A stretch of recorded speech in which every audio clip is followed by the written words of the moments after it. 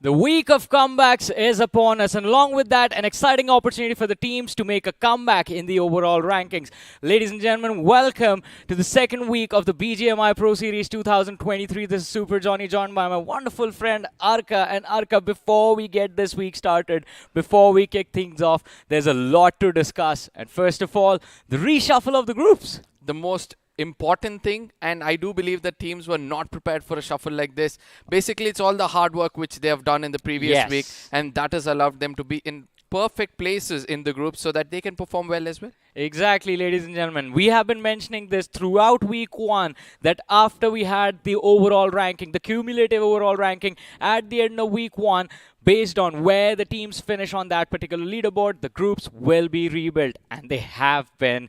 Yes, indeed. You can find the new groups on the social media handle of Crafton India Esports. But along with that, there's one more thing that's going to be new. And that is the weekly overall leaderboard for these new groups. Yes, it's going to be 0.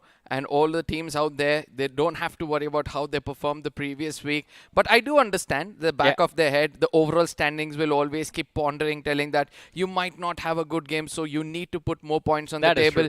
But if that pressure is off your shoulder, I do believe that you can make a very, very good comeback. Exactly. And as we move on with our days, step by step, closer towards the finals, the pressure is going to keep on building, because the pressure will be there to break into the top 16 so that they can compete for the massive prize pool of 1 crore rupees in the grand finals, and that too a LAN finale in the wonderful Eka Arena in Ahmedabad. Ladies and gentlemen, this is the split of the prize pool. The champions walking away with the lion's share of that prize money, 40 lakh rupees awarded to the champions. Runner-up walking away with 20 lakhs. The second runner-up getting 10 lakhs in the back. But that is not it. We always talk about the individual prize money as well, the MVP of the BGIS, and of course the best IGL. The MVP race seems to be very, very close if you ask me. We have several contenders, and it's good to see that several teams are actually allowing their assaulters to go aim for this MVP of BMPS. But again, if you're in the top 16 in this tournament, you're not walking away empty-handed, because the team at the very bottom will also receive at least 1 lakh rupees. Exactly, but you have to make it to the finals in order to secure that prize money for yourself. But ladies and gentlemen, let's discuss the format, because we have a lot to talk about.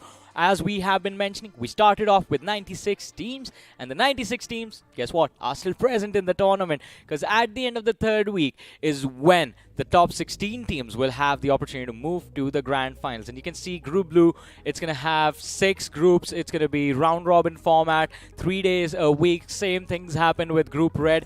And at the end of the 3 weeks, as we mentioned, which will include the total points that the teams have earned for their play days in the particular weeks that they play, and of course the bonus points that they receive at the end of each play week will result in the top 16 moving on to those grand finale, towards that grand finale. And as we talk about points, this is the point distribution system. Nothing new. We've been used to this for a while. Oh yes, but the finish points is something which most of these teams are aiming at, and it's good to see that, because I know Chicken Dinner is going to reward you with 15 points, and then it's going to deplete down where you're going to be walking away empty-handed if you get in the 13 to the 16 position. But again, we have seen several teams dominate with those finishes of 5 to 6 points and almost be equal to the team with the 5th placement points. Yeah, but this is what was the game changer, Arkan. For the first time, ladies and gentlemen, yesterday we saw the bonus points coming into action at 100%. Because guess what? Growing Strong beating out Hydra in the overall ranking. Who would have thought that was going to happen? But it happened all because of the 25 points. And guess what? 25 points is the advantage that Growing Strong have against Hydra in the overall leaderboard as well. And that is what hard work is going to give you by the end of each week. But ultimately, not far away for several other teams as well. GlitchX Reborn, I was also shocked to see them into the top 10 itself. So I'm looking forward to see them continue their domination, as few teams who are going to be playing today have been playing for the past 3 days as well. Exactly, some of them at least. But it is a new chance for these teams to build up momentum for themselves, because as we mentioned, ladies and gentlemen, a new leaderboard for week 2. Of course, the points will be added to the overall ranking, to the overall leaderboard. But everyone this week, at least, it is going to be a soft reset if you could think of it that way. But we start off with Group 1, where we have the players from the side of Growing Strong, Still Growing Stronger. Autobots is going to be there along with Galaxy Esports, Enigma Gaming, Marcus Gaming 0. We have Do or Die Esports, we have A2K and UK07. So teams like Enigma, teams like Marcos Gaming 0, Galaxy, A2K, who showed signs of life in a few matches, will have an opportunity to be a little bit more consistent this week and then in turn bring themselves back into the competition. Oh yes, because this is the only week which is going to give you that opportunity to make a comeback. If you fail to do it in this week, probably the final week is not going to be that easy for you to make it into the top 16. It's good for us to say that you might say goodbye from the tournament itself. Yeah, but as we move on to Group 2, we have Hydra. As we talk about comebacks, Hydra, their goal is clear. They are out for revenge, I believe. Their objective is simple: take that first position away from the players of GS. But they're not the only ones. We have 7 Show, Vintage, Hyper, Global Esports, GHCK, and T7S in Group 2. Moving on to Group 3, Revenant Esports, 4 Aggressive Men, Hindustan Gaming, Reckoning, Metalwing, Seal 10, and I Am Official. Arka, your thoughts on this particular group? I mean, Edgy and Revenant, obviously, since they were in the blue group previously, they had a 3-day buffer. And they would have watched all the games out there and now come up with counter strategies if required. So let's see how they're going to bring these fights on board. But the drop locations is going to be a very interesting topic, because right now we have Midway from Group 4, and I do believe Group 4 is going to be involved in the first ever game to be played. Mayhem, U4G, Genesis, MG, TE, TWM, especially this team. Are they going to make a comeback from today?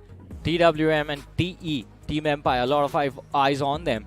Last week, people expected them to put up big numbers on the board, but that wasn't really the case. This time around, as we mentioned, opportunity for a comeback for the team. Moving on to Group 5, we have Liftcraft, we have Blood Rose Esports, Fly, OPHV, Wind God, RTG Esports, Redemption Crew, and Execute Esports as part of Group 5. But ladies and gentlemen, moving on to the last group, from Group Blue, we have Blind, UP50, Burnex, Dragon Esports, Gujarat Tigers, THW, Hyderabad Hydras, and TWOB. This looks like a star-studded group, to be honest. I mean, every single team is a big name. Very much. And also, you know, the top contenders for that MVP, at least until this tournament, most of them lie in these groups itself. So let's see how that is going to be. Yes, Blind, they also have the best IGL person also contending, because they had got 2 chicken dinners in week 1. And let's see how much more can they bring on the table when it comes to winning those matches and getting those 15 points just by that chicken dinner. But let's have a look at the schedule as well once, ladies and gentlemen, because today is the start of a new week, a new opportunity, as I say it again and again. And this is how things will go down. We start off on the map of Erangel. We have Group 2 going up against Group 4. As we move on to game number 2, it's going to be Group 1, and Group 4 stays around. Well, they stay around for one more match. That is going to be the map of Sanok, where they face off Group 3, and that is when the change occurs. Wakendi will be played between the teams from Group 2 and Group 6, and the last Erangel, it will be Group 1 versus Group 5. Now, this is going to be very, very interesting if you ask me, because previously we saw that there were several teams sitting out the first day, but it seems like this time that's not going to be the case. I can see 1, 2, 3, 4, 5, 6 all groups playing the day 1. Apparently, it's going to be Group 4 who will be playing 3 games straight. And I do believe that doing 50% of those games in a single week, they'll have to do the best of what they can and put a lot of points on the table. Exactly. We've talked about this. Every single team gets 5 games in a week. If a group plays 3 games in a day, they have to make sure that those 3 games, out of those 3 games, they're converting at least 2. And by converting, I mean at least finishing in the top 3. Because we have seen teams have those 2 chicken dinners, in Blind in particular. I mean, the performance was there, but as they came around for that second day when they were just playing 2 games, we saw them lacking. Was just teams stepping into this awkward moments where the performance was there on day 1, but not there on day 2. Even the individual players, they would pop off one day and the next day they would just be quiet. Oh yes, I would love to see these individual players or the top 5 players who have done phenomenally well in the previous week, because they were one of the main reasons for their teams to have so many finish points as we're going to have on the top position. It's going to be Revenant from the side of Apollo, who's got 22 finishes for his team, and every single time we saw this man, it was just brilliance with his crosshair. Yeah, and Revenant and Growing Strong, I would still say Godbot and Apollo can be a little bit more comfortable because their teams have been contributing contributing, but Psycut and Insidious from Team Together Esports and Insidious from the side of Genex FM. We see them on the 3rd and the 4th position. I think Yumi and Salty, all three of us were on the same page when we agreed, alright, these two players are the reasons their teams have done well in week 1. Yes, obviously. They had almost half the amount of finishes which their team picked up, at least in the initial few days or the first 2 days of the games they have played. But ultimately, it's good to see that the 3 new pro teams are there over here contesting, whereas Gamla Boy is still been consistent for the team. Every single game out there is gaining at least 3 finish points, and compared to Apollo getting 4. Yeah, and it has been quite incredible, but now the journey can take a turn for the worst for even these individual players as well. They have to stay focused and stay focused on that MVP of the BMPS prize money in the finals that can be handed out potentially to them. But what will happen, only time will tell. Specifically this game number 1, it's going to be very intense. What are you expecting from this first match? A slow start, or the teams that were not doing so well in week 1 to just go all in, and now we're going to see some crazy stuff? Controlled aggression. That has to be the strategy for all these teams out there, because the way we saw week 1 being played or the group blue being played, we saw how well controlled few teams played. Whereas in the second group, we saw so many fights occur every now and then, due to which we saw a lot of heavy disappointments, especially in the name of Marcus Gaming, in the name of some big names. But the main limelight right now is going to be which are the teams which is going to be playing the first game of today. And it seems like it's going to be between Group 2 and Group 4. Exactly. We have Hydra, 7 Show, Vintage, Hyper, Global Esports, GH, CK and T7S from Group 2 going up against Team Together Esports, Midwave, Team Mayhem, U4G, Genesis, MG, Team Empire, and of course TWM. Out of this group, I think Genesis was one of those teams that started off very well in week 1, but then slowly and steadily we saw them slip and slip and slip, and the recovery that we expected wasn't really there. Yes, but Group 4, we've got Midwave will be continuing to play the next 3 games, so that means they're playing 6 games straight.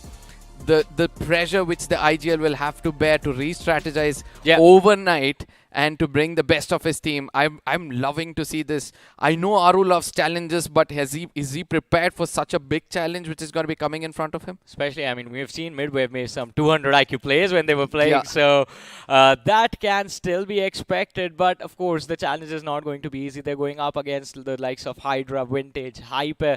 These teams are very impressive, especially Hyper. I mean, the way they played out in week 1, it was something to look forward to. And I think coming into week 2, the improvement that we expect, my fingers are going to be crossed. I hope it's there from the side of Hyper and Vintage as well, because Vintage was one of those newer teams that was one way or the other, they were able to hold on to their position inside of the top 8 for a very long time. And if you speak about rotations, there are 2 more names which we have to bring in over here. That is Together, Team Together, as well as 7 Show. We saw them in the map of Miramar, especially 7 Shows. They were able to, hold those perfect rotation and break up so many points, which allowed them to be in the top 20. Yeah, but if I was to ask you, like, who do you think can walk away with the chicken dinner of this game number 1, week 2, who do you pick? I can't pick one team, as you know that, 3 teams. I would say TTE will be one of those teams. Mayhem will be the second one, and probably no. The third one is going to be Midwave, yes. I was just waiting for you to say Midwave, because even I knew you were going to pick that team. But ladies and gentlemen, who will the gods of BGMI pick? Because game number 1 of week 2 is underway. The big bird is in the sky, and we have the flight path in front of us as well. It starts from Primos, goes all the way towards Severny, and it's going to be leaning towards the western half of the map. I don't think this flight path is going to be challenging enough, Arka. I mean, you can easily drop towards the military island, close to Ferry Piven, and move towards the eastern half. The only problem which teams are going to face, or the teams going towards the Milta Power region or the Lipovka region, are going to have a little bit of an issue. Yeah. But those spawn locations, if those places are going to be challenged, then the story can be way too different. That is true, but let's see how the early game is going to go this time around. We have a lot of early exits. T7S, they have taken an exit. Mayhem, we know they're going to move towards the northern part of the map slowly and steadily. Hyper dropping towards that quarry area. Are they going to go for a push down towards Ferry Pier and Primorsk? If they do, it can change a lot of things. Let's see whether that's going to be the case. The new drop locations, as we speak about the strategies being changed by the teams and the IGL working hard, this has to be one of those factors. That is the drop locations. T7S in the beginning itself are going to use those pistols if that is what they have in their hands to get the knock. But ultimately, it's going to be TE with the vehicle trying to run away. And with no proper crosshair, I don't think so it's going to be easy to connect those shots against the side of Beast. Well, let's see. Off to an interesting start. T7S did spot out one of the players from the side of Team Empire, but the man was able to make a clean escape, all thanks to that early vehicle that he was able to find for himself. But what is T7S up to? Are they going to go for a hunt?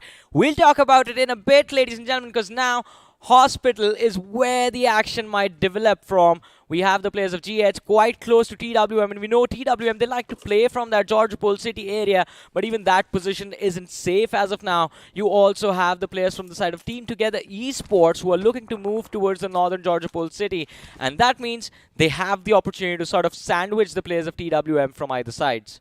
TWM, they're going to be well prepared because they would have watched each and every game out there and their blood would have boiled to see themselves fail so much. So somewhere I feel you do not want to be in the crosshairs of TWM, at least in the early phases of the game, because they would love to pick those early finishes. But what's more important for us to see is how the rotation is going to be, with the first circle going all the way to the southern island of Military Base. The gatekeeping scenarios, especially the bridge blocks, that is going to be a very interesting topic for us. It will be very interesting, of course, because this circle can lead to a lot of intense moments. But talk about intensity, and it's going to rise and rise because we have the first finish of the game. It's going to be an unfortunate vehicle run over one of the players from the Vintage squad. And U4G are the ones who find that pick. Stark was the man who gets the first finish of this match. And it's going to be an easy entry towards the school building. But what is happening? Arka, we expected a slow start, controlled aggression. Well, this one, it's a little bit more chaotic. We saw 7 show. Shots were fired upon the players of T7S because they have crossed over early towards the military island, but none of the shots connected. Although 7 show, they were able to split up the entire team into a 1-3. Now, the most important thing for us to see is how the circle is going to make sure these people play. And since the circle has gone down south, so most of these teams are aiming to get those early finishes, as another one is going to be picked up by the side of Team TE. Now, one other name I would like to add in seeing them in the top 3 has to be the side of Cincinnati Kids, because the experienced squad was suffering when it comes to the first week due to small textbook mistakes. And I would love to see them rectified, because if not them, then who? Exactly, not them, who? Then who? Because Cincinnati Kids, I mean, they haven't quite, they have a lot of experienced players in their lineup, and that experience, that is what we are waiting for them to showcase. Just be a little bit more calmer in the early game stages and just play for survival. They have one of the best players in terms of survival skills in their lineup in the form of Sangwan. We have legacies were made about that man and how good he was with that snake playstyle, but unfortunately it's not really working out for the players from the side of Cincinnati Kids. Although Team Empire on our screens having secured one early finish, I think the objective is just going to be simple, to try and prey from the southern shorelines of Military Island, because that is where we see this team move. Now, there are several teams in this group who mostly relied on the possession points rather than the finish points. Even if you see, for example, Hydra as well, only in the final circle is where they picked up those finishes. TTE, even they were concentrating on more of those placement points than the finish points. 7 show, Midway, Vintage also. For a matter of fact, you were explaining about how Vintage rotation has always been on the passive end of things. Yeah. So I would love to see which are those teams who will become a little active when it comes to picking up those finishes. And Vintage can be very interesting because, as you mentioned, I mean, yeah, Vintage does like to play a little bit more passive, but they're very consistent with their rotation. This team has figured out a way to find a safe haven even amongst the most complicated clusters. And I think that is the one strong thing from the side of Vintage that can definitely help them out. But we have Hydra on our screens. Week 1 was phenomenal from their side, finishing on the 2nd position in the overall leaderboard. Hydra, in case Spray God from Hydra performs in a circle like this, I do believe that they have a great chance of getting the chicken dinner. Mark my words when I say this, because I know what this man is capable of if you give him a proper high ground and a decent scope to work things around with. Speaking about working things around, I'm able to see someone from the side of Hyper using a vehicle as a boat, or No, the it was boat a as boat, a yeah. vehicle, yes, and taking that southern route to the main island. Yeah, he has actually. Sue took the boat from Primorsk. He moved towards the military island, and now that has caused trouble for his team because the other three players from the side of Hyper, as we see them, are caught off guard by the players of Mayhem. It's going to be a 4v3 fight happening on the main island close to the Ferry Pier Primorsk area, and if Hyper are not prepared for this, they're going to be sitting there with a massive disadvantage. They will be the sitting ducks that the players of Mayhem are going to take down. Now, there's another team which I'm a bit concerned when it comes to the rotation yet again. That has to be the side of GE. Because their drop location is towards the Severny region. Oh, and no. since the circle has come way too down, it's going to be hard. But TWM versus GH. GH Rocky caught on the first floor. TWM looking for a push. They have the perfect weapons to finish off this one individual, but even Rocky's armed with the DBS. His reaction is delayed, because of which he is going to be finished off. Gets distracted by the footsteps of the people running around him and completely fails to notice two people standing on the staircase already. GH, not the kind of start they were expecting, at least in week 2, because they are also one of the other teams who would want to put points on the table. 71st position is what they finished off in the last week. So I'm looking forward to see whether they'll choose violence this time rather. I mean, they need to. They need to for sure. Even the last week, they missed out on the opportunity to get any bonus points for themselves. And that is the reason why we saw them take a tumble in the cumulative overall rankings. But this time around, they will look to change their fate for sure. But look at the map. The players from the side of TTE are quite close to them. So it's not going to be an easy rotation. And also that cluster already building up towards that military island, the military base. There's 4 teams contesting the center right now. U4G is there. Genesis, I believe, are going to move in from that hill along with the players from Cincinnati Kids. But the military base, there's already a team holding on to that spot. It seems like most of these teams are trying to end up in the southern shorelines, because the way circles have been following and all these people trying to decipher where the final circle might form up, they're trying to stay away from the flight path.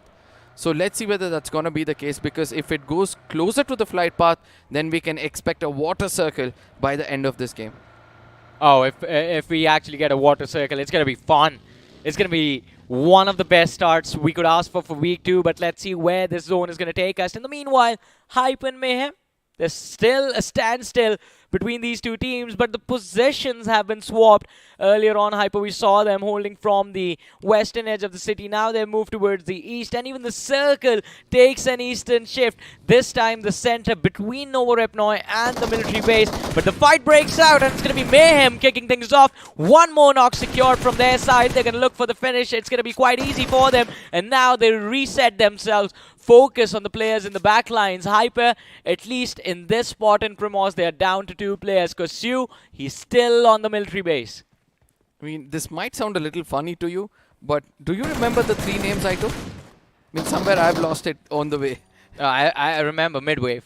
Midwave was the last one I chose. Yeah, you said TTE as well. Okay, Midwave and Team together are the 2 teams. The third one was MG?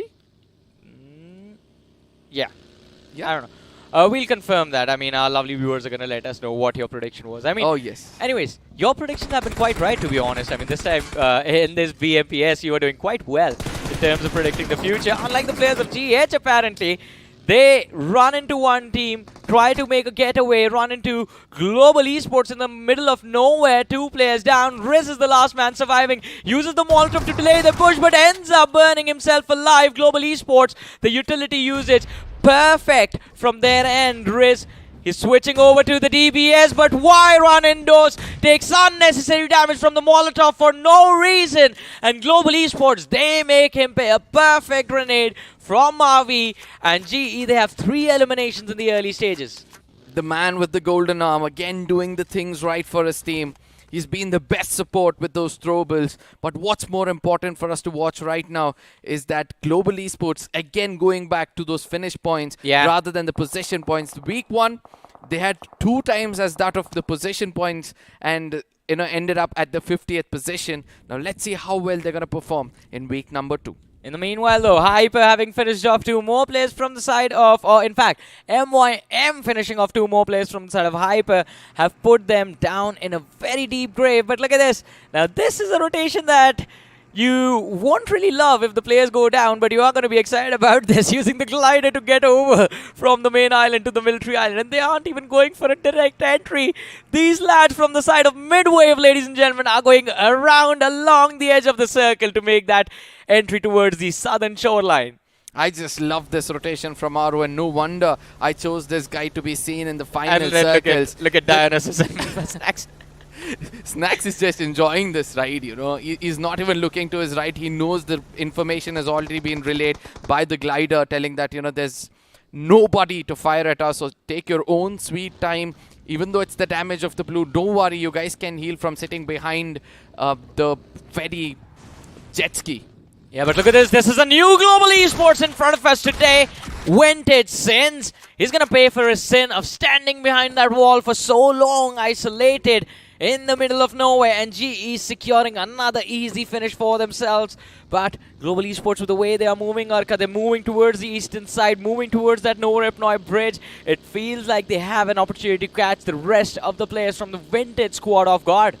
Now, somewhere I would want GE to still remain on the northern side of the map or the main island, wait for the next circle to form up, and then choose to come through the waterways, because nobody, and let me remind you, no team is right now guarding the northern shorelines of the military base region. So let's see whether they'll choose to do so. But as of now, Vintage escaping from the crosshairs of GE, making it across the bridge. Again, no bridge block. A bit of a shocker. Look at that circle, look at that circle, the cluster towards the southern edge of the map. Only 2 teams coming up from the northern side, just Vintage and Global Esports. Everyone else is already towards the southern edge. TWM, look at them, they're going to look to make their entry from the western edge, and they might just run into the players from the side of CK, but we have the players from Team Together Esports, and you guys can see them towards the bottom left-hand corner. Well, here they are in full screen now. Saikat, the main star from Team Together Esports, and this team was trying to make their run towards that Novorepnoi bridge, trying to take that control of the hill just west of Novorepnoi bridge. And if they actually manage to take control of that bridge, it can turn into an advantageous position, at least for the mid game. Now, TTE, will they be challenged? It seems like VNT is not far away from them, and we can hear some shots just in case they come close to one another. But GE, again, coming in through those bridges, nobody to stop them, as now we're going to look at TWM. This is also one of those teams who came in late into the circle and still being rewarded to have one corner of it. Yeah, but here's the replay from a few moments ago. Do you think GH actually could have made a comeback from this fight? I don't think so, because they already had a casualty before with the man disadvantage. It was fear which was already striking their heart, so it became a little hard for them to continue. That is also true. I mean, especially with Sins going down, I mean, he was supposed to hold on to his spot. Had he secured one knock, maybe the 2v3 could have been fought back, but that wasn't really the case. Instantly, Draken was picked off, running out into the open, and then the last man, he was just taking Molotov damage one after the other for no reason. But anyways, they will have the opportunity to fix their mistakes. They have 4 more matches left in this week, but Global Esports, they've safely found a way towards the military island now. And they have a good ridge to work with as well. I believe they are aware of the position, or at least are being cautious about someone being on those buildings on the other side. And luckily for them, there is actually a team. So them not pushing actually works out quite nicely. This is for the first time ever I've seen a military base island happen and nobody gatekeeping or bridge camping another team. And that comes up to show that there's going to be several other fights which is going to break out anytime soon. Mayhem's late rotation also is paying off for them, as they're going to walk into this main island with old foemen standing. But what's important for us to watch out is that solo man from the side of Hyper. In case he comes over to see the shorelines, probably this time it's going to be Midwave Esports, where Aru might come in to check his backlines. Well, we know for a fact that Sue is going to be out for revenge, but let's see, even Dionysus is there from the side of Midwave, and I believe that's the entire crew from the side of Midwave waiting for the lads from Mayhem, as they're going to look to enter the circle. And the circle as well, playing mind games with all of these teams. First there was a eastern shift, then it went up north towards Novorepnoi Bridge. Now it's down south in between the military base and that observatory that's in control of the players of MG. But We see the players of Mayhem getting knocked out one after the other. The blue zone damage a little too much for them to deal with. Astro, is he going to make it? If MG, they get towards that ridge, and there they are. See the vehicle, I believe Atanki could have spotted out these lads on the shoreline, and Midwave can actually secure a few extra picks at the cost of nothing. I think that is what they're going to aim at. Aru and Snacks on one side. It's going to be Atanki and Dionysus on the other. They saw these players come in over here and just waiting to, get those two finishes, which is on the shorelines. An uphill battle, which Mayhem will now have to make sure that they strategize perfectly. Godex, in case he takes those shots, then Aru might be the first man to get down and get finished off as well. There is the shot which comes in. The knock has been come through. The confirmation is going to follow. And he's learned the lesson in the hardest way possible. I thought that Taki had vision, but unfortunately not. Snacks, though, doing his job perfectly. Dionysus from the flank and Snacks in the front. Mayhem, they lose one from their side, and look at this, even Sahil is going to be pinned down in the middle of nowhere. He's hiding behind the smoke, but Snacks has nades and Molotov, one Molotov to work with, but it's not even going to matter. They blow up his vehicle, and that's going to be the end for the Mayhem squad in this matchup, at least. Not really surviving for a long time in this game. CK versus TWM, somewhere far away. GE versus Hydra. Two of the big bulls have also locked horns, and it seems like GE are on the receiving end of things, as MJ had already damaged them. Mavi knocked out in a distance. It's going to be a little hard for them. But CK, I was speaking about this, right? Cincinnati kids, it's important for them to pull off a good game over here, because they don't have such a decent position in the overall standing. Yeah, they don't. And even this time, TWM, they are playing with their head. Sangwan getting distracted and taken down by Sam from the flank. Dreams as well going down to Lobster. TWM with a massive advantage in this fight now. Only one man to clean up, and that's going to be it. And they make it happen. 5 eliminations on TWM. We talked about their comeback. It feels like it's getting started right here in Game 1. Oh yes, a perfect start if you ask me. We're able to see that for the first time. It's got to be Destiny, Lobster and Sam who's taking the fight forward. It seems like Ninzi is just going to hold back, wait for things to, actually fall in place when it comes to himself. As Hydra from below the vehicles. He was hiding there. He was trying to hide underneath that truck. Even he was knocked out, basically. Yeah. Well, I mean, it happens sometimes. You're going to try and protect yourself, but the man is going to be so aggressive for that finish. He's going to run after your life. But anyways, I mean, this fight, Global Esports, we saw them. You talked about this Mavi getting knocked out, but Beast, he handled the pressure phenomenally. MG completely getting wiped off. A 1v2 or a 1v3 pulled off by the side of GE. But will that reap benefits? Because they're to the complete eastern side of the map with the next circle forming up, just in case it goes away from them, which it eventually does. Then there's going to be a lot of teams gatekeeping. Look at that. Hydra in a very prime position with high ground, and also the side of Team Empire. Yeah, Team Empire, actually, I preferred their spot, to be honest. You have a lot of solid cover available to you. Plus, those compound buildings, there's a small fence that you can use as well to your advantage. So, Team Empire, they need to protect their compound at all cost. If they fail to do that, then they can be in trouble. And Team Together Esports, with how Psycut and Sevi players are moving, I think their priority is quite clear. They want to take those compounds away from Team Empire, but it won't be easy, because they have no information about the players of Global Esports coming in from the backlines. Global Esports, probably they could be that catalyst in the equation to ruin the games for not one but 2-3 teams out there. For sure. Because since the man disadvantage is that they're going to aim to get as many finishes as possible. And the third party kings themselves, let's see how much more can they put up. But yes, I really want to see how TTE can execute this game.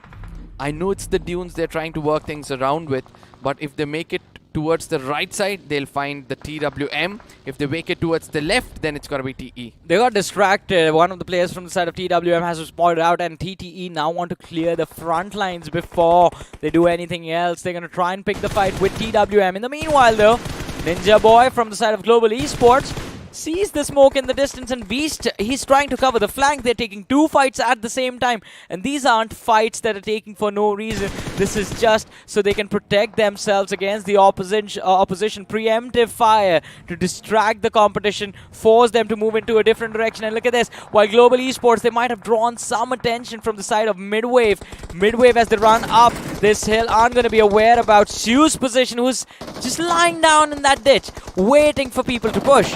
Atanki very low on HP. It's going to be finished off nade? as well. And that is not how you play this game. With the blue coming up, it might be a little bit troublesome for the side of GE to make it inside the circle. But as you said, the more important thing for us to see is that person from the side of Hyper. Can he do a third party and pick up all the rest of the finishes? Ooh. A beautiful shot connected by the side of Dionysus. But will the revival come through? It seems like he's going to hand over all the first aid and say, just make it inside the circle, because my survival seems to be impossible. Midwave, they had already messed up. It was a massive mistake losing 3 players to the 2 from the side of Global Esports. And even though Dionysus was able to survive, Sue was there as the ninja in disguise, securing the finish for his team. And now Ninja Boy is actually there to wrap things up. 12 eliminations on Global Esports already in the early stages of the game, and they still have more points to secure. Imagine, with 12 eliminations, Arka, Ninja Boy just heel battles his way to the top 3. Oh, that's the best story you can have for yourself. But Hydra, they're very clever as well. They understand that it's important for them to clear things off. But the intent from the side of Global Esports is so clear that they want to get as many finishes as possible before even the final man goes down. There's no interest for them to go for those possession points. Ninja Boy, he's being baited. He's being baited by the players of Hydra because Sparsh is hiding in that UAS, and Ninja Boy does not really have vision of the Now he sees him, he knows where to shoot and where to line up the nade. Sparsh, he should not have done that. This is going to be the final nail in the coffin, but Hydra will have one more man in the backlines, and Ninja Boy, he still needs to be careful. Has he forgotten about the man on the flank? It seems like he hasn't, but there's going to be help for Global Esports in the form of Genesis, because the knock was there from Genesis. Ninja Boy secures that finish. Only 2 first stage. One of them is going to be utilized right now, but as we talk about the chaos being brought on the board by the players of Global Esports, this is where things are just going insane. You have Team Together Esports, TWM, one more player from the side of Vintage, and all of these teams are just fighting for an inch to move inside the circle. It's not really happening. Team Empire, desperate push coming from their side, and they lose 2 bodies in that play. Now what's more important is how Team Together are just going to make it inside the circle, because there's many crosshairs who are trying to put them down. TWM being a little bit overconfident is going to be paying a very hefty price. Destiny's grenade is going to decide the destiny of TTE. There it is, one grenade going to explode, and Para is going to be down on his knees. But the follow-up grenade is going to be great from his opponents. So much damage on Reflex, and the next one ends it. Savvy plays. A brilliant play coming from his end. Team Together Esports, just 2 players left, but they are still playing together and doing whatever it takes to bring those finishes home. Look at Psycut, the nade securing 2 knocks from the side of Genesis on that finish feed, and Genesis, they're down to their last 2 players. Psycut under heavy fire, and he's going to be finished off quite easily. But Genesis, they have a lot more work to do, because they are in the line of fire of TWM, and I don't want to say this already, but I think it's going to happen. TWM, they're looking like winners. Oh yes, the vultures are ready for a hunt, and they only strike when the opponents are weak. They've got the man advantage when it comes to the circle itself. 4 teams alive, and we have only 1 player off the side of TTE. Global Esports gets eliminated, now making his team into the top 5 with 16 finishes. Oh wow, that's the best run you can have for yourself. Destiny now will have to save his brothers as well. Vintage flash from far away. The final first aid is going to allow the side of TWM to now make it inside the circle with the greatest man advantage they could ask for. Oh, Flash going for the 100-meter dash. Is he going to make it? The answer is no, because he gets distracted by Destiny. And even though the knock was there, he's still going to be finished off. And TWM, look at them. As I said, looking like winners. All they have to do is finish off the 2 remaining lads from the side of Genesis. Lobster, his armor is gone, but they know exactly where the opposition is and where they have to strike. Even the circle is a little bit close to the players of TWM. Hero, he stays behind on that high ground, and he's going to look to snatch it away from Hero himself. Doom spotted out. He's going to face his Doom. feet were visible, and I'm pretty sure the hit marker, not the hit marker, but the marker has been laid out by Ninze. Lobster securing the knock. Hero the last man left, and Ninze with a nade fails to dish out the damage, but the weapons do the work, and it's going to be TWM securing the first winner chicken dinner, not just for themselves, but also the first win of week 2.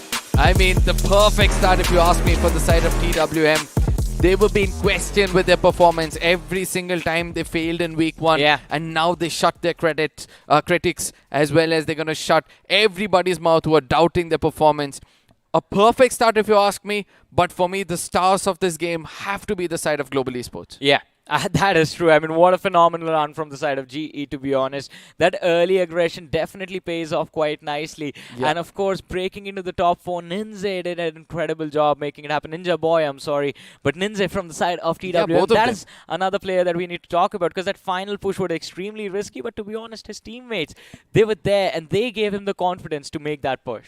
I mean, 6 finishes so far from an individual from the side of TWM. And then we have the other side of the spectrum. That's going to be GE, where 2 players have got 7 finishes for themselves. So I'm really loving this aggression coming in from the side of the youngsters of GE. Basically, it was Beast as well as Ninja Boy who was given that, audacity, I would rather say, to go in and get those finishes. And Mavi support, phenomenal job so far. Exactly. It was a phenomenal job. And as you mentioned so rightly, both of these two teams have shut up their critics in a stylish manner as well.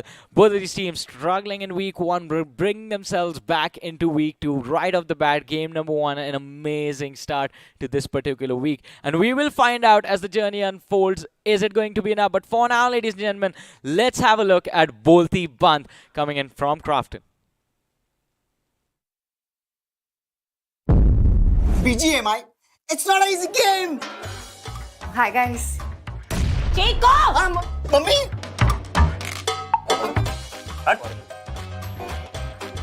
गाड़ी लेकर आ गया और वो भी bike, हाँ? इधर क्या भेलपूरी चाट पूरी खाने को जा रहे करे? वैसे तूने गेम तो प्रैक्टिस किया है ना? वो ना स्टोरेज फुल हो गया है। BGMI, it's not just a game, it's an emotion. तुम लोग गिड़गुड़ कर करके चैंप्स बन गए और मैं नुबड़ा का नुबड़ा ही रह गया ना।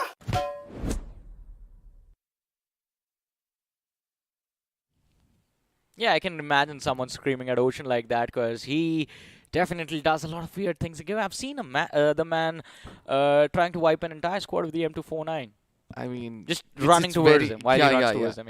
And the last time I played with him, and I'm just knocked out and I'm screaming, where are you? I see the minimap and then I understand he's 120 meters away clearing squad. He does a 1v4, come to me, revives me and says, next time don't get knocked out. Yeah, hey man, it's a story of friends, and so will Bolti Band be a story of few friends bonding over BGMI. You guys can check it out and I'm pretty sure it's going to be relatable to everyone. But one more thing that's relatable is getting destroyed by the hands of Mavi and boys. Yeah, it was something else they brought in this game. I really want to look at the highlights and see how things have turned out for this squad, because from the northern side of the map, making it into the top 5 and having so many finishes is not a joke if you ask me, especially on a comeback week where everybody will be aiming to make a comeback. Things started off like this, where UG4 were looking strong, but mayhem struck whenever the time was required. Hyper just messed up. I did not understand Sue's point of abandoning his teammates. Maybe they wanted to secure that shoreline as quickly as possible, but the other 3 players need to move in after that. After Sue is almost close to the shoreline, the rest of the team needs to move out from Primorsk and go on their way towards the military island. That wasn't the case. They got stuck and they stayed behind for some reason to face the players of Mayhem, and that did not work out for them. Global Esports, though, we keep seeing them again and again, and they actually played so well in this match. You mentioned this before, right? Teams at the bottom of the overall leaderboard will definitely try to showcase a little bit of aggression this week, and both TWM and Global Esports, they made sure that there was nothing left in the bag. They just went all out. I mean, with 64 players to be jumping in a single map, and both of these teams are going to wipe out half of them, if you add both the finishes of TWM as well as Global Esport, it's somewhere across this 30-pointer, and that shows the kind of aggression they were carrying throughout the game. But before that, I would like to bring your attention to another team which failed miserably because they're well known for their rotation, especially the side of Midwave Esports. Aru running out in the open even after getting information that there is a team over the shoreline? I mean, that was a little bit awkward. Midwave, even though Aru was taken out, the other three players, they tried the level best to survive, and they did secure the finishes from the side of Mayhem eventually. But I think it was just an unfortunate moment because no one could have predicted that Su was going to be there just hiding. Yeah, one other thing I would like to bring in over here is Midwave Esports for the first time goes in for a late rotation. Yeah. If we have seen them, Aru is the first person always making sure that he has the center of the circle. Probably. Arka, they had to talk to the air traffic controller to make that glider take off.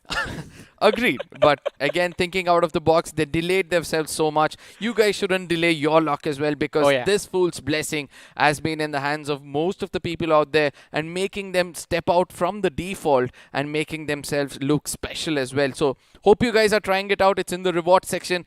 Go spin the wheel and you'll have a greater chance to have yourself blessed by the fool. Exactly. But let's see how many of these players are going to be blessed in this matchup in terms of the points, because one thing is for sure, as you mentioned, with GE and TWM basically cleaning up almost half the lobby, that leaves very few points for everyone else, and especially a lot of these teams, they were going for those aggressive fights but failing miserably. But still, one more 2 points picked up can still reap you benefits in the overall leaderboard. I'd like to give credits to the IGL of TWM, because it was not like all 4 players were sticking together and going on clearing one squad, but it was equidistant from one another and aiming at 4 different teams and picking up finishes. And that's not an easy job to do, because you're vulnerable at every look and corner. One knock and it becomes hard for you to get that angle against the opponents. One more team that tried to make it work in a similar manner, and they were trying to push for Team Empire's compound toward the end, was Team Together Esports, if you guys remember.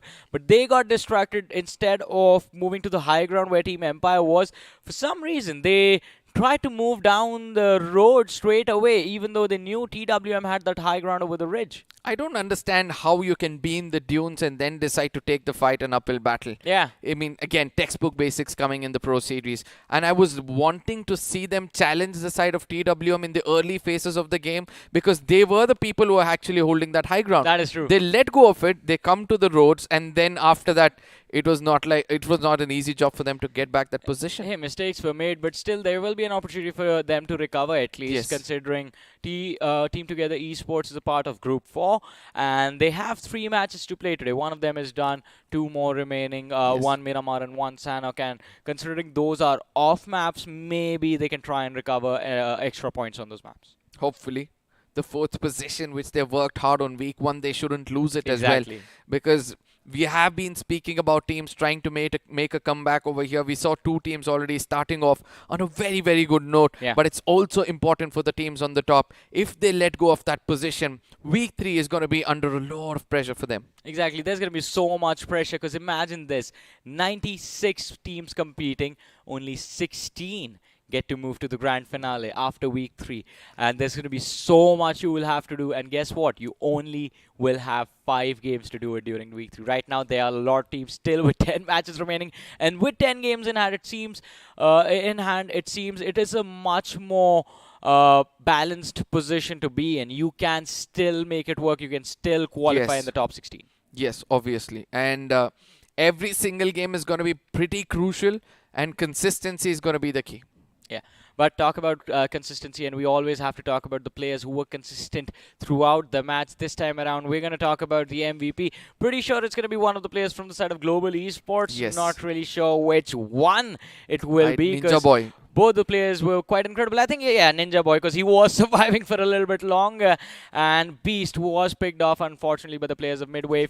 But it is going to be Beast, all right. 7 eliminations to him, 43.75% contribution. But this fight was absolutely incredible. Left, right, and center, no one stood a chance. I mean, turning 180 degrees every single time and picking those finishes is not an easy job. Yes, right behind him is going to be his teammate Ninja Boy. Even in close range, we saw with the deadly DBS he was able to pull off things, and then limited amount of bullets, but still he was not ready to go out, let go of his ego to pick up as many finishes as possible. I still remember the last one as well, amongst the smoke, stealing those finish away from someone else. Yeah.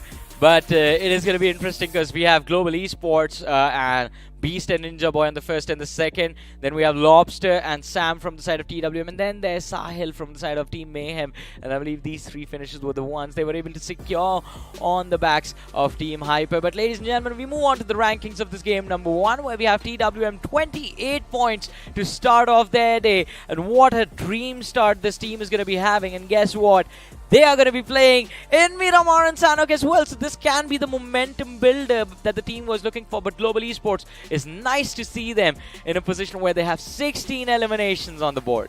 I mean, look at that. For those people who say the possession points or the table is formed in such a way or the points are designed in such a way that it's going to allow you to get those possession points, there's another team setting another example that finish points is going to put you on the top of the table as well. Genesis right behind them, again going for possession points. TTE striking a balance between the two, getting an average of 12 points, a decent one if you ask me. But we always talk about Vintage, 10 position points even in this game. Vintage does not seem to care. You do whatever you want to, we will stick to our game plan. And they made it work for so long, but we move on to the next page of the rankings, ladies and gentlemen, where it was an unfortunate start for Cincinnati Kids, taking an exit with 0 points. GH as well, T7S, they tried to recover something, but unfortunately it wasn't good enough, just single point. But out of all of these teams, Hydra, I understand, I mean, it is a slow start, but we expect Hydra to recover. But massive props to Sue from the side of Hyper. I understand it's just 2 points, but you have to think about the fact that that man was forced to survive in the biggest cluster of teams on that military island solo for a long time, and he still got away with 1 elimination.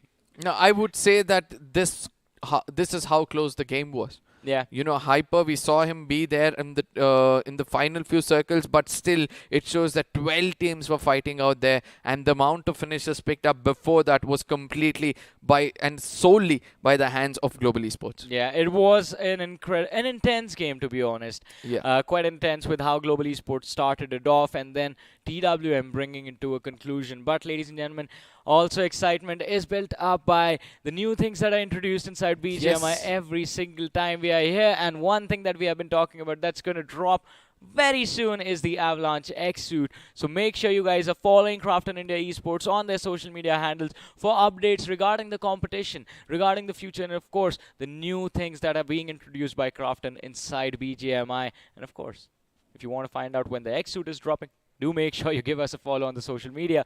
But bring the conversation back towards game number 2, Arka. Yeah. Now, as we talked about, teams from Group 4 are going to be stepping into the battle round again. That means Midwave, who did quite decent, to be honest, in this particular match. You have TWM, the winners of the previous game. But if you talk about recoveries, we have Empire, we have the players from the side of Genesis, who we did not really see inside of this game as well. Do you think Genesis, Empire, who were there in week 1, can also bring themselves figure out a way to break into the top 5 in the overall leaderboard with 2 more games remaining today? I don't know. I think it's a little hard by the way they played the first one. But if they're ready to rectify their mistakes and start, learning from their mistakes and immediately executing it, I do believe that they'll have a greater chance to be in the top 10 alone. See, you can't expect a good game overnight when you have had bad games almost the 6 games you have played so far. One more thing that the teams need to focus on is the fact that the overall leaderboard for this week in particular is going to be different from what the overall leaderboard for the BMPS is, ladies and gentlemen. So that means you have to stay focused on the bonus points you can make and get for yourself in this particular week. That is why Mayhem, U4G, Genesis, MG, Team Empire, all of these teams, there's still opportunity. win a game, stay in the top 4, walk away with the bonus points, and those will be added towards the overall rankings, and maybe then we can see these teams inside of the top 16. But one more thing that's going to change, ladies and gentlemen, is going to be the group that they play against, because now we have Group 1 who are going to set foot on this map of Miramar. We have Growing Strong, Autobots, Galaxy, Enigma, Marcos Gaming, DOD, A2K, and UK07 as a part of this matchup, and they aren't the only ones who are going to be new in this group and in this map, ladies and gentlemen. One more person that's going to be new is going to be my co-caster, who's going to be Salty, joining me this time around. How are you doing, Salty? I am absolutely fabulous, especially since I borrowed your lovely jacket. I kind of feel very confident. But one team that is going to be extremely confident is possibly going to be Team Together Esports, because their journey inside of week 1 was absolutely phenomenal. I think they are going to carry the same run, of course, in this one. I mean, we are going to be hopeful for that, and it is going to be exciting if they actually make it happen, because as of now, from the previous game, it looks like things are definitely taking a turn. We might just see a lot of comebacks in this week, and amongst these comebacks is one team on the overall leaderboard manages to carry on with that momentum. They're going to have a massive advantage. Absolutely. I think in terms of talking about the advantage, you've also got to talk about the disadvantage. I think we were talking about it inside of the back room as well. The fact that there will be multiple teams playing on a trot, playing a consecutive match days. Do you think that kind of adds as a different sort of a pressure playing every single day? I don't think it's pressure. I think it's excitement, because you are the only ones 3 matches in a row, and that means you can play with momentum. You do one game, you do well in one game, and the next 2 games you just play for placement. Make sure you finish top 4 one way or the other. But in order to do that, you will have to survive inside of this map of Miramar, ladies and gentlemen. The map on our screens, the plane in the sky, and the trajectory will be there in front of our eyes right about now. Here we go. Absolutely. I mean, speaking of the flight path itself, Johnny, I mean, you remember this flight path, I remember this flight path, a completely horizontal cutoff, and it seems like it starts off from El Pozo and ends at Al Azhar. Now, this is where things get pretty interesting, because we've seen circles in Miramar recently, and it seems like they've sort of focused a little bit more on the urban territories of Los Leones a little bit. And I think that just might be the case here as well. We'll still wait for the flight path to drop by. But for now, of course, there will be teams taking their respective jumps. I can see Growing Strong and Team Together Esports on that western edge of the map. And I think that is one of the more pleasant places to actually play from.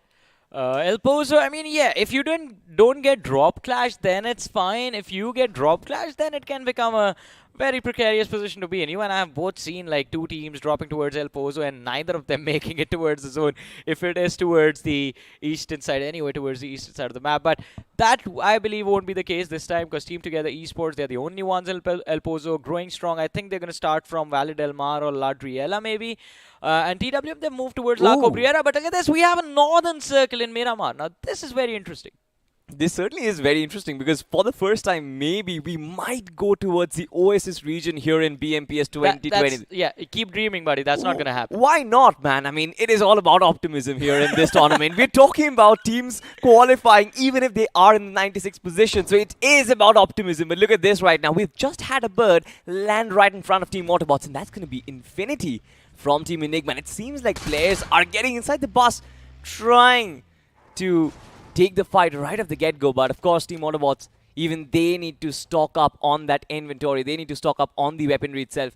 I think they're not prepared to take this fight right now. Neither of the squads are going to be prepared to take this fight. It's too early. You have nothing. No replenishments in terms of the healing utility, in terms of weapons, in terms of armor, helmets. Nothing on these players. Well, Infinity has, look at that, has a 1 DMR, has a Uzi to work with, and I wonder how much ammo he has on that DMR. Otherwise, he would have switched over for that long-range engagement, at least trying to take the tires out of that bus. But anyways, one more thing that I was about to want to talk about, in fact, is the fact that these aren't the only 2 teams present towards the southern edge of the circle. There are 2 more squads. One of them is U4G, who are just waiting for them a little bit more inside the zone. So if Autobots or the side of Enigma look to move up north, look to take control of the center, they might run into a little bit of a trouble. Not just a little bit of a trouble. I think there are, like you mentioned, too many teams in that Picardo region. Now, of course, Marcos Gaming 0 is present. technically speaking, if you consider current form, shouldn't really be a tough target, do you? One question. I mean, we see Rico with the Winchester. Do you like the Winchester? Absolutely not. No one does. No one does. I mean, for sure, it. Why? Okay, according to me, the Winchester is like a binocular. You have you have the default scope attached to it, but of course the bullets coming out of it, they don't really make a difference. So Yeah, it's like the VSS. yeah, you sure get the visibility, get some information right at the get-go if there are some birds nearby, but apart from that bird hunting mission that you might go up right up the get-go, I'm not really sure if that weapon is of any use, especially in the late game. Considering the Pro Series, of course, you need the tougher weapons. Yeah, you I need think someone to be stronger. Winchester is only viable for literally the first 2 minutes of the game. Yeah. If you are in a fight that's getting extended beyond the first 2 minutes, especially in a competitive lobby, then you can be pretty sure the other person has found something better and you have to run for your life. But anyways, we're going to switch focus now towards Marcos Gaming Zero. We talked about them so much. Scout, Shadow, Dark Lord, Kylo. So much experience on all of these 4 players. And as of now, they are quite close to the center of the circle, but they aren't the only ones there. Team Empire is looking to make a play for the center as well. Now, in terms of the overall standings, Marcus Gaming Zero, they haven't really helped themselves. Yeah, true. After the first week, they're still on that 49th spot, Johnny. Right at the edge of that 50th mark. So you can't really say the journey is over for them. Of course, it is a very, very long journey, and every single team will have the opportunity. But realistically speaking, I think week 2 is when they have to start performing. Because if performance does not come now, if they don't start racking up the numbers from the first day instead, I think week 3 will be an extremely uphill climb for them. Yeah, it can be a difficult position to be in. No matter what happens, you have to make sure that you make week 2 the most of week 2. Because if you fail to do that, week 3 is just going to be nothing but pressure. Now, consider this, right? At the 49th spot, we're still talking about Marcos Gaming Zero. They've got 36 points, right? And right at the threshold of the 16th spot, there is Team Psych with 69 points. Approximately a difference of 30-40 points, which still needs to be recovered. They're still trailing Team Psych with that 40 points. And I think that can be done, especially with the bonus point system in addition. I think week 2, if it goes well for them, they cover up the 20 points maybe, and then from bonus points, they can recover the rest of it. Oh, but look at this. Storm. I think he is the players from the side of Marcos Gaming on the other side of the ridge. And even, I believe, a few pixels from Scout were spotted out. But Team Empire a little bit hesitant to go for the push. Team Empire sort of will be looking to spray some water, spread some tears from Marcus Gaming Zero in their journey for BMPS Grand Finals, of course. But look at the way they're sort of trying to eye out the opposition. You've got Storm in position already, while the rest of the 3 players, they're still at the edge of that ridge. A lot of information to work with where exactly the players from Marcos Gaming Zero are, but it's also important to time that attack, time that aggression, because you can't straight up and charge against this team. We've seen teams do that and fail in the process. So I think they've got to catch Marcos Gaming Zero when their covers are going to be down. Oh, look at Kylo. Well, is he trying to close up? he is isolated, and the players from the side of Empire can actually just push upon that building and finish him off without even worrying about the other 3 players from the side of Marcos Gaming Zero striking. But it is still going to be risky, because if Kylo has a DBS to work with, takes down 2 players, that Empire just goes down. But talk about going down, and we have the first finish of the game, ladies and gentlemen. It's going to be Nagy who's going to be picked off. Genesis finding the opening for themselves. UK07, they have taken 1 more hit. And I think this is not a position they would want to be in. 1 shot stuck in the middle of nowhere. His monster truck spotted out. And Genesis, they're going to look for a few more.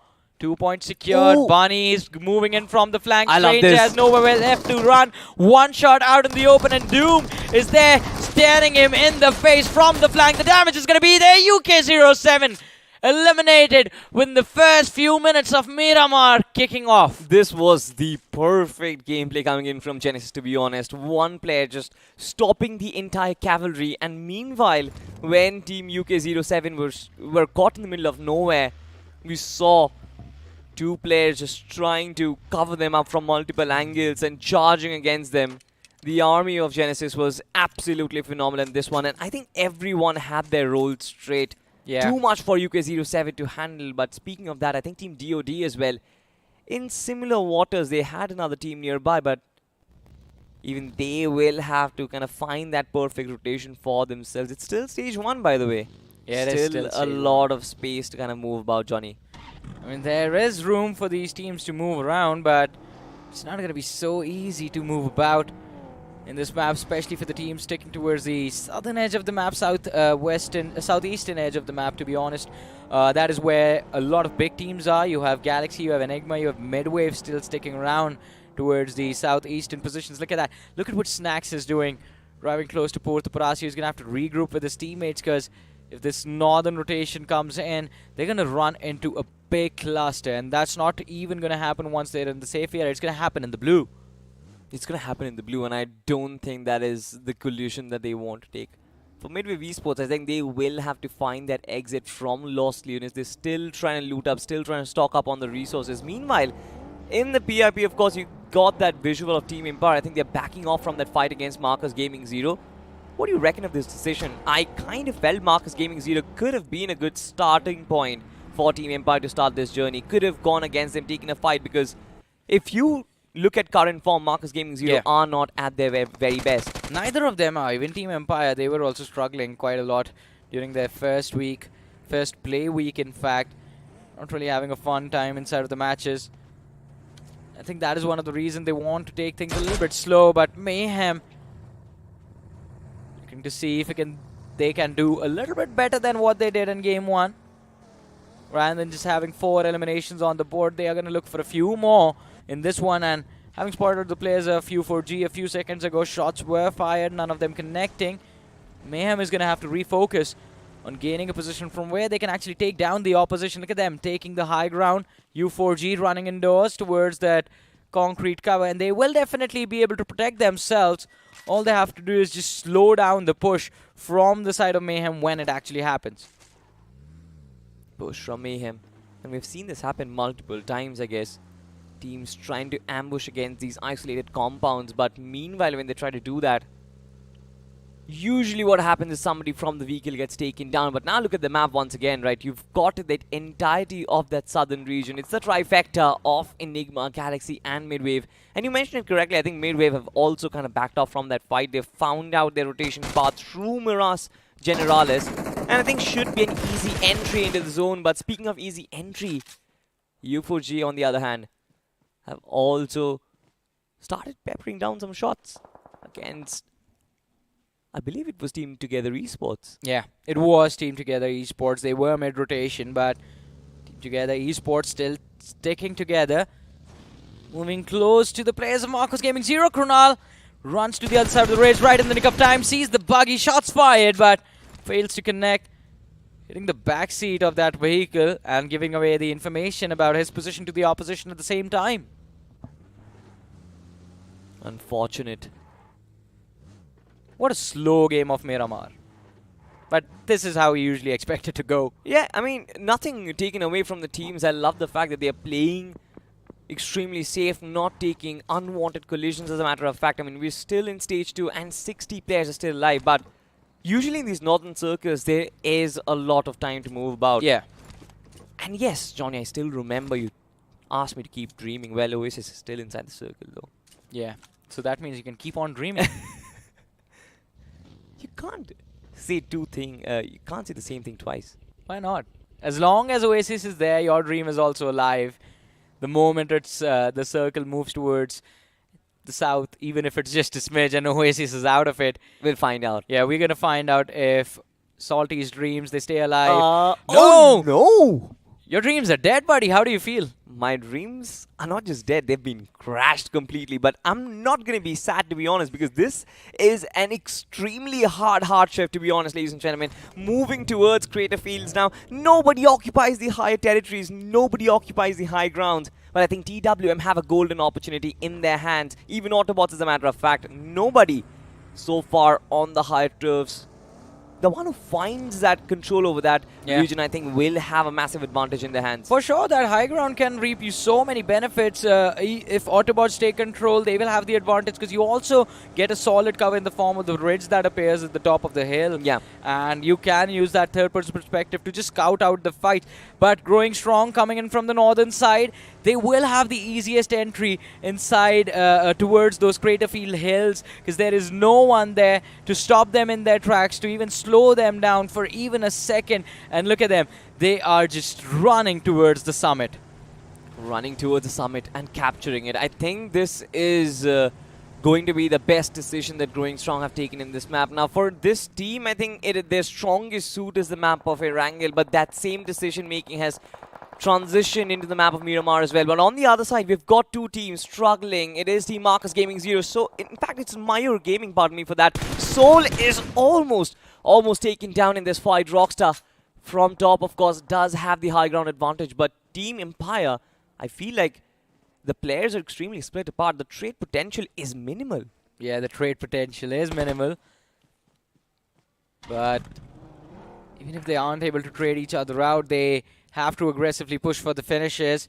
On the other side, MG, Sham, Pari, they need to back off. They were about to just run blindly into the players of DOD, but I think just seeing that burning coop just forced them to take a step back, and now as they run for the flank, they might run into the players of Empire. B spotted out, shots fired, but not able to connect. Does manage to force the players to an awkward spot, but talk about being in an awkward position. What is happening here? Mid-wave, again, 2 players knocked out. Autobots, they have lost 2 of their own, but Savory, he's just going for the push. He's going to have to see if they can, if he can go for a revive towards his teammates, but it's not going to be an easy one because Midwave will be able to bring their players back into this fight a little bit more quicker, and only with the utility will the Autobots be able to keep them at bay. I love this from Midwave, to be honest. They were caught in a very precarious spot, but the recovery has been fire.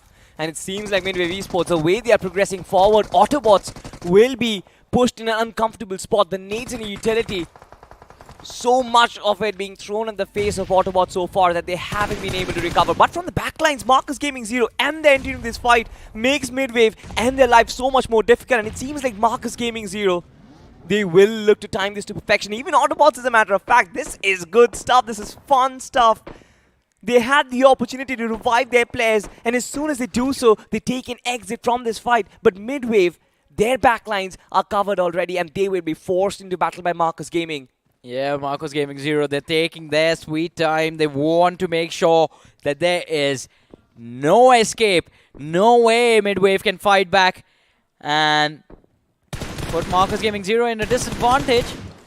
But Dark Lord, shots fired, wasn't really able to connect. Snacks, along with his teammates, still hiding behind that ridge. Down as his Atanki and Snacks.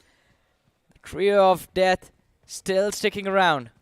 Still sticking around and holding together for a very long time. But Autobots out of the fire into the frying pan. It seems like they could not really escape the clutches of death. Growing Strong, however, it seems like have taken a big hit. 2 players from Growing Strong being taken down. 2 very important players in the form of Sparky and Eclipse. Even Faith, as a matter of fact. That was an extremely close call, Johnny. Yeah, it was a close call, but look at that. Godbot, he has been the star player from the side of Growing Strong, and now he is cornered. But with this nade, Faith is going to look to bring his team back. The damage was there, but the knock could not be secured. Godbot, he is extremely low. Faith manages to dodge it. It wasn't cooked perfectly. Sirvi still there with Mr. Spray. And all of this smoke, it is causing so much trouble for Godbot. He can't really aim. He's going to have to rely on those sound cues to toss out the nade. Sparky tries to run back, but Mr. Spray getting knocked out. Godbot is going to finish him off. Now the fight is evened out. It's 2v2 situation between these two teams. Yeah, 6 cents from Godbot just coming back into action. He knew exactly where the player was, but now it's all on his shoulders. The shotgun's coming into action. He's taken on the first one, second one. Skrills has been cleaned up, and it's the DBS once again. The sings the songs of death. It's been fabulous from Godbot. Just brings out the 1v3 in action. It is phenomenal to find a comeback from this position, and this young man has done it once again for his team. What a phenomenal clutch coming in from Godbot. It was very impressive. Look at how it all started. The nade knocking down Mr. Spray. Servi, a brilliant trade coming in from Servi, but there was no one there to back him up. And that is the only reason Autobots lost this fight. Godbot took full advantage of the fact that he was there armed with a shotgun in a close quarters indoor combat situation, and that is where you see that gun pull out its full impact. And Godbot, he has been a player that has been able to do so well with any weapon you give him. The last two players stood no chance in front of that man. Exactly, it's not just the DBS as well, the information of where exactly the player was. You saw the nade and how precisely it was thrown, right? He knew that one player was on the right hand side. He knew that two players were on the left hand side. And this is the beauty of this player, the virtual heat map. Speaking of the heat map itself, it seems like it's so much on top of Midway right now. Stark just peppering down everything from that Scarrel. And Snacks will be pinned down right behind that rock. Not a good place to survive. Well, it's not going to be a good place to do anything, to be honest. Snacks, the moment he peeks, he's going to be finished off. And already we saw him take so much damage from the blue zone. Godbot, he's going to loot his own teammates. Great. Look at that, 14 first aids on him. So they are prepared to take things slow whenever the moment calls for it. But talk about the calls, and it seems like Galaxy, they've heard the calls, the commotion from the top of this hill, where the players from TWM are taking on the players of DOD and Team Together Esports as well, playing close to the center, but DOD under heavy fire at this point. Need to be prepared. Balu. Love this nade. Yeah, it's not going to connect though. It's very, very close to be honest, but DOD at this point, they have to be troubled with two close proximity. Speaking of being troubled, it seems like Team Empire have been troubled as well, and of course Pari with the rest of his teammates will be able to clean things up. I'm not really sure where the rest of Team Empire is. Well, yeah, they are Rockstar and Beast. The push is going to come to shove, but is this going to be enough? They are going to try to recover from this fight. It's going to be a 2v2 situation, and now it's a 2v1. Beast finding the knock on Pari, and Storm, he's going to look for a revive, but Sham, yeah, finish him off before he relays any more information. What? Soul! He got stuck between the vehicles and was shot in the back by the players of Genesis, I believe. Yeah, but this is why I love slow Miramar starts, because the end is just so much more chaotic. Even another long-range shot being taken by Soumya. And he's going to clean up Noisy 99. A2K, they didn't really have time to recover from that particular situation, but now the rest of the teammates are going to move on. Of course, Team Enigma will have to find an entry inside the circle, but they're more focused on getting those finishes. Even Team Mayhem just were rotating right underneath their noses. Speaking about rotation, Codex is going to get taken down. That was a very, very bold move, which did not pay off. Yeah, it was a bold move, but what is going to happen when you're going to drive a bus into the faces of your opponents? You know, there's a massive window up front. It's very easy to line up sprays. Moving over to Enigma, all four players still alive. And Addy, if this nade connects, it's going to be a quick wipe upon the players of A2K. It should be an easy one, considering his teammates are there to provide the suppressing fire. He can close in a little bit more distance. Has the ridges in front of him as well. But Enigma, they're being extremely careful with how they are taking this fight. 2 more nades left on Soumya. 3 Molotovs available as well. And I love what LeBron has done, honestly, Johnny. I mean, he has taken so much space inside the circle where the rest of the two players, they're trying to clean the blacks, but Soumya had been taken down, I think, put so much pressure on Addy, and that is why reinforcements come back. LeBron, just not in time. He's still there. He shows up to pick up his teammate. One of them might have been finished off, but he picks up Addy, takes him to safety. And Enigma, they are going to look to inch closer towards the circle a little bit more. At the same time, if they can gatekeep A2K, that's going to be 2 extra finishes that they can pick up. But Galaxy, from that northern edge and the high ground, they're going to look to gatekeep so many more teams. Looking to make that push. Sort of spots out that smoke and spray towards the players of Team Empire, not really being able to convert that. Instead, they do lose out on one of their own men who was knocked out. Team Empire, I mean, such a bad place to be caught back in. I mean, Rockstar, the only one who is still surviving in that situation, especially with Team Genesis coming in from the backlines. I don't really think they have any hopes of survival. The only way they can survive is maybe making a very bold move. This is Galaxy's game. They're miles above everyone else. They just need to be patient. And if they can hold on to this cover, it's going to be so easy for them to clean up anyone running out in the open in front of them. The massive high ground advantage, it can do wonders for Galaxy right now, but let's see. It's breaking out towards the southern edge of the map. Yeah, I think when you said this is Galaxy's game, Arca from the backlines nodded in disagreement. He was like, this is probably Team Enigma because the way they have been moving forward, it's absolutely brilliant. For sure, they're still 60 meters outside the circle, but their ruthlessness has broken every team's backs. And now look at this. U4G, they're not prepared to be hyped like that. The first few shots were right on the air, and LeBron, now he will make sure that U4G, they're going to pay for those 2 knocks as well. Captain in the front line, Stark in the back. LeBron doesn't really care because he has his teammate Addy right next to him. Captain gets a little bit distracted, and that will be the reason for the end of U4G in this matchup.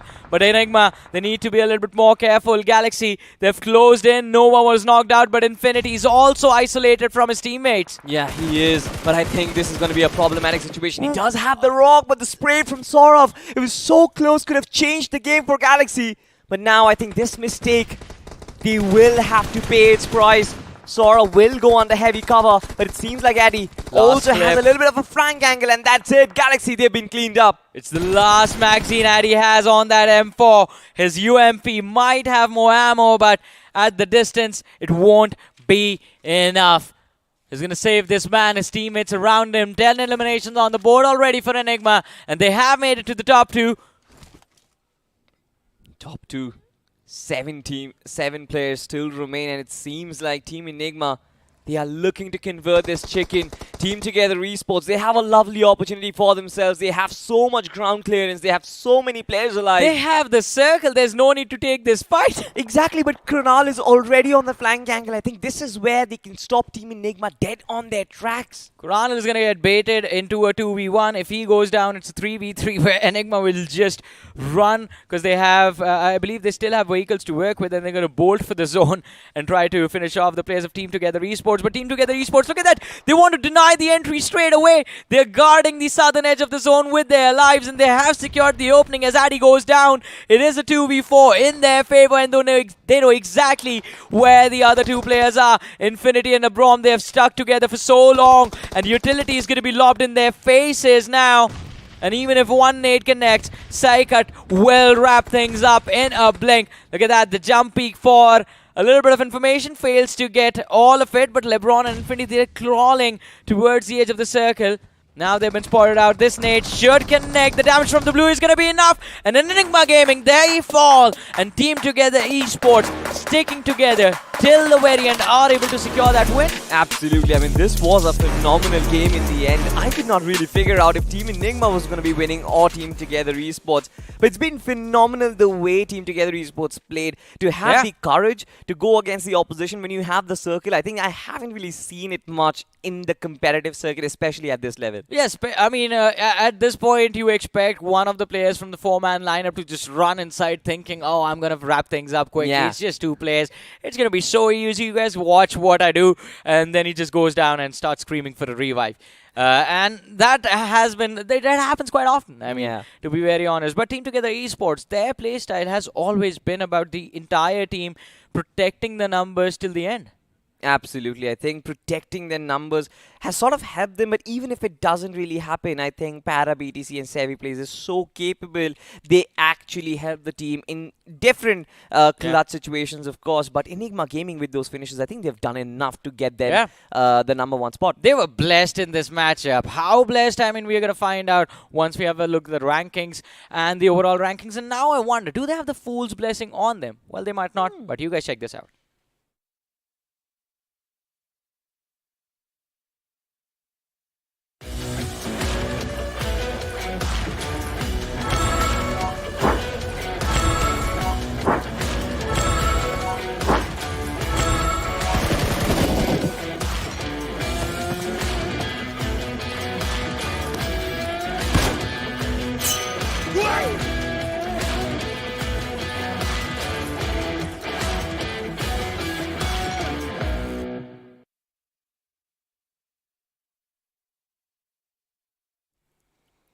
So what an interesting day we are having right now, right? Mm-hmm. Two teams, impressive win, and both of them are in the same group.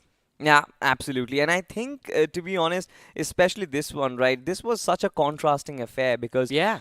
Team Together Esports, fourth position on the overall standings, Enigma Gaming back in 48th. Oh, Now, yeah. for them, this game was so important because they had to perform, they had to make that huge climb. For Team Together Esports, I think they have sort of stabilized their position, nothing really to worry about. For Enigma, this was high stakes and it showed in their gameplay, the aggression that we were talking about coming from outside the circle, cleaning every team up from that southern front and then making that position. It was absolutely brilliant. That is true, but this is definitely going to be one of the highlight moments of the game. Oh, yeah. Autobots versus the players, or in fact, player from the side of Growing Strong Godbot. And as you see in the highlights, never give the opposition isolated 1v1. That should be a rule of thumb. Don't run in for 1v1s. If you have the numbers advantage, play with the man advantage. It's such trivial basics, to be honest, but I think every single time under peak pressure, the teams do tend to forget this, and I think they have been punished multiple times, especially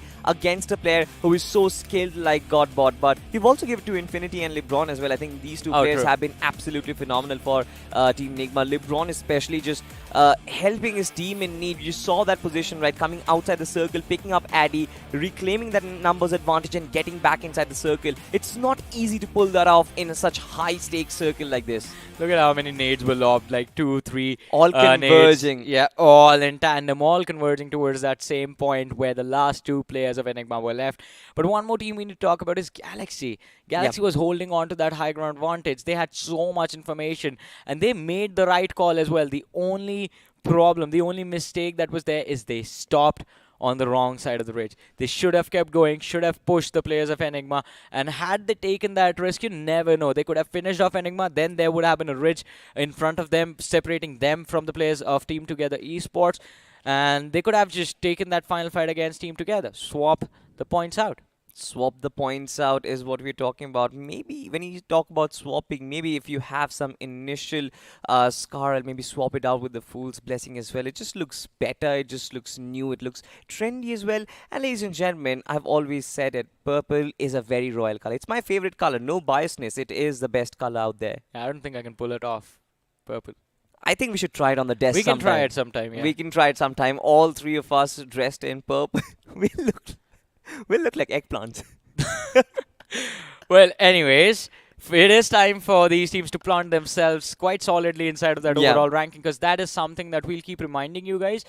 Week 2's overall rankings, yes, it is going to start from scratch, but whatever points the teams earn are constantly added to the cumulative leaderboard, where the teams are competing. All 96 teams are there in the cumulative leaderboard, and that is the place where you need to be in the top 16. In the weekly rankings, you're competing for the bonus points, and in this particular week, I think TWM, with how they've started Team Together Esports, with the start that they have had, including Global Esports from the previous game and Enigma from this one, these 4 teams, if they continue with this momentum, I think they can definitely bring themselves back on the overall leaderboard. I mean, I understand Team Together Esports are already pretty high up, but for the sides of GE, Enigma, and TWM, these performances are very important. These performances certainly are important, and I'll tell you, Johnny, honestly, I have been trying to think multiple scenarios in my head on how a team like TWM can get back up on the overall standings, right? We've been talking that there are multiple situations where teams from the bottom will be able to make that climb. Mathematically speaking, I think this certainly is possible. You look at TWM, where they currently are on the overall standings, barely about 15, 14 points. In the last page of the cumulative standings, versus maybe a table topper with 130 points. There has been a gap of 100 points made just from week 1 itself.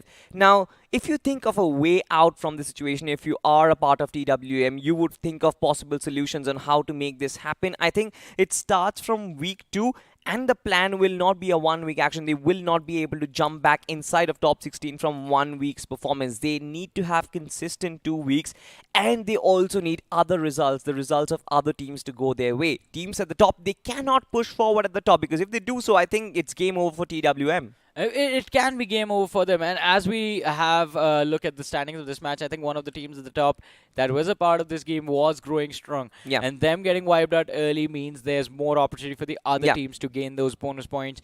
And of course, topple over teams like growing strong, teams like Hydra as well. Hydra also did not have a fun time in game 1. Yeah, I mean, Hydra, I'm not really sure why has been on and off for a while right now. For sure, I mean, when you True. get 100 points from 5 games, you can't really say that this team has had on and off performances. But if you look exactly on how their point breakup is, you'll see that on the games that they have performed, they have pulled off monumental victories. Yeah. But the ones that they haven't, they couldn't really figure out that average. It's like that stark difference between Hydra and Team Revenant. Revenant has constantly pulled off 15-20 points off of every single game. Meanwhile, Hydra haven't really done that. They've been completely opposite, other end of the spectrum. And I think especially for the teams who are struggling right now, they have to take the Revenant route out of the situation, because for sure, you are going to get some amazing games in your bag, but you have to be consistent in your bad games. You have to be consistent in the circles where you know you cannot win, but you still snatch away those 10 points out of the opposition's grasp. Of course, and I do agree with you. The Revenant route will reap you more benefits in the future, considering, I mean, consistency is something that we all want from these teams, and Revenant, they have been consistent. We keep talking about Vintage, right? Why? Because Vintage was another team that was quite consistent in their placements in every single game they played. You might not necessarily see them secure those finish points, but their placement points, they look extremely good for a newer team stepping into battle. And it was quite exciting to see their journey in week 1, but now in week 2, things are definitely looking to change, and especially with how these teams that were struggling in week 1 are bringing themselves back. I can't wait to see what the result is going to look like in the overall leaderboard at the end of today. I mean, for sure, in terms of the overall leaderboard, there is going to be massive changes on the MVP standings as well, because Godbot, this man just keeps on pushing the barriers every single time. I mean, we have been talking about teams for a second. I want to talk about this one man who just came out of nowhere inside of the BGIS and now has completely shaken competitions. And he wasn't playing like this in BGIS, by the way. In BGIS, it feels like there were nerves in every single player from the side of growing strong. And as the tournament progressed, those nerves, we saw them take this form and we saw them get better and better and better with every single day that they played. But now I feel like in the Pro Series, they have let go of the nerves. I believe that was the first time they were competing on big stages, and now this is the second time. So they're like, all right, we need to get used to this if we want to succeed in life in BGMI and if we want to make a name for ourselves. So we need to get used to this kind of pressure day in, day out in every single game. And as of now, one player has gotten used to it. Hopefully the rest of the team also sort of takes a few lessons from Godbot. I think so. I mean, for sure, Sparky has also done good moves in other games, but Godbot specifically, I think the journey from Super Saiyan 1 to Ultra Instinct for this lad has been phenomenal. And I think his experience kind of shows up for it right now. One more thing, I think in this game, he did get lucky. He did get lucky because the oppositions, they messed up, man. I mean, you would never give an opponent like that 1v1 or 1v1, 3 separate 1v1s is what they gave him. And that is the reason they were able to, Godbot was able to finish them off. But was that play enough to make him the MVP? Now, that is the question. Do you think so? I'm not really sure, especially because there were good performances from Enigma. There were good performances from Team Together Esports as well. I did not check on the individual stats of Team Together Esports players, so there might be somebody who might have surpassed Godbot. I'm not really sure, but any picks from you side? No picks for me. I just make the reveals, ladies and gentlemen. And by that, I mean we're just going to move ahead and look at the MVP. It's going to be Prithvi from the side of U4G. 4 eliminations on the board, 66.6% contribution. I mean, for Team U4G, I think this was a very nice run. We completely missed out on the post-game conversations because they were completely dominated by Enigma before they were absolutely brilliant. So Prithvi specifically, this player has done a phenomenal job. Godbot on the second position with 4 finishes, Johnny. We weren't really that bad. I think we were close, to be honest. Yeah, Godbot is going to be there on the second. Then we have Doom from Genesis with 4 eliminations as well. So top 3 tied up. Then we have LeBron from Enigma with 3. And then Krunal was there as well from the side of Team Together Esports. But We have the rankings on our screens, ladies and gentlemen. Look at that. 8 eliminations on Team Together Esports. 23 points in total, but Enigma closing the difference with those 10 eliminations. All thanks to those 10 eliminations that they got. 22 points in total from this match. Team Empire. Now, this was a game where Team Empire actually played very well. The survival instincts were good. The fights that they take, they made sure the safety of the players was prioritized. And the result is 15 points. I'm actually very happy for Genesis as well, because 14 points from this game. Genesis kind of struggled for consistency, especially after that chicken dinner on Sanhok in week 1. After that, their performance was dwindling down, but it seems nice. It seems very happy for a team to have found consistency once again. DWM on the other side, after that first game, what went wrong for them? I have no clue. I think they just got overheated in this matchup. We were expecting them to have a back-to-back win, but that wasn't really the case. At least they aren't in the bottom 8 of the rankings this time around, because it is going to be tough if you are one of the players from the side of Midwave, to be honest. Midwave did decent in the last game, and this game did not really work out for them at all. And the same can be said for Mayhem, actually. From the previous match, I believe Mayhem had like 4 points, and that's it. And in this game, they just get 1. Now, if we pick up Midwave specifically, I'm not really sure what is going wrong in their gameplay so far, because they started this tournament with such a phenomenal run, especially inside of day 1 and day 2, right? They were almost en route to take that #1 spot on the overall rankings. We were talking about it, but when that downfall hit them on day 3, they never recovered from it. And I think that has to be the approach, that has to be the timing of rotations. You usually see Team Midwave be very late into the rotations right now. They kind of struggle to find those spaces.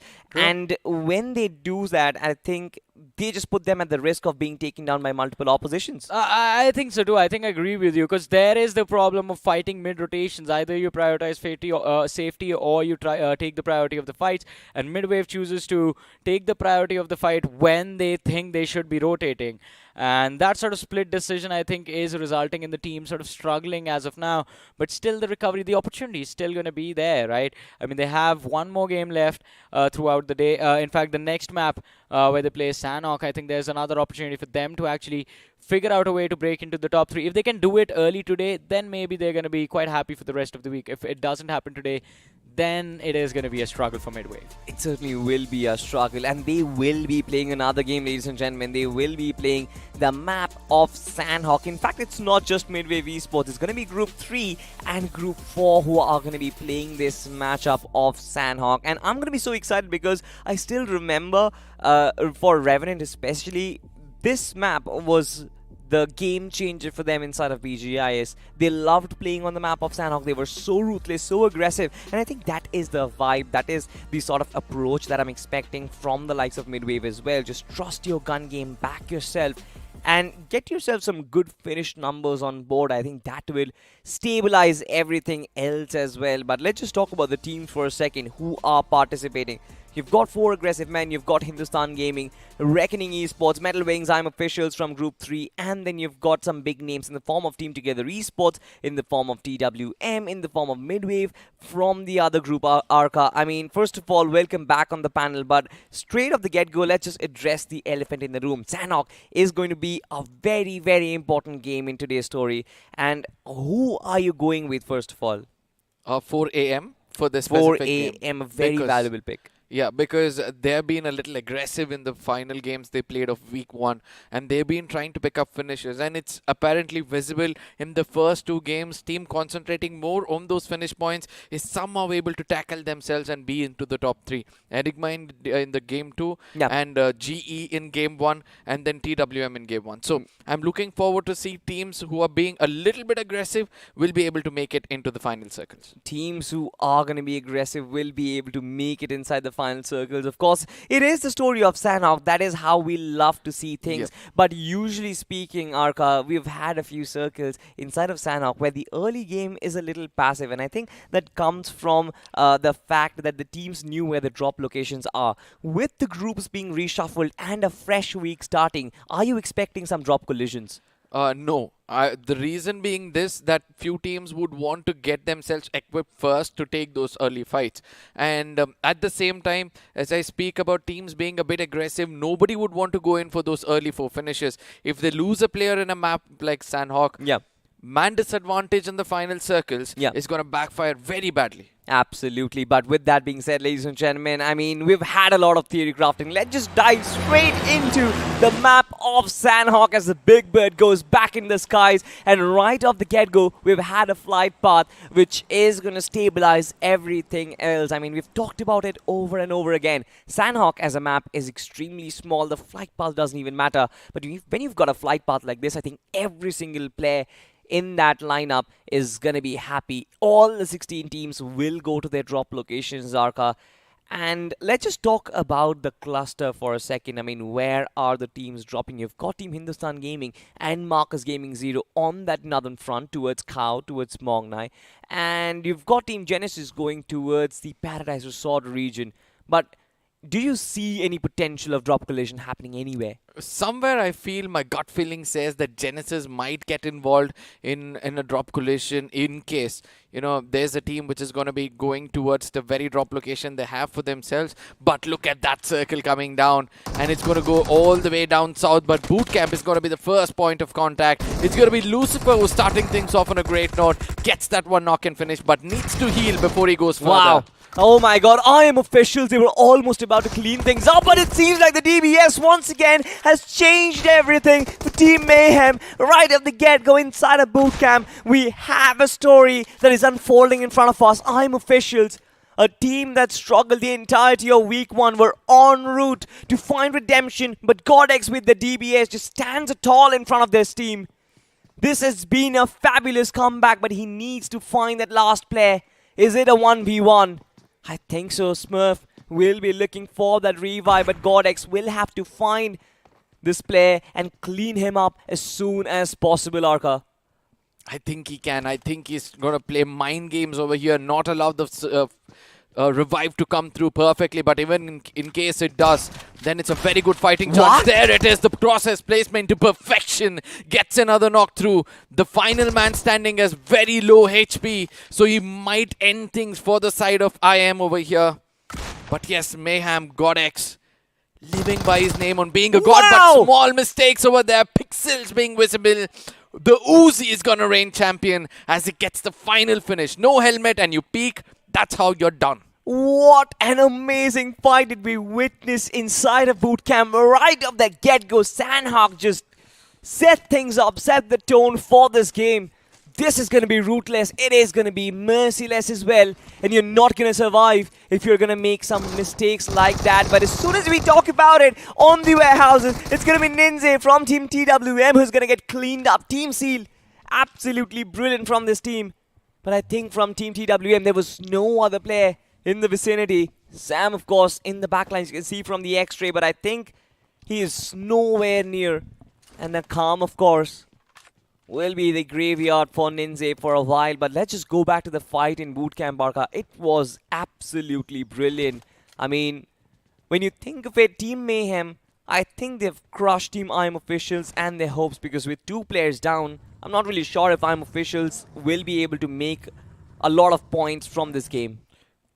Going for placement points is going to be their top priority. Because obviously Bootcamp being inside the circle gives them a little bit of a cushion to go in and loot whatever they want for themselves, and then from there on try to play on the corners of the circle, go in for the heal battle as well.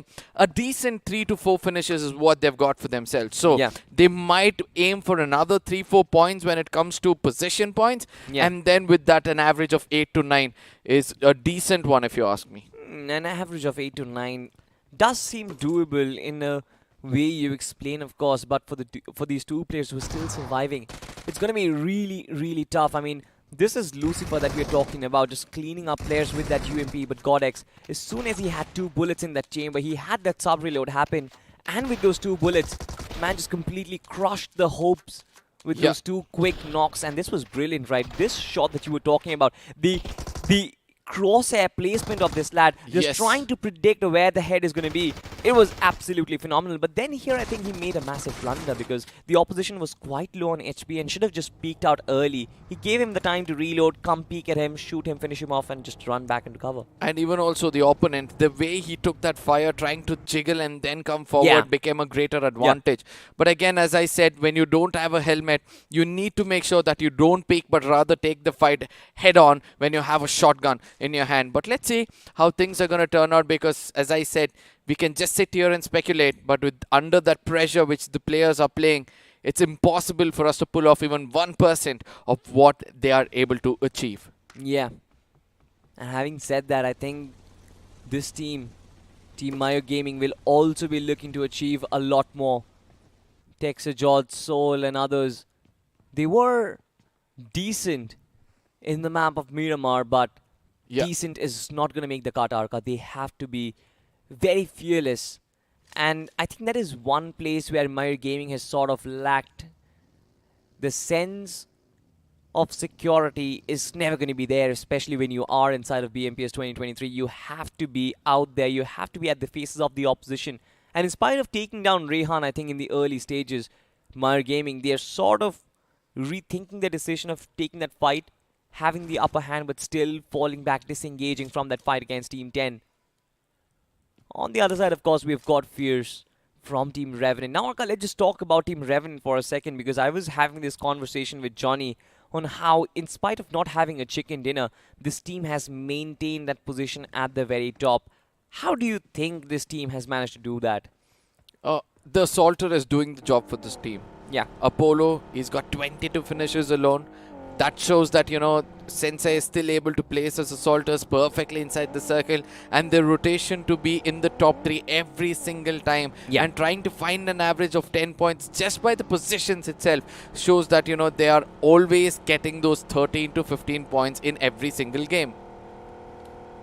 13 to 14 points every single game is what Team Revenant will be looking for as well. But having a look at the map and having a look at the circle, it seems like it is going to force the issue toward the southern part of the map. You can see that Revenant is on that southern territory, and it seems like nearby Bantai is where Team Together Esports and Revenant might actually collide.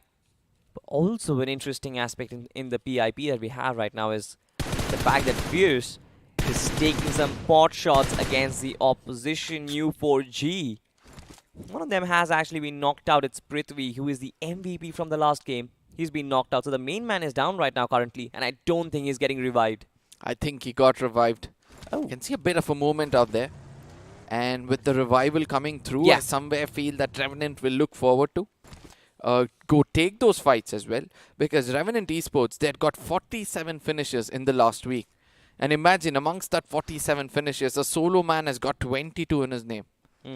And almost 40 to 45% of the finishes being taken care by a solo man shows that this team is prepared to take any kind of frontal battles.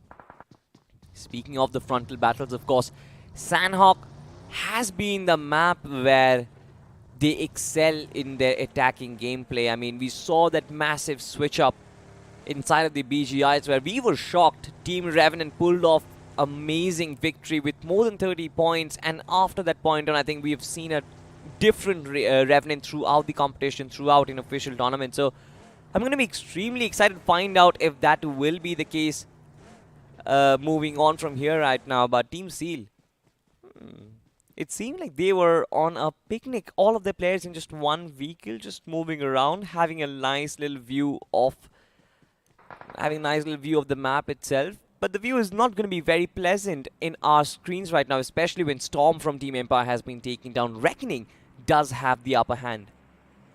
Reckoning have got an upper hand, but the point is this: Team TE has taken the fight with someone else, and not by the side of Reckoning. And that is why, you know, they're kind of refraining from coming into the crosshairs of TE.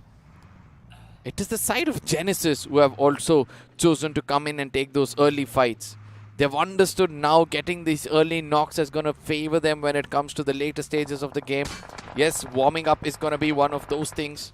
But again, converting those knocks into finishes is going to be the prime priority for all these teams. Oh RGE my suddenly God. comes into the picture as Punk is going to steal away those knocks and finishes, and all the hard work is going to be taken away by the side of Reckoning. Like I said, right, Team Reckoning, they had the high ground and they were just trying to hide their presence.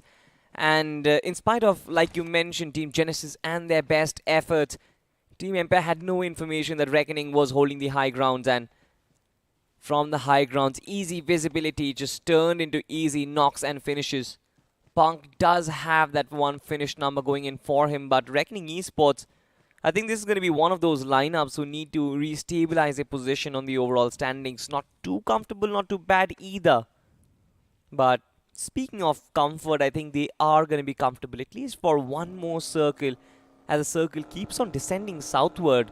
Arca, and look at where TWM is right now. Do you think that's the best position to play from in a circle like this, or do you sense that Revenant's position at the center of the map is the best one? Both of it has its own pros and cons, because just in case the circle shifts a little further, both these teams will have to collide to have the control circle for themselves. And look at that, Hindustan Gaming MJ does wonders, spraying down the player who's just passing by. It's going to be a knock and a finish in his name. And Hindustan Gaming's rotation is also going to be crucial. Oh, no. There it is. Another one gets taken down. It seems like MG's rotation is backfiring ruthlessly. Oh my goodness. Zor on the other side is going to be tracking him in the air, putting him down as well. 2 finishes in the name of Midway. I mean, or Metal Wings. Yeah, this has been absolutely crazy, to be honest. You don't essentially see things like this every single day of the week. I mean, Mayur Gaming in that rotation, just extremely bad rotation going in for them. One of them being taken down by Hindustan Gaming, 2 of them being taken down by Metal Wings. You know, when you are intercepting multiple teams in a rotation like that, it is not the best way to move around inside the map of Sanhok specifically. And of course, Mayur Gaming will have to find a little bit of a breathing room, a little bit of a better rotation path on the map of Sanhok, especially in circles like these, because you saw how good the tracking was, Arca, isn't it? Oh yes. You cannot expect less in the Pro Series. And I'm happy to see that few teams are stepping up to make themselves known. The cave region is still inside the circle, an interesting one in case the final circle forms in over here. But before that, I would like to speak about one team specifically. Yeah. Reckoning. Because this is one of those squads when it comes to the previous BGIS. Yeah. They were concentrating more on the rotations, and it seems like the first week didn't go in their favor, and due to which, you know, they had to get taken out. But this was the moment.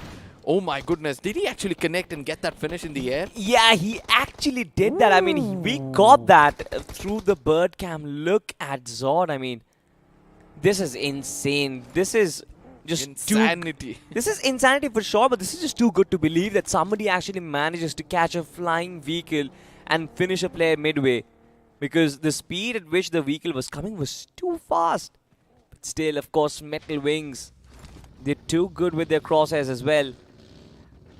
This is why I sometimes call BGMI players as bird hunters, because that was one bird hunting mission that we got to see.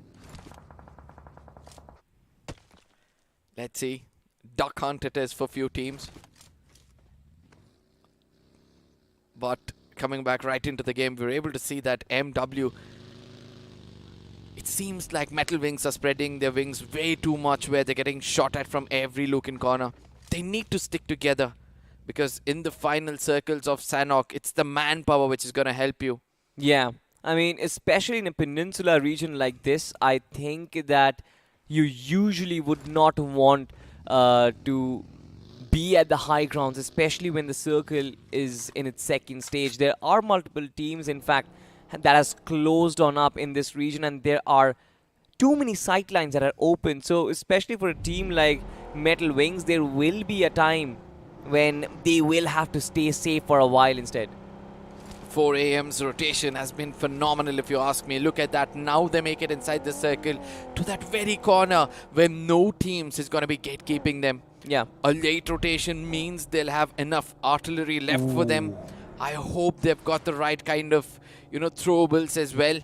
But one rotation any team can take right now from the western side of the map is pick up a boat from the side of Same or the southern shorelines of Same and then make that rotation through the waterways, through those docks region and hold that high grounds of docks, which can be of great help in the final circles to come. I'm not really sure, RK, if you're going to do that, because with so many coast guards out there, you've got Team Together Esports, you've got Team TWM holding the shorelines. If you try and make the rotation through the boat itself, I think you will get shot down. Even Team Seal, as a matter of fact, has made an entry in the same spot as well. This entire circle is extremely dicey because you've got the river which is separating Team Revenant Esports and Metal Wings. I think they are in the best position possible. But for Team Together Esports, but for TWM, I think the rotation is going to be extremely tough, where the waterways might actually be the location of death. And speaking of death, we've had a body fall, and that's going to be Aryan.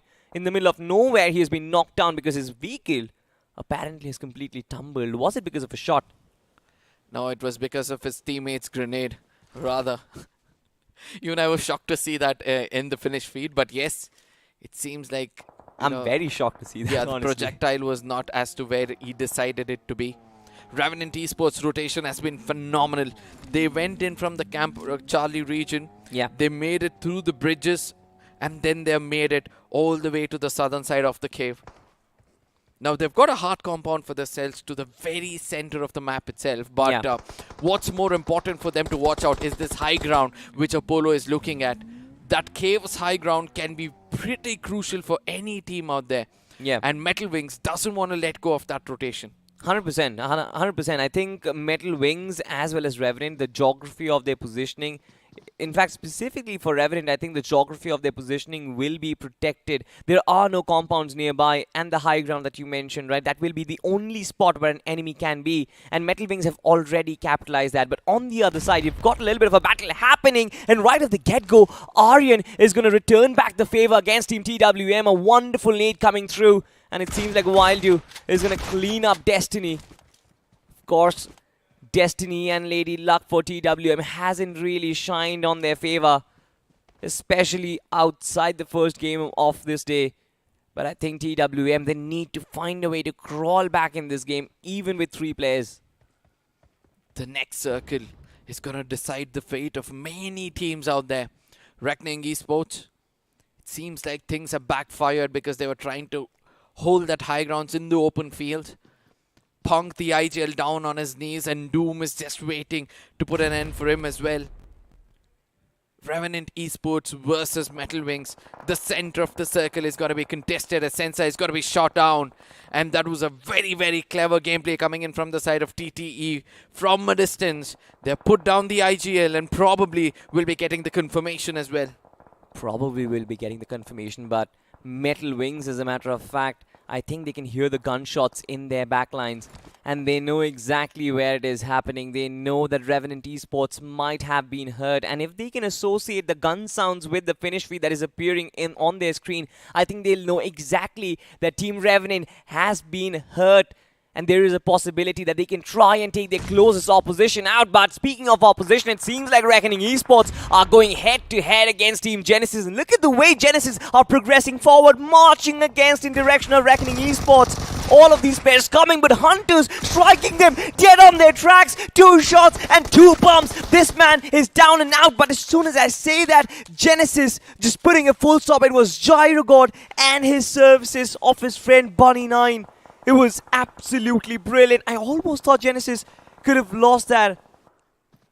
I mean, I was hoping to see them actually go into that fight as well, but somewhere far away, we were able to see that TWM, you know, they are one of the other teams who are trying to make it inside the circle. They're having a fight against 2 other teams out there. 4 AM are also getting off guard. Caught off guard, rather, as HG makes a perfect rotation inside the circle. But this fight is going to be interesting as Tenzai gets a knock against the side of Gen. And can he convert that knock to a finish? Molotov toss perfectly. Let's see what's going to happen next. Absolutely. I mean, the Molotov in the perfect position, of course, but the high ground advantage for Genesis, I think, will be the difference maker. Zen, of course, through the smoke, is going to find the hit marker, is going to connect all the shots against Doom. 2 players being down and out. I'm not sure what Genesis is doing. All the players from Team 10 are going to converge, but they're still going to hold on to it. It is absolutely impeccable, to be honest. On the other side, it's Rishi and Ghani, but they're not going to do much. Team Genesis, they survive another onslaught, and this team has been doing it over and over again. After that tumble of week 1, it seems like in week 2, this team is here with flying colors. And they have performed beautifully, retaining all their numbers and having 7 finishes in the pack. This game is in their favor already. But the circle might not be. They're still at the corners of the circle. The next circle forming up could be a great challenge for them to make it inside and get themselves a hard cover. The same fate is for the side of 4 AM right now. Karan and Spiderjaw, 2 of their men, down on their knees, whereas the other 2 are inside the vehicle waiting it out. As soon as the revival comes through, they would want to prioritize the center of the circle as Team TE gets eliminated with just 2 points in their favor. Yeah. I mean, we still have 11 teams and 35 players left inside this lobby, Arca. This is going to be extremely bloody. This is going to be extremely hard, especially for all the teams trying to cross over that Camp Charlie bridge. You have 4 teams in that vicinity instead. We've got Team Together Esports who are already been marked by Revenant. Sensei has so much visibility, has that information that all the 4 players are pincered in that corner, but he's still not taking shots. Para BDC is right underneath his nose. But I think the strategy is going to be preserving his position instead, not giving away, especially for a team like Team Together Esports who know how to punish information. You know where I would love to see the final circle? Right above cave. So that players can be inside the cave, outside the cave, and then take those fights. Heal battles might be coming into picture. A big drama could take place in the map of Sanhok. I know I'm asking too much right now. It's just that I want to see that kind of a circle which is almost uncertain to be formed up in the map of Sanhok. Are you switching jobs from an esports commentator to a Bollywood director? Because right now you're just asking for too much. I mean, hopefully we get to see the cave final circle, but it seems like Team Together Esports, their current focus is going to be taking down Team U4G in the process. All 4 players are right behind that compound. Nade being tossed in, but it's not going to reach the right spot. Ricochets off from one of those poles, and instantly I think Team U4G knows that this rotation is not possible. Oh my god, Prithvi and his mate has been taken down as well. Captain and Prithvi shut down in a matter of flash, and Team Together Esports now have the opening Arca. Even Anonymous, as a matter of fact, is taking so much damage from the blue. I think he's going to succumb to his own wounds at this point, because there is no way this man comes out to the open. Now this is where Psychart has the perfect inventory, if you ask me. He's got an MK as well as a M14, but eventually gets knocked out because he was not concentrating on the circle itself. As shots are going to be fired from within the circle, things become a little hard, as now it's easy picking for the side of Revenant. They'll have to make it inside the circle as well. The closest team to the circle has to be TTE, who also gets finished off, and 4 AM in a prime position to make it inside the circle, whereas on the other side, it's going to be the side of Midway. Yeah, it is going to be the side of Metal Wings, to be honest, right now. Genesis in close proximity. Bang. Knows exactly where Avi has been knocked out, and through the smokes has been trying to find the tracker on, but hasn't really been successful. Metal Wings, the constant problems have still remained for them. It still seems like they are constantly under the pressure of third parties and inviting attention from multiple teams at once. But Revenant Esports, how beautifully they have preserved the control inside of this circle right now. Another one goes down. It seems like 4 aggressive men. They have nothing to do at this point, especially with both Apollo and MJ have so much visibility on them. It seems like the final curtains are about to be brought down to a closure. It's just Karan still hugging the blue zone right now, but I think even he will get cleaned up in a matter of a flash.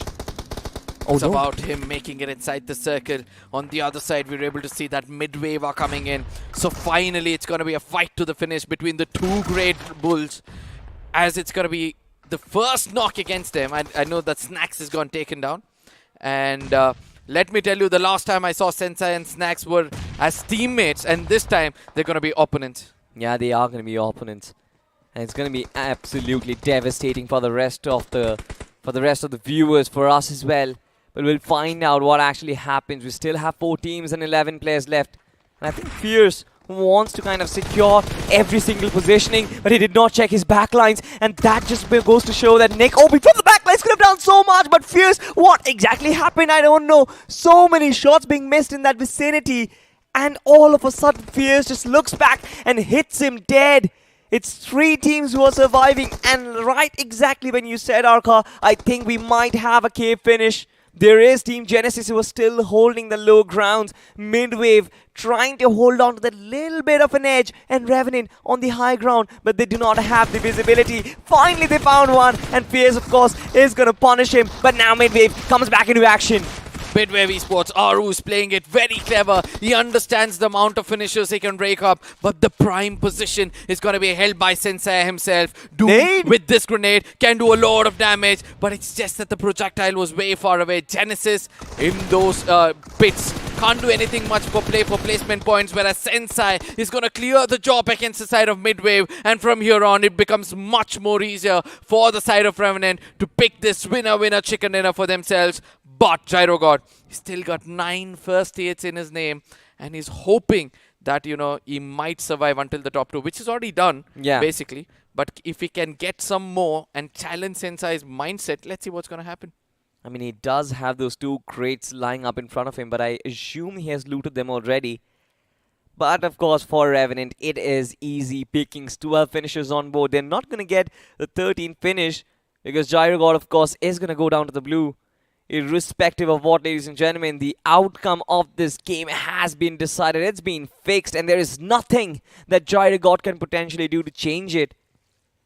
4 finishes and 4 first hit kits is all that he has right now. In fact, make it 3, make it 2. It's a ticking time bomb for Team Genesis, but what a beautiful end game did we get to see, Arka. You've got to give it to Revenant for keeping their composure in a situation like that and for holding that position continuously. You've sung praises for Sensei continuously. It seems like it all falls short, because this man is nothing short of a brilliance. This man is nothing short of a brilliant leader at the helm of Team Revenant, and he's been leading the Wolves like an absolute phenomenon. It is going to be a winner chicken dinner for Team Revenant, ladies and gentlemen. Team battle attempt from Genesis, but it could only give them that 2nd position, which in fact is also a pretty good number. We talked about how Genesis had so many finishes in their bag already, and all that they needed was those position points, and I think they have plenty, especially from the 2nd position finish. Yes, and also the way Revenant have showed some signs of them making a comeback in week 2 is also phenomenal. Now, we have been speaking about one team specifically. It was Midwave, who couldn't do anything much in the first 2 games, but have done phenomenally well in this game, because their IGL Aru for the first time was surviving until the very end, and probably might be the top contender when it comes to the MVP of this game as well. Possibly. I mean, there will be multiple contenders for the MVP. Aru does have 5 finishes, and we saw it when he last went down. Midwave, especially in that position, I think they did not have much to actually do about. It was a very hard circle to deal with, and we saw multiple teams suffer that brunt of it. You saw how Team Together Esports was struggling from that southwestern corner of the circle. We saw how Team U4G were struggling. We saw multiple teams in the same vicinity. Even 4 aggressive men, as a matter of fact, were struggling in that same spot as well. This entire circle of Sandhawk, it seemed like it challenged everyone. But I'm pretty sure something which is going to challenge all of us, in fact, is going to be this beautiful Fool's Blessing, which is going to come right across your way.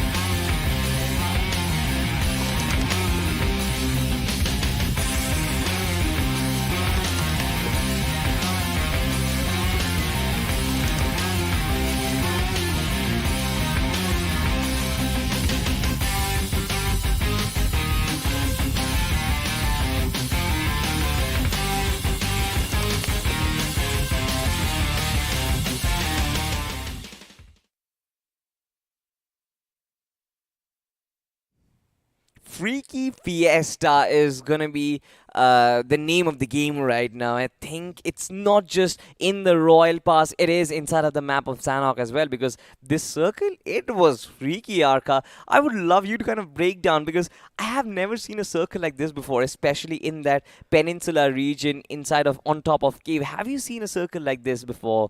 No, I've played in a circle like that before, and I played in a know how exciting it was. But Okay. again, it was the team which had the high ground for themselves, who took away the chicken dinner, even though I tried myself to heal my way into the top 3, which was next to impossible, Yeah. basically. Because, yes, you have the bird's eye view, but still there are a few rocks and bridges which will have to, overcome to make sure that you get finishes for yourself. Revenant Esports did a great job because they divided themselves in that hill region. Yeah. It was Fierce from a distance who was doing the talking with the gun and got maximum amount of finishes. And for the first time, I saw Apollo walk away with 0 finishes. I'm not really surprised, because he needs a rest. He needs some time to kind of relax and get back at his absolute best. But ladies and gentlemen, let's just talk about the entire game when we have a look at the highlights, because this game was nothing short of an absolute blockbuster. I've been talking about it continuously. Even the first fight, I said it kind of set the tone for what we had to expect for the times to come. This entire fight was so disoriented, it was so chaotic. Look at this connection, right, from Godex to find that crosshair placement on top of the head. It was absolutely phenomenal, Arka. I guess it's the knock person who gave him that valuable information. But coming back, this was one of the most important moments of this game, according to me. Zod, look at how he's going to trace him in the air and knock him down. Oh, that's the final finish which he's going to get for himself. And that to a headshot. That was a headshot and a half, to be honest. A player moving in a flying vehicle, you catch them mid-air, finish them off. A team being wiped off like that was absolutely wonderful. And this fight, again, I kind of felt like Hunters did so much. It was 2 pumps, 2 headshots and 2 knockouts. But his teammates were just not there to support him enough. Team Genesis, from this position, they did a phenomenal job. Laid upon the smokes, was being a smoke criminal, basically. And from that point on, I felt like Team Genesis were on a roll. So this team is certainly back in the competition from now on. Yes, and there were some silent assassins as well. Head G from the beginning had picked up decent amount of points, and they were there in the top 3 or the top 4. Will also be rewarded few amount of points where they're going to be satisfied with. It's just that 4 AM couldn't make it to the center of the circle since they were trying to fight out from the corners. It was the brilliance of Revenant who actually put an end to them. Yeah, it was the brilliance of Revenant. And like you wonderfully described, I think that was a split coming in from Revenant, which sort of was really brilliant. But this, we never really saw that, especially when the game was going on. But thankfully, I mean, kudos to the lads in production for catching that Aru. Just, why do I always refer to bird hunting when we talk about the game of Beja? My Aru just showed us exactly that. You've got somebody flying up in the air. Well, you've got the DBS, 1 pump, down and out. That was absolutely brilliant. I mean, if he had missed it, he would have been like, oh my god, that was such a great opportunity. But you know what? You cannot expect lesser than that from Aru. He's been an IGL who always proves that he leads by example and not by force. Yep. And he knows to make it inside the circle. And if he's got that opportunity, he's become a great assaulter. And let me remind you this, he was another person under Jelly who was actually a filter for the team as well as an assaulter. Yeah, I mean, I think Aru has been absolutely phenomenal. And for Midwave, I think this performance was needed, to be honest. Yes. Because if you think about it, Midwave, after that initial 2 days of good gameplay, I think they had a massive drop in terms of performance. But now, since they have a lot of finishes as well as good position on board, maybe they will be able to do something about it. But what you guys can do something about this Fool's Blessing set is add it to your arsenal, because it looks absolutely brilliant, just like I do, especially after I've stolen Johnny's jacket. I mean, I understand that, no, I really Johnny's don't. my roommate, man. We do share clothing. It's absolutely fine. I mean, I wasn't even walking in that path. I was just about to say, when you wear a man's cloth, that's how you'll feel handsome. But you know what? you're turning out to be a very wise one, a very good one.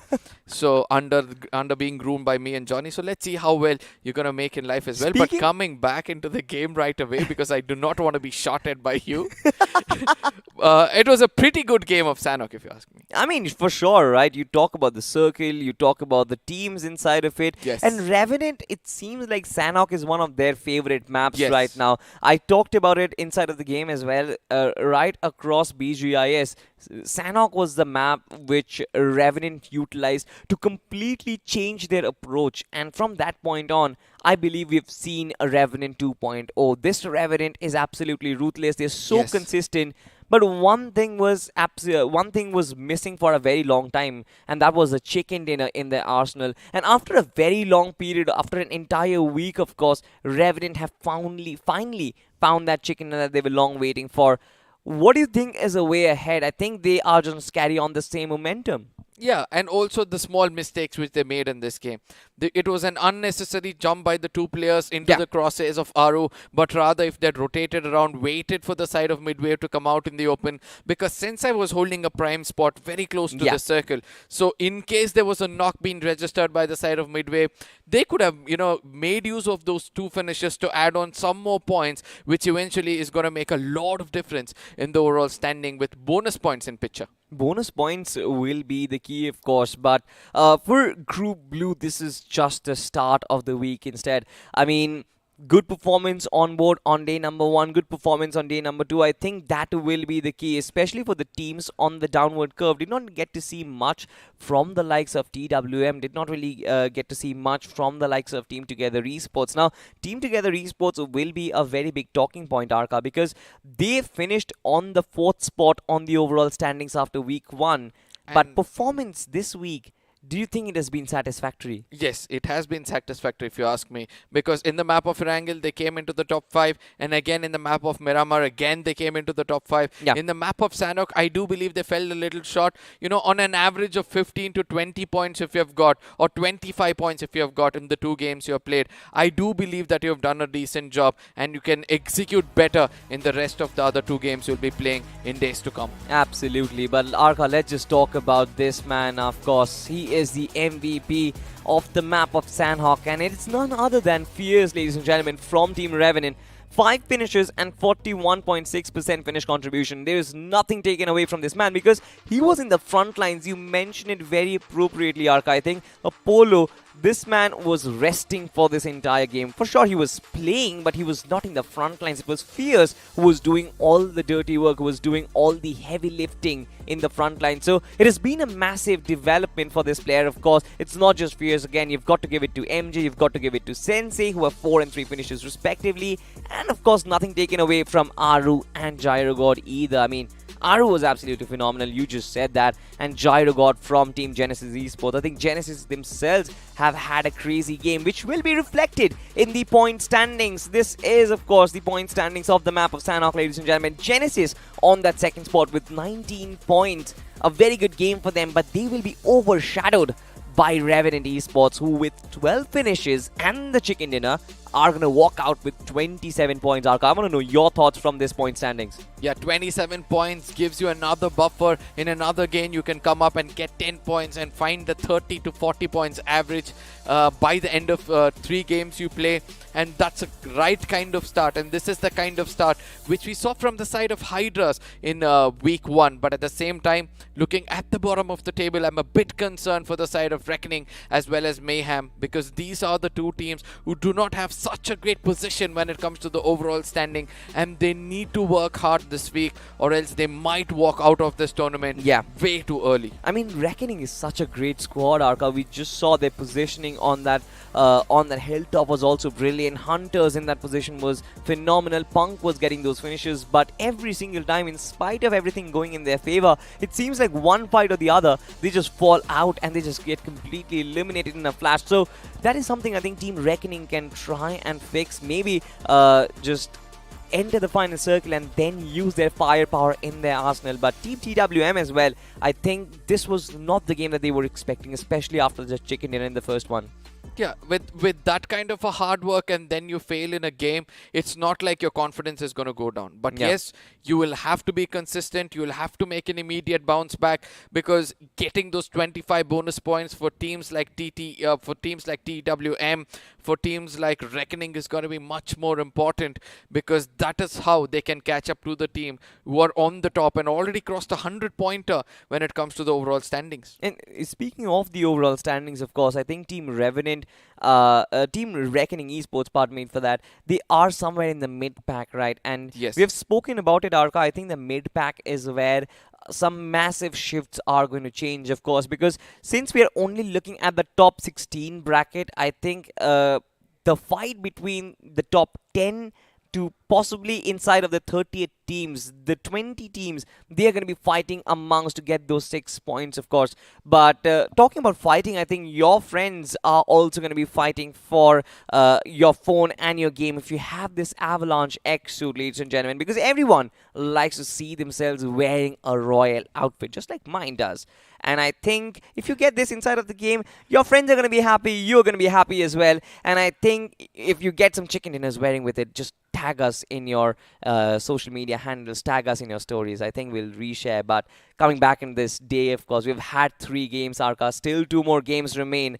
And I'm so excited because on the map of Vikendi, I think we've had the biggest amount of surprises. Now, let's see whether that's going to be the case, because it's going to be 2 different teams coming in. Hydra would want to, bounce back when it comes to this specific game. Before I speak further, why don't we look at the groups which is going to be playing the map of Vikendi? And it's going to be an interesting one, if you ask me, because we're going to have Blind coming back over here, wants to have a very early and a good start. Hydras were also looking to replicate what they did in week number 1. And at the same time, you have UP50 Burnex Official. These are the 2 teams who are still trying to strike a balance when it comes to the average. Whereas, from Group 2, you have the side of GE who have suddenly, started to pick up so many finishes throughout the day. And I hope to see them perform the same as well. Because if they do so, then probably Ninja Boy will be one of the players out there looking forward to be the MVP by the end of the tournament. But ladies and gentlemen, there's going to be a ritual which we usually go through. There's going to be a switcheroo this time. I'm going to have Johnny back on the desk over here. Johnny, when you look at the 2 groups, which is that one name which stands out for you? Because it's a map of Vikendi and a pretty big one. Yeah, I think I do agree with you. As you mentioned, Hydra, them looking for an opportunity to make a comeback, I think that is definitely, there's a very high possibility that it happens, but it's not just Hydra. I'm more focused on Blind and what their story is going to be, like how will that unfold in this particular week. Because Blind, when we saw them last week, let's be honest, we expected a little bit more, and that wasn't delivered, but it's week 2, maybe they have a better understanding of how the other teams are looking forward to the tournament. Yes, and also let me remind you that Hydra started off their run at the perfect chicken dinner in the map of Vikendi, and I think they'll be looking forward to something similar to take place in this game as well. But none taken away from them. We have the side of UP50 as well. Oh yes, one of the other dark horses who are trying to strike a balance when it comes to their position and placement points. Do you think they can do better as well? I mean, they can do, but week 1 wasn't really what we expected from the side of UP50. That's the only reason I'm a little bit more skeptical about their run in this map of Vikendi. But hey, they have the perfect opportunity to prove me wrong. Yes, because on the 19th position, if they get a consistent 10 to 15 pointer in 3 games straight, probably they'll make that jump into the top 16. Yes. And from then on, it's all about defending your fortress rather than trying to go and attack someone else. But yes, before we jump into the map of Vikendi, which are the 3 teams you would love to see in the final circle? Ooh, I think I've taken 2 names already. Hydra and Blind is definitely going to be there. Along with them, I would add Vintage. Because Vintage, we have noticed this, and again, we have talked about this. Top 5 is there for Vintage one way or the other. But what if they actually win a game? Yeah, that's the most important thing for us to witness. But ladies and gentlemen, without any further ado, we're going to be taking you right into the map of Vikendi. As the big bird hits the sky, the flight path is going to be looking very interesting. Trust me when I say this, as the 2 ends of the flight path is Vihar and Hot Springs, all the way to the southern side of the map. And now for the teams to go to the northern side of the map. All the best to you guys, because again, we'll see a duck-out scenario even in the map of Vikendi. Yeah, there's going to be a very high possibility that we are going to see one or two players hit the bed as soon as the game begins. But let's see how this story is going to unfold. The flight path, as you mentioned, leaning towards the southern half of the map. And this one is going to be a little bit tricky, as you mentioned, for the northern team, especially anyone looking towards towards the coal mines, Cosmodrome. Peshkova is also another very good option for the teams to utilize in this map, but we haven't really seen anyone drop towards Peshkova. I think, again, with the switch of the meta inside of the game, the teams have also adapted. But look at this. One thing that never changes is the early circle. It's always going to be an interesting one in Vikendi, and this time it is going to be towards that western side of the map. I really hope, Arka. It's been years since I've seen anyone in Dino Park, and still there's no one there. Same here, buddy.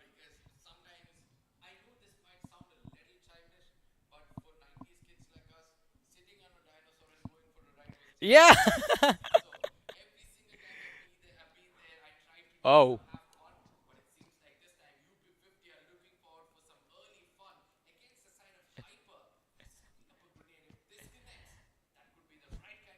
Hey, he throws it in the wrong direction. There's no one in there. But still, I mean, we did see the player from UP50 with just a Scorpion in his hands. Even though it is an automatic pistol, it is still just a pistol. But still, KSR, look at that. Puts the house in the back lines and is going to go for a run on bare feet. He's going to have to run across the bridge to get to safety. And if he actually makes it, then maybe he's going to be safe. He's going to find some weapons with the help of his teammates and will be able to survive to the late stages of the game. But still, it's going to be very tricky to make it happen. Nakul.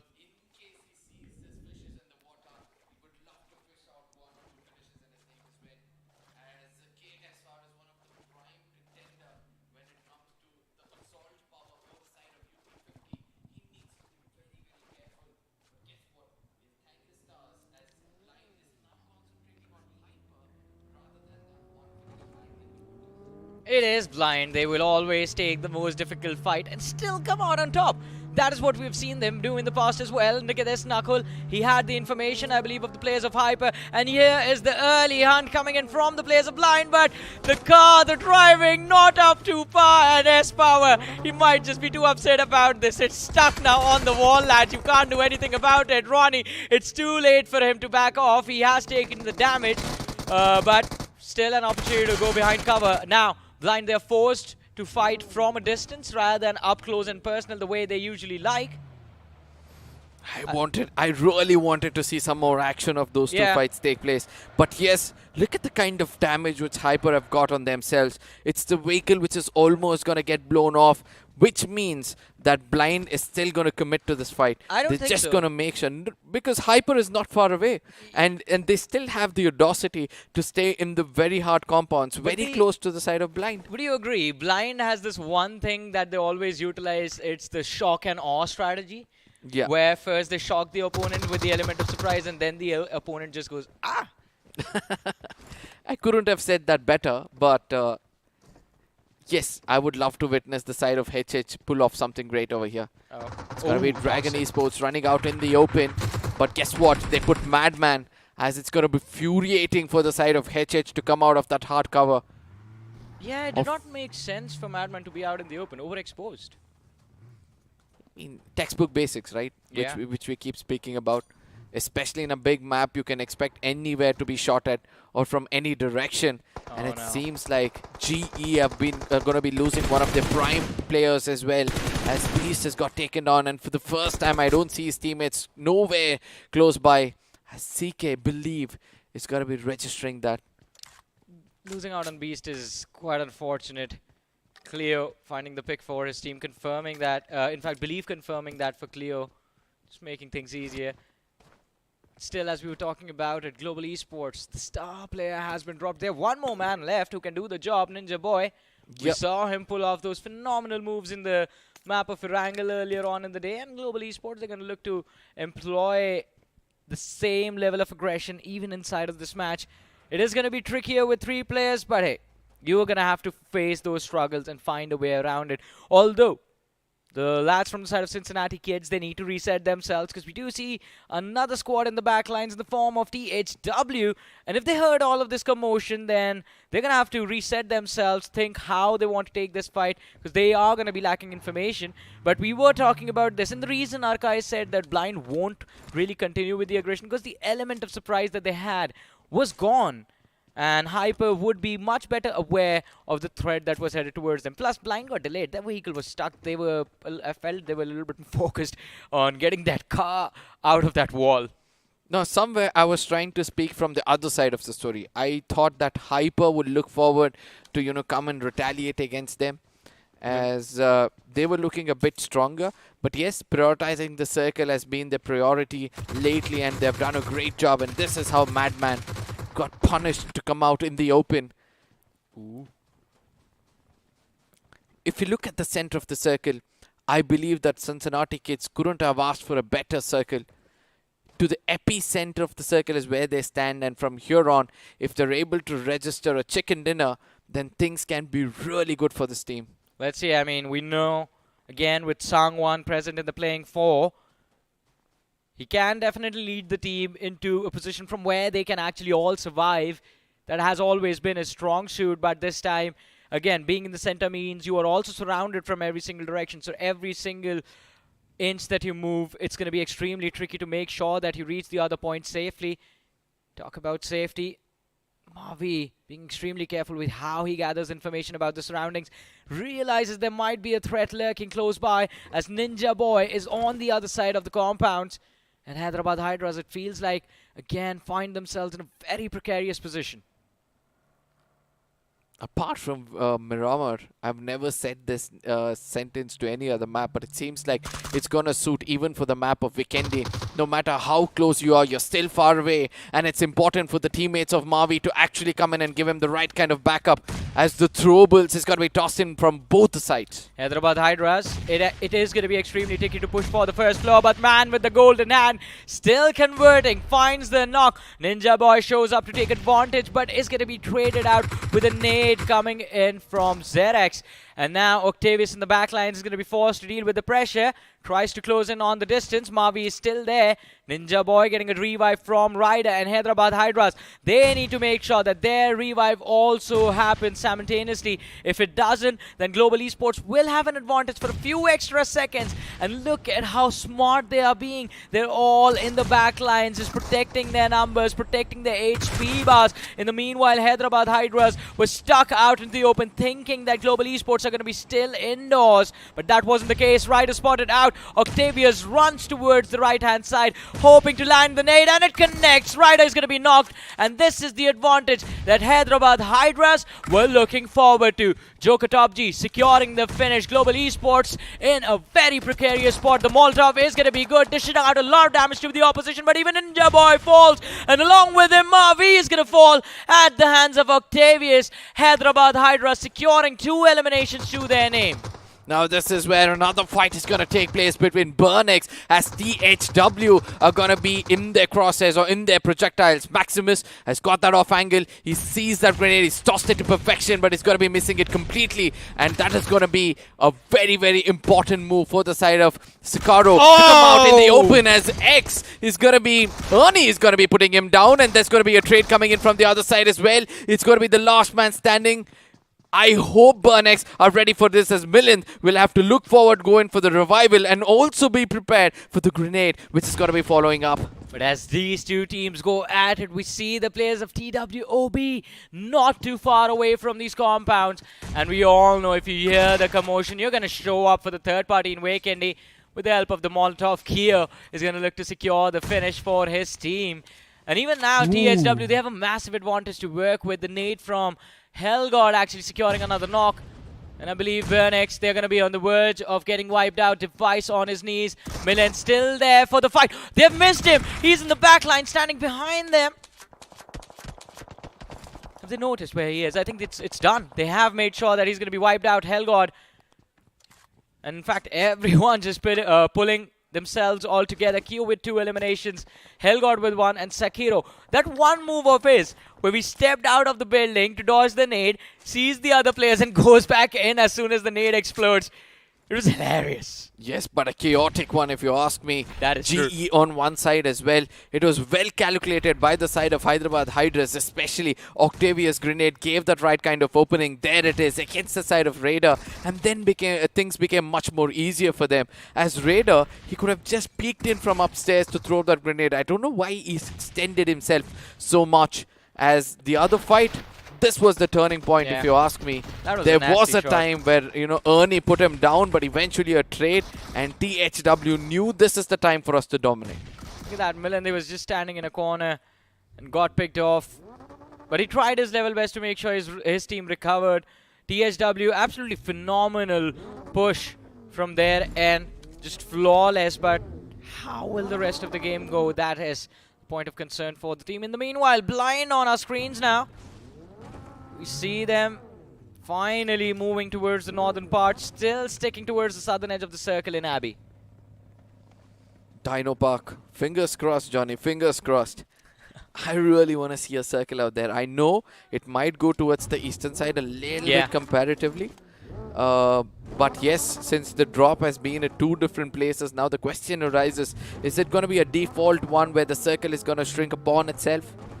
But at the same time, CK yet again to the center of the circle. And let's not forget that they were also a catalyst in that fight between the side of Burnex as well as THW, as they secured a knock against the side of Burnex, allowing THW to finish things off against Burnex. Yeah, definitely the third party from the side of CK giving them the advantage, but Octavius, we saw this on the map a few seconds ago. We saw two players from the side of Hyderabad Hydras closing behind that airdrop, while Octavius was quite close to the players of Vintage, and he is going to pay for that with his life. But what is happening over here? T7S, one player already down, yet they show up for the fight, and it's not going to be an easy one. TWOB, a lot of cover to work with. Gyro God stepping out into the open, looking to be a little bit more aggressive in this fight, and I think it is going to be a quick wrap-up. T7S, they're falling left, right, and center. One more player lost. TWOB, a phenomenal job from there, and Hellboy is going to hit the floor as Gyro God finds the pick for his team. Two finishes, that's it. Two finishes is what they've got for themselves. But what's more important for them right now is to avoid the crosses of THW, come in a bit more closer and finish off the weaker side of T7S. If they heal up, then it's got to be even Steven, as both of them are looking forward for it. And Seven Shaw seems to be interested to take down the side of THW. Well, now TWOB can have a little bit more freedom because THW, as you mentioned, are distracted by Seven Shaw. Lamau. Well, Kyo Lamau, he's stuck on that first floor. There's absolutely no way he makes that escape, because even if he drops out towards that right-hand side, he's going to be caught off guard by Goat from the side of Seven Shaw, who is a little bit more focused on Sekiro. The nade was locked perfectly, but still, Kyo, does he actually make it through to the other side? I think he does. What's more important for us to now see is the resources which are getting burnt over here. It was an unnecessary one for both these teams. They can more concentrate on getting those knocks through the frontal battle. But yes, Sekiro, it seems like he wants to dare step out of that cover and do the damage against the side of Seven Shaw. 3 men standing, do you think they have that capability of pulling off a 3v4 in that situation? I think they can. I think at this point, with how the last week went, and in fact how the games today are going, I think expect the unexpected. That Molotov looks quite good. I think it is going to cover the staircase indoors, force the players to stay on the ground floor. Reflex, no grenade. Just 35 bar 32 bullets is what he's got for himself. Just imagine, it's still a Vikendi where the third stage is going to be forming up and you're losing resources after resources. Yeah. And these are the small mistakes which team tend to do unknowingly. As the circle forms up, a small cluster towards the Dino Park region as Blind steps into that very location. UP50 on the eastern side of the map, completely alone as well. This time around on Weekendy, I mean, one thing that I'm noticing is a lot of these teams are trying to play the edge, avoid any sort of conflict, unnecessary conflict with anyone. And as you guys can see, the center is where the most amount of commotion is as of now. Sekiro just trying to see, pre-firing the angle where he expects the players from side of Seven Shaw to peek, but just being extremely passive, not really allowing the players of THW to land anything, but this time around from the distance, Hellgod finding the target, does dish out a lot of damage on the player from the side of Hyper, but wasn't really able to secure the knock. And even if he did, it wouldn't convert to anything, but the nade from Sakiro starts things off. Zeus is going to be knocked out. Now this is the moment for them to strike. They need to step out of this cover. They need to extend themselves at least to an extent where they can register the knock to a finish. Just Wow. running. The grenade is perfect if you ask me. It's going to do ample amount of damage. 42 is what we read. Still, it is going to be a challenge. They are being very patient and very paranoid at the same time about their surroundings, which is actually okay. I mean, you will have to be a little bit more paranoid, especially both these teams, THW, Seven Shore. They're surrounded by 4 different teams. You have Blind towards the south, Hyderabad Hydras up north, Hyper towards the northeast, and TWOB towards the southeast position. So at any given time, the third party can happen. And you need to make sure you're prepared for it with ample utility to deny or delay the push from the oncoming team. And of course, ammunition to actually take the fight. Now THW on the other side, they have a flank angle if you ask me. Because there is a hard compound to the left side. Or right now, it's the right side of Reflex. As you can see over here. Yeah. You know, that shack, they can come back from behind the compound, come in from an angle, and there's a small ramp over there which they can climb and, you know, try to get an off angle against them, try to gain information, because apparently the devil lies in the details. Yeah, exactly. The devil is always in the details, but one thing I would like to check about that push is, does TWOB have a direct line of fire? Because if they do, then it can be a very risky move. It can also reap them benefits of those 4 points on the other side, but we'll see what THW is actually going to be up to. As of now, the fight is at a standstill. We did notice, or in fact switch over to the players of Vintage, who are still playing their own play style towards the northern edge of the circle, and now we move towards Hydra, who are a little bit more closer towards the center, towards Villa. Now, this is the location, exact location as to where they raked up so many finishes and they built that momentum in the map of Vikendi. And it seems like the circle, in case it favors them, they could replicate something similar. As if you look at the circle, look at the split coming in from the side of Blind as well. Yeah.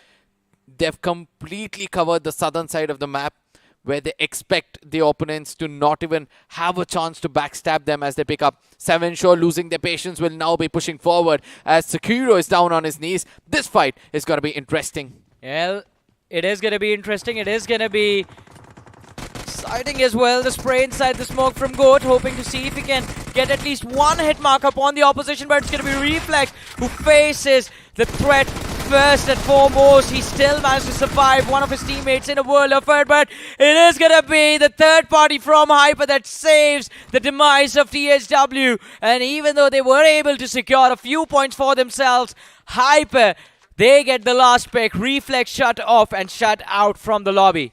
I'll tell you one more name which came on the finish feed. It's got to be Hyderabad Hydras, not far from this distance. They also picked up one for themselves. But yes, both these teams have become a blessing in disguise for the side of THW. But what's more important for us to now witness is whether these teams will rush to this very compound over here and pick up all those loot out there and also get themselves a hard compound inside this circle, which is going to be very, very crucial for any team out there. They will need to utilize a few smokes if they want to loot the crates that are on the outside of the building, and it's definitely not going to be easy because, as we noticed, the third-party opportunities are there for both Hydra, Hyper, TWOB. Not sorry, Hydra. Hydra is a little too far away. I'm just going to say Hyper and TWOB. Hydra, if they close in, maybe they can actually convert a few finishes for themselves. But what happened over here? GH Slay knocked out. Draken is going to be forced to go for a revive. Needs to be extremely careful. Hydra in the distance can actually move in their direction, gain a line of fire, and take both of these men down. Luckily for them, the revive is going to be in the nick of time, and Draken and Slay both run indoors. Draken, we see him join Rocky in that house. CK have been holding to this position from the beginning. As I said, the Lady Luck has kissed them enough on the forehead now, and it's time for them to make the utmost use of this opportunity which is given to them. They need to step out a little bit, probably knock down players who are trying to make it inside the circle, as the next circle is going to be a very, very interesting one. GT sticking to the eastern side of the map. Now, I would love to see, there it goes to the complete northern side. Yet again, CK is going to be inside the circle. And I do believe that Hydra would love to go back to that Villa region. But as far as what I know, Manya is going to take that eastern rotation or the rotation right from the center of the circle, head towards that Villa region and try to get himself that hard compound. It's not going to be easy for him to execute this, because as they move up north, they are going to have to run through that cluster of teams waiting for them on the southern edge of the zone. And of course, Gujarat Tigers sticking towards the eastern part of the map allows them a little bit more freedom, but Eggy needs to be careful. There's a threat waiting for him up ahead in the form of UP50, and KSR has a little bit of an advantage to work with that high ground. But he's down on his HP. He's going in to heal himself, but the sound cues are going to be much more important. I don't see a shotgun in his hand. So Eggy might be in a little bit of a trouble, but what's more important is, does the opponents also listen to his footstep and become conscious as to what's going to happen next? I think they will be a little bit more cautious, but KSR, he needs to make sure that at least one knock is going to be secured. Kicking things off, the Molotov is going to be a panic move as KSR looks to fall back, running around this boulder, trying to protect himself. He's baiting the players of Gujarat Tigers into the line of fire of the rest of the UP50 squad, but KSR shots upon him from every single direction, and this man is on the verge of getting knocked out. Just a sliver of HP, shots from Haida hitting that tree. He manages to put on the first aid, but he's going to have to lay out his own cover in order to make that escape. I do believe he's got all the time in the world to do so. As soon as the smokes come out, he'll have to make it inside the circle, because, you know, there's another tiger waiting. It's going to be in the name of Prince and Jackson. Just over that horizon, there it is. Prince almost comes to the corner, yeah, and then falls back. I think they just checked for the smokes and realized, like, all right, we make too much noise. We might attract the wrong kind of attention that we would not want right now. So they are being a little bit more careful, but Dragon Esports, Toxic knocked and finished 3 players in the front line against the players of THW and Sekiro. Look at him make the move. He's going to be trying to at least dish out some damage, create an opening for his team, and if they actually find it, maybe we're going to see them survive to the late game stages. But Blind Esports, their instincts are all about taking those fights. The nade on the first floor. Knuckles still looking for a few more. And with the blink of an eye, they almost put an end for the team which is near them. Hyper with the last man standing and his location compromised. A grenade from the side of Knuckle might do the end, might end things for him. But yes, he's able to get the damage from the blue as well. But this time with that smoke going through, we can expect the side of Blind to actually rush in. They are throwing everything that they have to finish off Rensler. They want to finish him off no matter what the cost. And finally, it's going to be Manya who finishes him off and secures that last pick for his team. But not just that. The reason this fight was important was because this helps them hold that compound all to themselves, which, after this shift of the zone, has become ground zero for every single team that was playing the eastern half of the previous one. Now, what's more important for us to see is Hydra have got the prime location inside a circle like this. It seems that the backend team and the IGL, they have worked hard and they're going to be reaping benefits out of it, as they've got the perfect hard compound for themselves as well. UP50 is the only team closest to them who can actually challenge them right now. Jimmy coming out in the open is making the biggest mistake of his life. He's going to be paying heavily as he gets knocked out. Dragon Esports are just going to bite on their tongue for the rotation which he just took. There is absolutely no coming back from this for Dragon Esports. And DHW, even they are in a very tricky situation right now, looking to secure a few extra finishes before they are eventually kicked out of the lobby, since they are quite far away from the circle. And as they are going to be forced to move down south towards the next zone, they will be caught off guard by a few of the teams that are going to be playing towards the northern edge. Look at that. Jimmy, so precise with that spray, and yet Dragon Esports on the wrong end of the stick, all thanks to Sekiro and his trades. I would love to see which is that first team to get the maximum amount of finishes in this game. There's the exit for Dragon Esports. Last player caught off guard.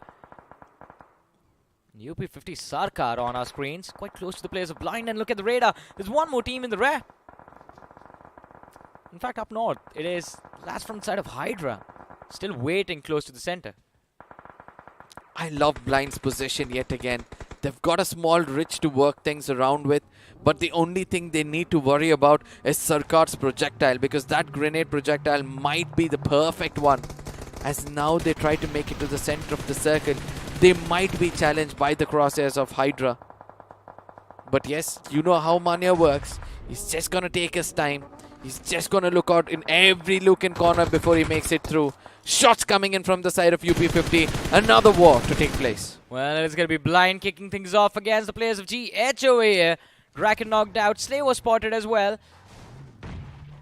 But the players from GH running behind that ridge do manage to protect themselves. But Blind, I think the game plan is going to be quite simple, because now as the circle just shifts right on the top of the players of Hydra Esports, players of Blind are going to look to protect their eastern edge all to themselves, hold on to that position and deny the entry to anyone else in their surroundings. 6 teams remaining, 19 players still alive in this match. Blind with all 4, Hydra with all 4. We have UP50 with 3 players left in this matchup, but those 3 lads are doing a phenomenal job until now. In fact, all 4 are there actually. Yes, it's all 4 of them still alive, looking a bit more promising than all the maps they played recently. Yeah. But what's more important for us to see is Cole from the side of CK still standing for his team. And he wants to make sure that he gets as many possession points as possible. S-Power being tagged by the side of UP50. Oh. This grenade is going to be a very crucial one. As Blind, now they're going to be interested to finish off at least one side of the map. And it seems like they're concentrating on GH, who are the weakest amongst the 2 they're fighting. Correct target prioritization from Blind. They have gained an advantage as well, because even Hydra has the line of fire on the players of GH. Oh, did Manya spot out Cleo? If Cleo has spotted out his journey inside of this map of Vacant, he is going to be over. Slay getting finished off by S-Power, as Blind is getting closer and closer towards that double-digit marker in this matchup. But even though they might be able to wrap things off against the players of GH, they are still yet to take the fight against UP50, and this is going to be the most important fight for the players of Blind in this entire game.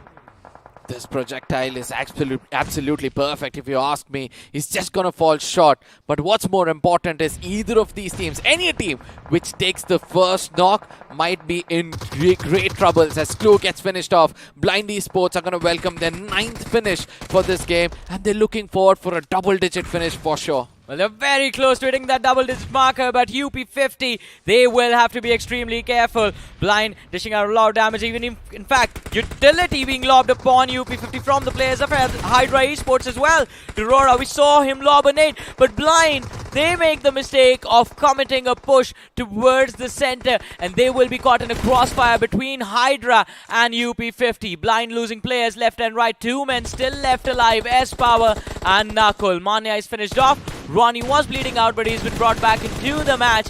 And Spray God, he was trying his level best to see if he could get some hit markers on those players, but still Blind, they're put under immense pressure from the opposition. And Hydra, they're trying to deny the entry of the circle to both these teams at the same time, force them to take the blue zone damage, and the end game is going to be easy. But Hydra, now is when they will have to pay the price for staying indoors for so long. Every single player running low on utility, running low on ammunition. Now the most important thing is if this boy gets taken down, there it is, Starboy down on his knees. Might be a bit of a trouble for the side of Hydra, but Blind, they found themselves that vehicle to speed, the hard cover. Oh my goodness, the turning point of this game could be on our screens right now, ladies and gentlemen, as UP50 gets eliminated with 0 points. Let me remind you that yet again, 0 points. Now a great opportunity for the side of Hydra to pick up the final 3 finishes for themselves. Oh no, Knuckle goes down to Aurora. S-Power looking for the trade, doesn't really find it. Spush high above on the rooftop, but still just 15 bullets left on that M4. But all he has to do is finish off one player, and Hydra, they go ahead without a lot of ammunition, securing the win for themselves. And it is going to be a big one as well. 11 eliminations for Hydra. there was one man who did the talking for the team. It was Sparsh OP. He Yeah. was actually overpowering everybody else out there. 7 finishes is what he got for himself, but a very, very decent start, and I would say a perfect start for both Hydra and Blind, because these are the two teams we were wanting to see in the final circles. UP50 as well, if you see. 0 finishes, but Yeah. the placement points, a decent one. Definitely, the top 3 gets them 10 placement points. So at least Yeah. the aggregate, the overall average is still maintained from the side of UP50. But Blind and Hydra, now that got very tricky very quickly. Knuckle was the first man to go down, and as soon as it happened, Hydra, they knew S-Power. All they had to do was just make sure that he never enters the circle. And that was it. But it could have gone either way because the players of Hydra were running out of ammo on those ARs. Now, the most important thing is that one person, I think it was Sparsh, who was above that house on the rooftop, Yeah. and he was having a bird's eye view. So he could detect every single location out there. But again, Blind, because they extended the fight too much with the side of UP50, they couldn't actually make it to that rock compound or the rock or the hard cover which was there inside the circle. Yeah, exactly. But still, I mean, Blind, they have the top 2 finish. They have a lot of eliminations from this game as well. Yeah. They won't be really worried about any of the points that they missed out on. But, ladies and gentlemen, we have new things coming out on the Krafton India esports page. So let's check a few of them out.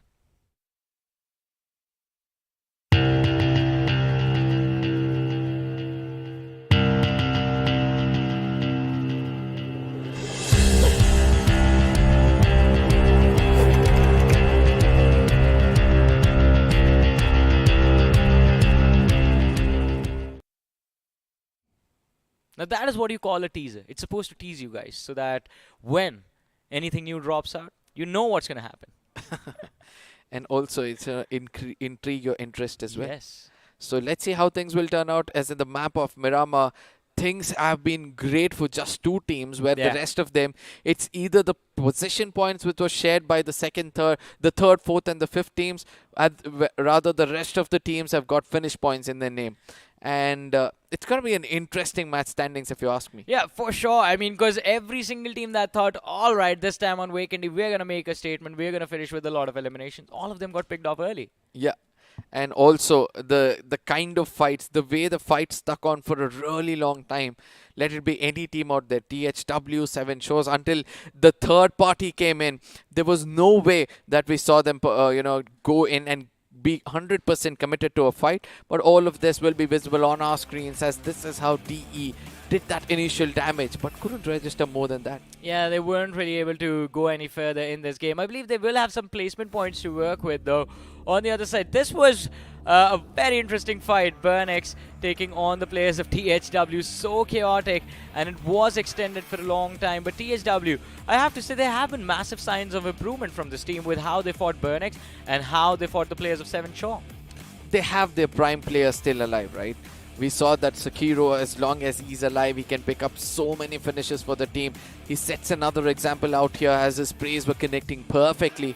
But CK's demise, after holding for that circle for such a long time, was a bit concerning for me. Yeah, it was concerning. I think it was a little bit of a miscalculation as well. Everyone thought, all right, Willa is where the circle might take us, but Hydra, they knew exactly where this game was going to come to an end, and they held on to that position no matter what happened and no matter how tough things got for them.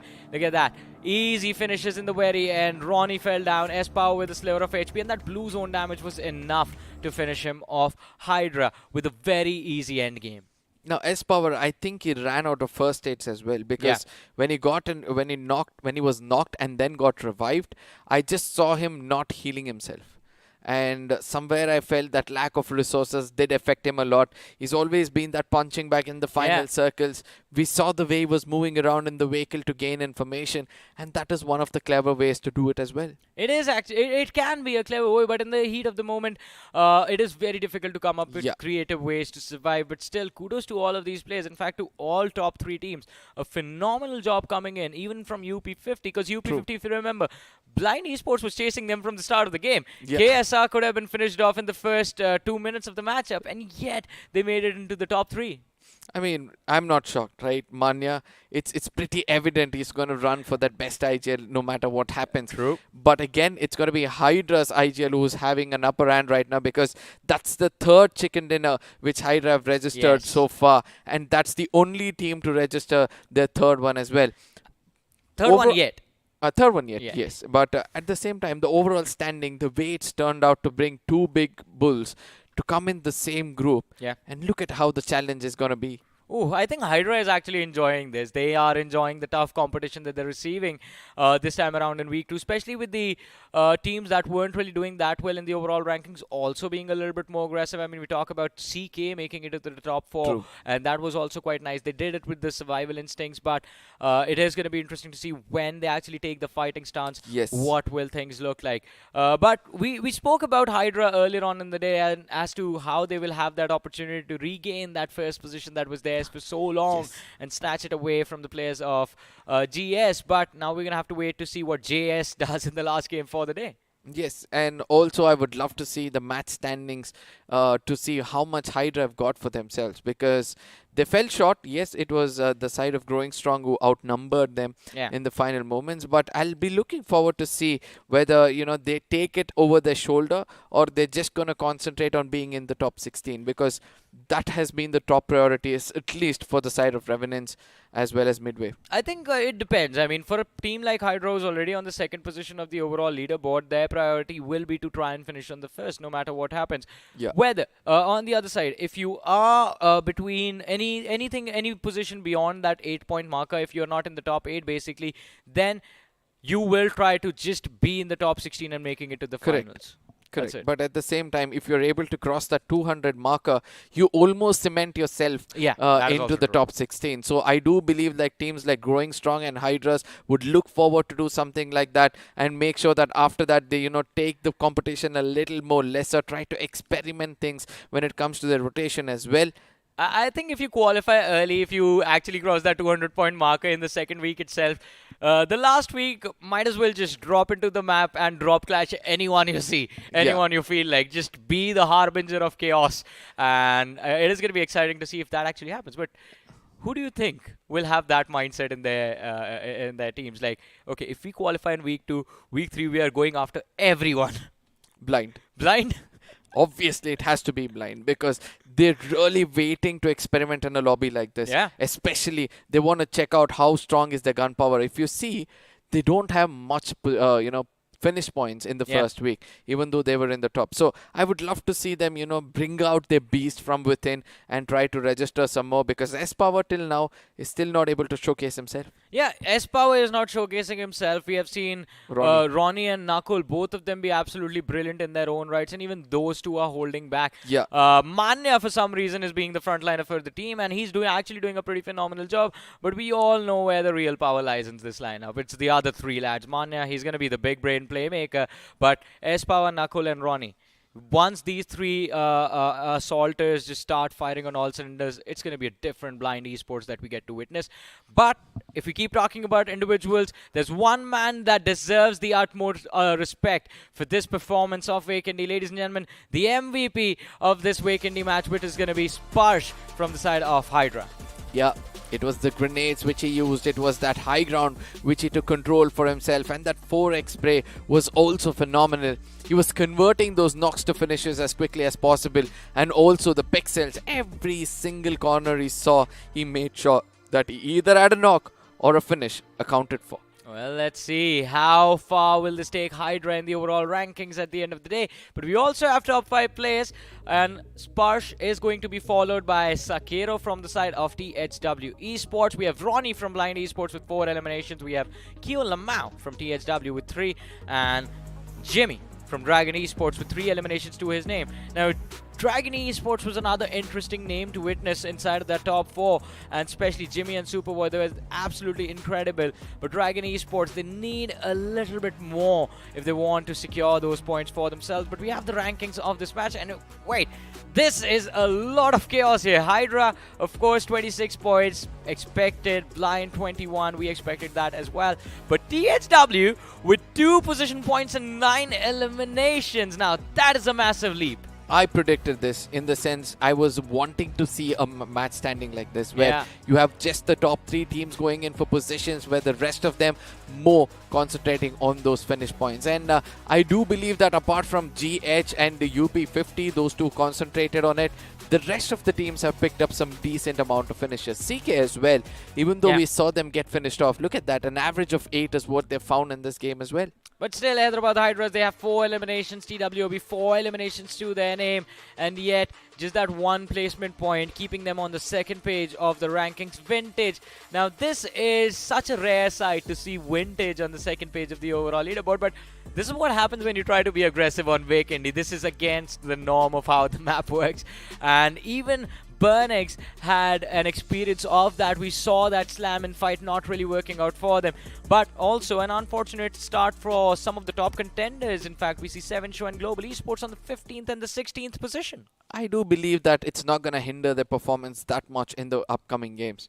Because, yes, both of these teams are still trying to find an average for themselves, especially Global Esports. The way they started things off in the map of Erangel, they were not prepared for a defensive kind of a strategy.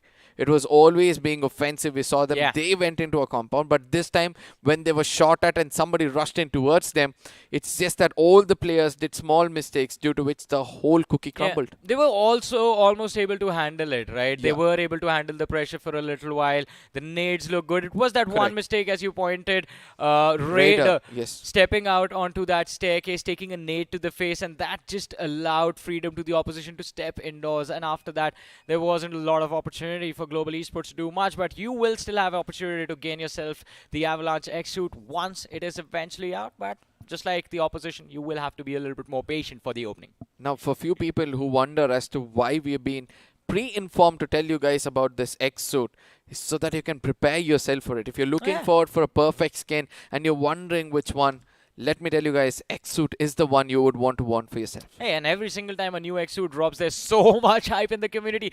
Every time I run into someone inside of my games wearing that X-Suit, I do get a little bit jealous, but hey, I'm going to make sure that I get my hands on this Avalanche X-Suit one way or the other. But one more thing that we're going to make sure, ladies and gentlemen, is that the show keeps moving forward, and we just have one more game left in our journey for the day. It is going to be the last map, the last match and the last map of Erangel. We have Group 1 going up against Group 5, growing strong, making a comeback along with Autobots, Galaxy Esports, Enigma, Marcos Gaming. We have Do or Die Esports, 82K, UK07 from Group 1, and of course Group 5, Liftcraft, Blood Rose Esports, Fly Esports, OPHV, Wingod, RTG, Redemption Crew, and Execute Esports. Now, there are a lot of these teams from Group 5 that have been struggling, and the journey of struggles, it keeps on going. Teams like Redemption Crew and Execute Esports. But this week too, from how it has started, it feels like it is the second opportunity, second chance at life for these specific teams. Salty, would you agree? Absolutely. To be honest, I think this is going to be a new shot at life, to be honest, for every single team out there, and even for the likes of Enigma Gaming. As a matter of fact, we saw them, how beautifully they came back on the map of Miramar. It was almost there. It was almost in their bag, but just not enough. Possibly in the last map of Erangel, they take it home. Hopefully, I mean, their fans are going to be rooting for them to walk away with that chicken dinner, but it won't be easy. This time they're going to face tough competition, especially considering GS is going to be there. A2K is in their group as well. That is also another team that goes into very unorthodox fight. And of course, from the opposition, Liftcraft. Now, that is a team that we need to talk about. Of course, there are changes, but still, they have improved so much. They certainly have improved, right? And that was visible on the day they actually got those 20 finishes, right? 35 points from one game. We were talking about it, how big of a jump it was from previous performances. But one performance is not going to take you to the grand finals, to Eka Arena. You need multiple of those. And I think Liftcraft, the way they have played so far, you can see signs of brilliance, but they have to mold it to perfection to kind of get more out of it. You have to work towards perfection. You have to work towards it. But it is going to be exciting to see how they make it work and what work actually they put in, because we just see the presentation when the teams end up playing the match, and it is going to be a very interesting game. Last game of the day. What is your prediction going to be? last game of the day, I think it's going to be Enigma because of the fact that they have made that jump, they have made the switch up, and I think Miramar is going to boost their confidence much higher. Yeah. I am expecting this team to bounce back because it's been a long time, it's been a long slumber, Johnny, and I think it's time before Enigma actually explodes at its very best. Exactly. It is long due, and I believe it is going to happen now as well. But it is going to be exciting, ladies and gentlemen. And as you guys can see, the counter hit 0. It means it is time for us to head into the action. The last game of Day 1, Week 2, the map of Erangel on our screens, and we have the flight path in front of our eyes. At least we have the plane. We're going to have the flight path on our screens in a few short seconds, ladies and gentlemen. This is going to be an intense one, Salty. Leaning so heavily towards the western side. It's not even a surprising state, to be honest. We've seen this time and time again, and definitely the BGMI gods, they haven't really been working hard in terms of the flight path, giving us the same flight path over and over again, but we're not going to complain. I think I love this, to be honest, especially with a right-hand circle that just amplifies things even more. Have a look at this. I mean, it does start off from George Pole, ends on the right-hand side of Ferry Pier, but majority of these drop locations are going to be concentrated not just on George Pole, Hospital Ruins, Puchinki, maybe towards even Resort School. Primox was the region of first fight in the last, not in the last Erangel, in the last Erangel of yesterday's game. So I'll be waiting to find out if Primoz will still be the center of action so far.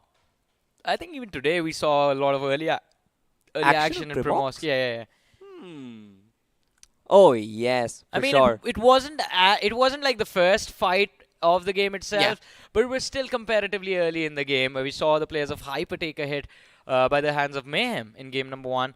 But this is a different game. This is a different set of teams. And yet there are two teams towards that Primoz Ferry Pier position. But we'll talk about that some other time, ladies and gentlemen, because an early drop clash is upon us. And this one is going to be between the players of UK07 who have tried to take control of the city of Pochinki, but they find themselves not alone in the spot as Galaxy Esports. They had the same idea. What better location than the home ground of Drop Clash, than the home ground of Hot Drop, to be honest. Puchinki kind of established itself as one of the locations where you want to fight, and it seems like both Team Galaxy as well as Yuko07, they have similar ideas, and Neki Jod is already cooking up his nade. He's looking for some explosions. Well, he's gonna look for some explosions, but he's gonna be forced to switch over to that Uzi, because it is gonna be much better in a close quarters combat situation. Repositions himself, gets a little bit of distance between him and the opposition, but look at that. Beast, he did spot out Kakashi as he was going for a peek around the edge of the ball, and I believe Beast's position is still not compromised, but it's not going to happen from the back lines. It's going to be Kakashi spotting out the opposition, finds the opening knock. Negija taking a lot of damage, down to around 50 HP, and Galaxy Esports, they are out on the hunt. Shot in the back, in the middle of the streets, and he's going to be finished off. Absolutely. I mean, the gang war begins right at the get-go itself. And Galaxy, they're so much more prepared for this fight. Look at this. It seems like a Tom and Jerry chase at this point because UK07, they aren't even fighting back. I'm not really sure if they do not have any resources. I mean, they do have the Uzis, but it's not really doing much. And Stranger will be the last one to remain alive. I mean, the Scarl and the AKMs, how much of it will be in action? I mean, had the other lads had the same weapons, maybe we could have seen it off a fight, but he sprays inside the smokes, almost catches one of the players off guard, but it's not going to matter. From the flank, through the windows is where Stranger is getting shot from, and realizes that he now is in danger indeed. Last man left alive. The push from the players of Galaxy is a success, and the squad wipe in the early stages of the match. Johnny, I think I'd beg to differ. I think he knew he was in danger when he saw his other three friends drop down on the other side of the street, to be honest. But on the other side, it's not just them who were in danger. It's Team RTG. They've set up danger themselves. 4 finishes on the board already for this team. And who did they finish off? I mean, Wingod, I can see from the live status that 3 of their players have been taken down, and now Avinash is underneath their crosshairs. What is RTG doing? They have no armor, they have no ammunition, and yet they are bringing themselves a lot of placement points. 7 eliminations, TOD down to, well, in fact, they are finished off. Wingod, RTG brought Wingod down to the last player. This is weird. This is absurd, to be honest, because even Do or Die, this team was also eaten up. So No look helmet! Look at the live status. DOD and 3 players from Wingard, all of them were down. Ignore that, Salty. Arrows without a helmet secured 4 eliminations. My goodness me, I mean, we kind of missed the entirety of that Wingard fight. We got to catch 1 out of the 7 finishers, I think. Yeah, we got one. Yeah, hopefully the replays have gotten up the rest of it all. I wouldn't even be surprised if some of them came through the vehicles, because it seems like not a lot of gunfights have taken place in this situation. I think that's the only way he could have made it happen. Because if it was a gunfight, RTG would have been... Well, they would have been in so much trouble. Because look at that, Seizu's armor is gone. He still has his helmet left. But 3 of the players have either no helmets, no armors, or they're going to have one of the either 2 things. See, I mean, while we were focused on that fight in Pachinki, a lot went for Team RTG. And I think it seems like inside of the first stage itself, inside of the first few minutes of the first stage, RTG have done half the job inside the game already. 7 finishes on board, a phenomenal number. And now I think it's all about getting those position points. Exactly, I was just about to say, if I was the IGL of RTG at this point, my call would be simple. Lads, look for first aids. That's it. No ammunition, no throwables, just first aids. We play a heal battle. We have 7 points. We make it into the top 3. 17-pointer angle. Absolutely. But making inside the top 3 would also require you to get some ammunitions on board, Johnny. You need that some vehicles to kind of pave the path for yourself inside the top 3. It's not going to be easy, especially inside of BMPS 2023. You've got another team in front of our eyesight who has been phenomenal in the past. Of course, we're talking about Blood Rose Esports, and they do have another team right up front. I mean, that's going to be Fly Esports as well. But now look at this. This is the fight that we were talking about. No, it has not been a gun. It has not been a vehicle fight. It's been Uzis and knives and melee weapons on the other side of it. Man, that is just brutal. I feel bad for the teams that they went after. But luckily for Wingard, they were still able to make it, and well, they were still able to stay alive. At least one of the players was able to stay alive and is still surviving inside of this match. But it's going to be very difficult to make it to the late game stages. Although, let's switch perspectives now. We have Blood Rose on our screens. Pasha OP sees the players from Fly Esports, or at least has seen them. In the distance exist Asur, Rio, and Vibro taking the high ground against the players of Blood Rose. They can actually gatekeep any further rotation from this opposing team. Yeah, I mean, this is such a lovely position to kind of hold, to be honest, because Fly Esports will be able to kind of cut down majority of the rotations, just like you said. But I think Shelter might not be a high traffic region. What is Rio doing? He's just keeping an eye on the vehicles, seeing exactly where they are going. It's just a peek for information. That's it, nothing else. Fly Esports, they're going to try and protect themselves in the shelter area. Yeah. And I believe now this wrangle is going to go down to its standard pace, where you're going to have teams moving around, moving towards the shelter, prison, or maybe the positions towards the farm area, trying to get that early cover as quickly as possible. In the late game stage, it is definitely going to be a challenge to go around these compounds and see if you can actually be safe inside them. Speaking of challenge, I think the circle, in fact, is going to be a challenge for certain teams, because the way it covers both the mainland and the military base island with equal stance, I think players will be in a dilemma on where to actually proceed, at least up until the first stage. The second stage, of course, will reveal its cards, I think, and then we will find majority of the teams flying into those rotation paths. But for now, of course, let's just have a look at the replay. And this was the first fight that we witnessed. Galaxy just absolutely toying with the opposition. The likes of UK07, no fight back whatsoever. Dropping down, finding the utility first. Striking first either as well. I kind of expected a little bit of a fight back from UK07 a little bit. Yeah, they fired half a clip. I mean, a little bit more could have actually done better. To be fair, see, 3 players from the side of UK07, we saw them with Uzis. Yeah, had I they remember. stayed indoors, they actually could have held on to that advantage, because that SMG, the rate of fire, it only works in close quarters, as we mentioned during that fight. At long distances, that weapon is useless. Exactly right. And I think the approach that you're talking about, it was clearly visible in spite of having weaponry. Now I understand they did not have the helmets, they did not really have the vests as well, but when you have a weapon like the Uzi, just try and create a choke point. After what RTG has done, having no helmet, no armor can't be an excuse. Exactly, right? Exactly. We've seen it happen. We've seen live. Salty Eye air shots. That Yeah, means action is about to take place. I think it is going to be between the players of Blood Rose and Autobots. Too close for comfort, these two squads. And look at that cluster building up towards that southern farm of Pichinki. The pancake drop, as it has been called historically inside of this map. Yeah. And in this position, to be honest, there's not a lot of cover. There are compounds towards the shoreline, but that is it. That is it, technically, yes. And you will find some scattered shacks here and there. Yeah. But I think majority of the teams will be forced to use their vehicles in this situation, of course. But there's another team who I was extremely excited about. We talked about them before the matchup as well. Livecraft, I'm talking about.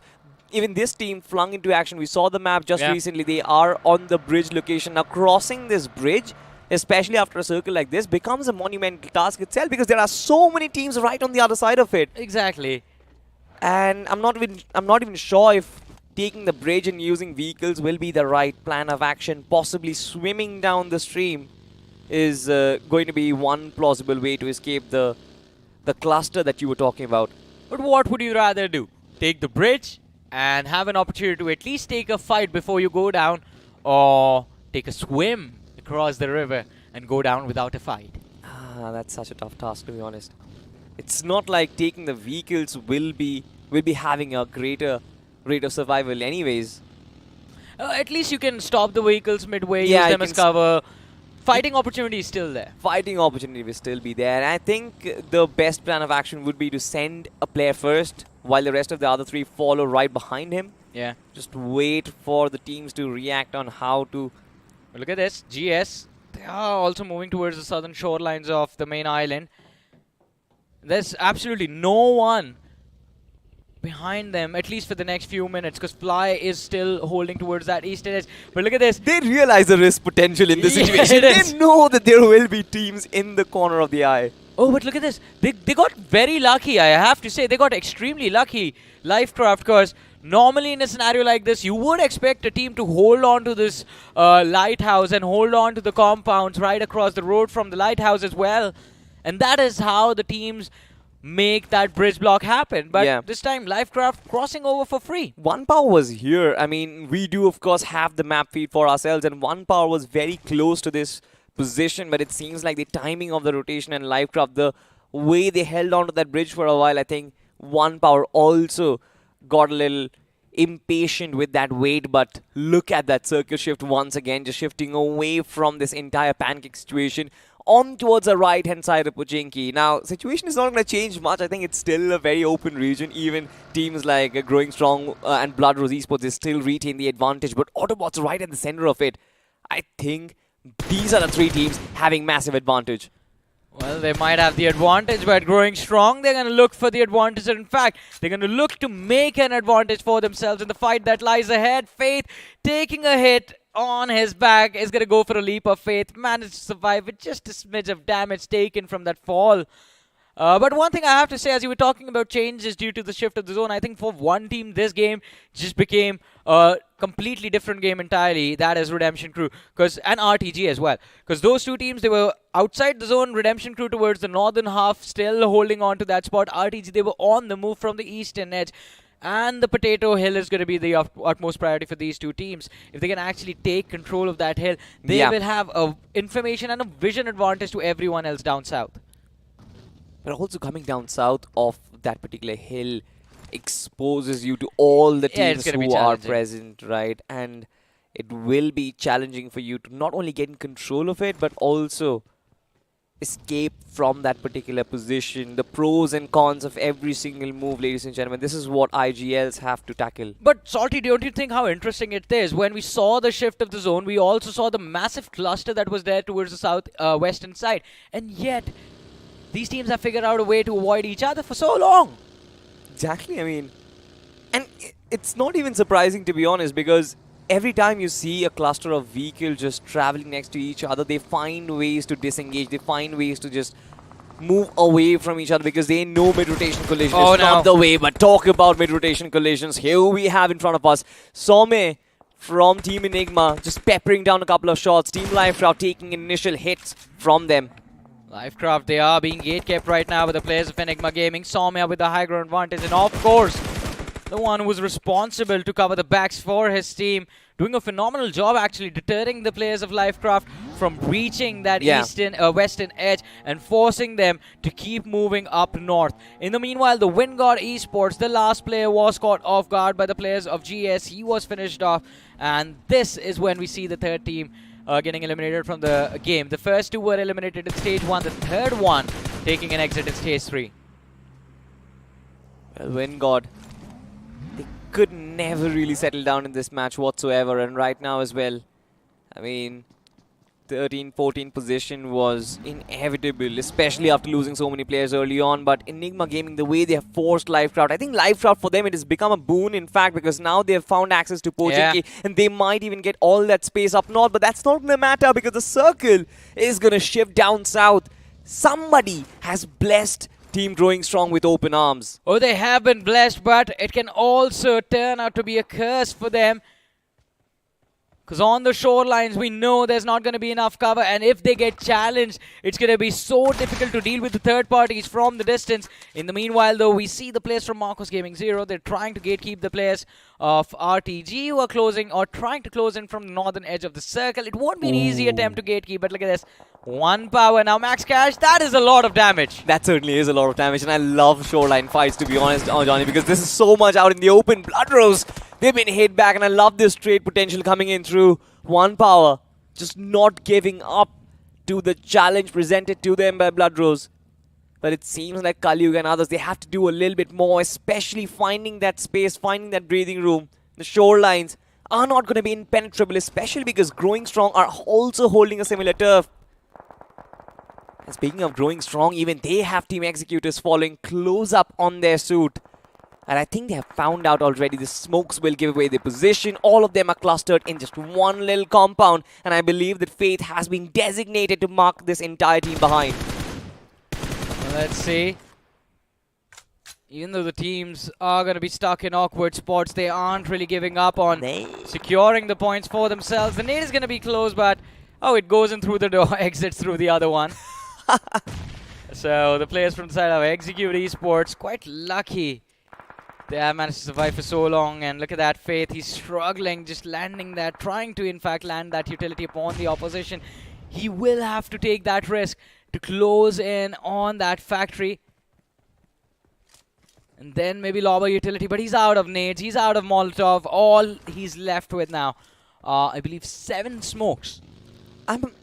I'm actually very wondered about the situation. Why is Faith even closing up? Because especially with Eclipse being on a different position, I love the split coming in from Growing Strong. I think it is well orchestrated to not let Team EXE move. And Faith does not need to take the responsibility on his shoulders. Oh my god, what a stop that was from Infinity. Hey, that drift might have been nice, but Soumya is still knocked out. And Blood Rose now sit in this barn house with an advantage to their name. The nade from Viper. If this connects, Enigma, their story, their journey is going to be over. But here's the third party from A2K and Blood Rose. They won't have time to reset. Even Enigma, they will have to deal with the pressure from this surprising entry into this fray. But they do manage to delay the push as one of the nades from the side of Enigma's players did secure the knock. And look at Arshu. He's willing to take the risk of running into the Molotov to secure those finishes for his team. He's playing with fire quite literally, to be honest. But at this point, Blood Rose Esports, they don't really scare anything. It's not just Team Enigma, even A2K as a matter of fact, who were the third party entry this fight, even they have been brought down. Blood Rose, they have no finishes as of now. Even though Enigma's lost players, everything is taken away from their hands. And that is, I believe, one of the reasons why they are desperate to make sure that at least if we are committing utility, ammo, and even our own lives in this match, we need those points to go in our pockets, not in someone else's. But in the meanwhile, Galaxy Esports eliminated from this match with 4 eliminations to their name. Enigma still holding on to the ground floor. A2K, one of their players, was knocked out on the outer sides. Infinity, he repositions, looking to see if he can find an advantage for his team. Utility is going to be important, but Infinity's down to just one nade left. You know, the main problem for Team Enigma is going to be the fact that they have definitely breached into the compound, but on the other side, LeBron is going to get knocked out. Now, LeBron was being pressured by Team A2K. Enigma and Blood Rose, of course, finally settling their differences, finally finding respective barn houses, but I don't really think Enigma have the space to push forward and go up against Blood Rose Esports. If they do not get LeBron back up on his feet, I think this fight is done and dusted. That is what they are doing. They want to go for a reset. We see Infinity and Soumya. They have isolated Zen, and the nade actually looks quite good, but Zen manages to dodge the damage. But Viper from Blood Rose goes all out, and A2K, they are falling him. Viper is going to fall. Soumya all alone with Infinity indoors. Finds the pick on Zen. Wiki in the back lines. Last player left from the side of A2K. The shotgun in his face goes boom, boom, boom.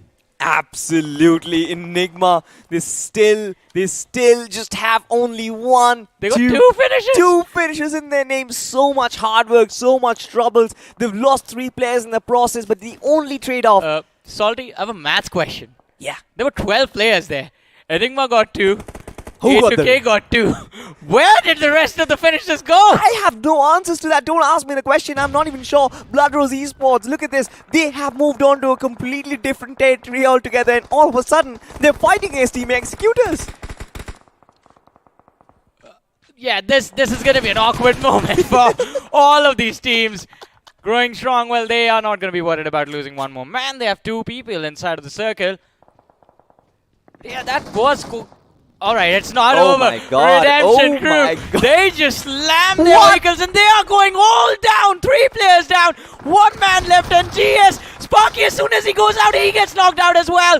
And with the vehicle explosion, it's going to be Autobots who secure 5 eliminations. I have no clue to what's happening, to be honest, but let's not answer questions. Let's raise more questions, to be honest. Look at this. 1 power. They are throwing in all that they have got in their back. It's an artillery warfare, but it's not the other team that's falling. In fact, it's Team Executors who have completely overturned the tide, and now they're shooting the targets dead in their face. The explosion happens, but even then, they survive. This is absolutely impeccable. Look at Biku, just a pixel of HP on him, but the MG3 is actually helping him pull off miraculous plays.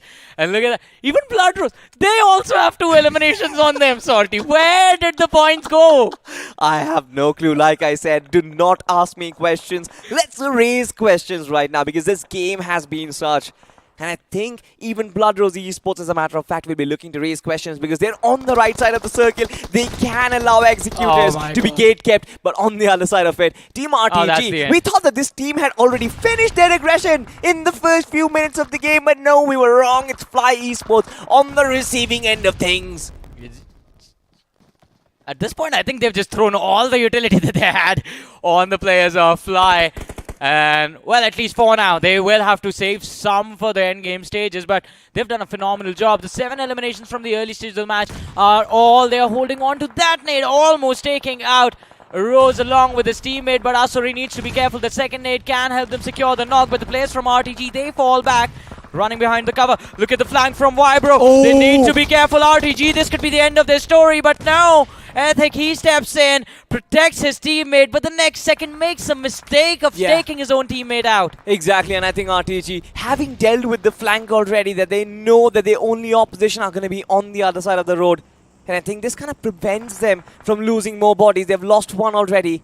Saving Tokia, resurrecting back into this fight and taking down Fly will be their first priority. And it seems like Fly are not going to stop the pressure through the smoke. 2 players taken down. Asur, this man is absolutely flying. And he's taking damage from the smoke as well. It's explosions happening everywhere. He finally goes down. It's a 1v1. But of course, that's it. That's all she wrote for him. From the back lines, it's both of these teams get cleared off. And it's Marcus Gaming Zero all of a sudden with 5 eliminations. Yeah, in a split second, we're down to the top 4 teams remaining in this matchup. Ladies and gentlemen, Marcus Gaming Zero with all 4 players surviving. Autobots with all 4. And then we have the 2 solo survivors. 1 from Execute, 1 from Growing Strong. Marcus Gaming, they see the players of Autobots in the distance. Kylo, he needs to be careful. Look at the damage. His helmet and armor have taken. And Shadow as well. Helmet completely gone. God, is he going for... Yeah, he's going for a heal battle. He has a lot of crates behind that shack, by the way. You remember, 5 crates to be a little bit more precise, and they will have more first aids in them. The only problem is he might not have time because this is stage 6, and inside of stage 6, I think you have to constantly keep on peppering those first aid kits. But talk about first aid kits, it seems like Marcus Gaming Zero need them. Autobot just continuously peppering them down with bullets. Thunder has been spotted as well. The DBS shot is not going to do much, just give away his position even more, clarifying it to the opposition, and then he's been cleared off. I mean, he made a sound and they knew that Thunder was coming. Yeah. And they made sure that they were there, ready to deal with the storm. But Godbot, 8 first aids on him. 7. He's looking for a few more. Just looking for that second position because the first is not going to be possible. Yeah, for sure. Speaking about it, it seems like Team Autobots are slowly and steadily progressing towards that first position, progressing towards the chicken dinner. Marcus Gaming, they've lost Scout already, while the rest of the 3 players, they do not have any information. Look at the smoke wall. Well, the wall of smoke has separated these 2 Titans from each other for a while, but Mr. Spray, he's driving inside that smoke looking for information about where the players of Marcos Gaming Zero are. And while the players of Marcos Gaming, they're hiding behind their covers, Godbot has one more opportunity to be the menace for the players of Autobots. Imagine he takes down one player from the side of Autobots, finishes him off, and swings the advantage in the favor of Marcos Gaming. Last first aid gets spotted out, gets finished off as well. Rico forcing Godbot to take the exit, and now Autobots, they realize 4 players were there in front of us. There's 4 of us. That means there's 2 teams remaining, and Rico, he's looking for the flank, has made it quite close to the ridge. I believe he's going to be able to spot, or at least one player on the other side. C2 takes down 1. Scout taking a lot of damage as well. Means he's going to be commissioned out of the fight for the next few seconds. But Dark Lord, he's going to be finished off. And Rico sees Scout move. He knows where he is. Kyle also knocked out. Autobots looking to secure the end game for themselves. And an impressive win. This was more than an impressive win, to be honest. Rico securing 7 finishes on his own. This team had 12 finishes to actually go about it. And Autobots Esports, we talked about them as soon as the circle had shifted. They were at the smack center of it. They never lost that lead right from the very start. But we have had many champions, and it seems like sure, Autobots have won this game, but there are multiple teams who have won hearts, Johnny.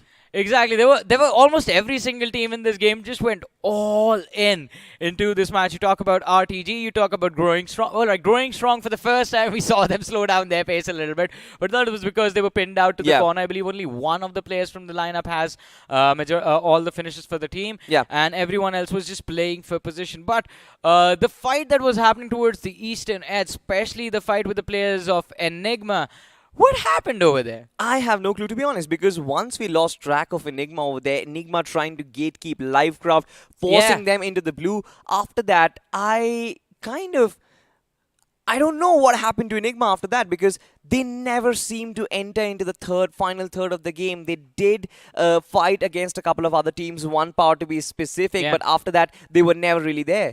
Yeah, there was one more fight that was very interesting, and we're going to notice this in the highlights of the match when we have a look at the recap. Because as we saw, RTG, that early fight of theirs was very nice for them, of course, brutal upon the opposition, and they took down 2 teams almost. One of them was Wingard. Only one player from the Wingard squad made it out of that situation alive. Not for long, of course. I mean, even he was taken down by growing strong. But look at this, right? RTG capitalizing on early movement and early find of inventory. I think they've done a phenomenal job. But this fight, yes, we were talking about unfolding the mysteries of what happened. Mathematically speaking, we have no clue. But let's just find out in the highlights if we can figure out where did the finishes go exactly. Yeah, we still can't figure out where the eliminations went.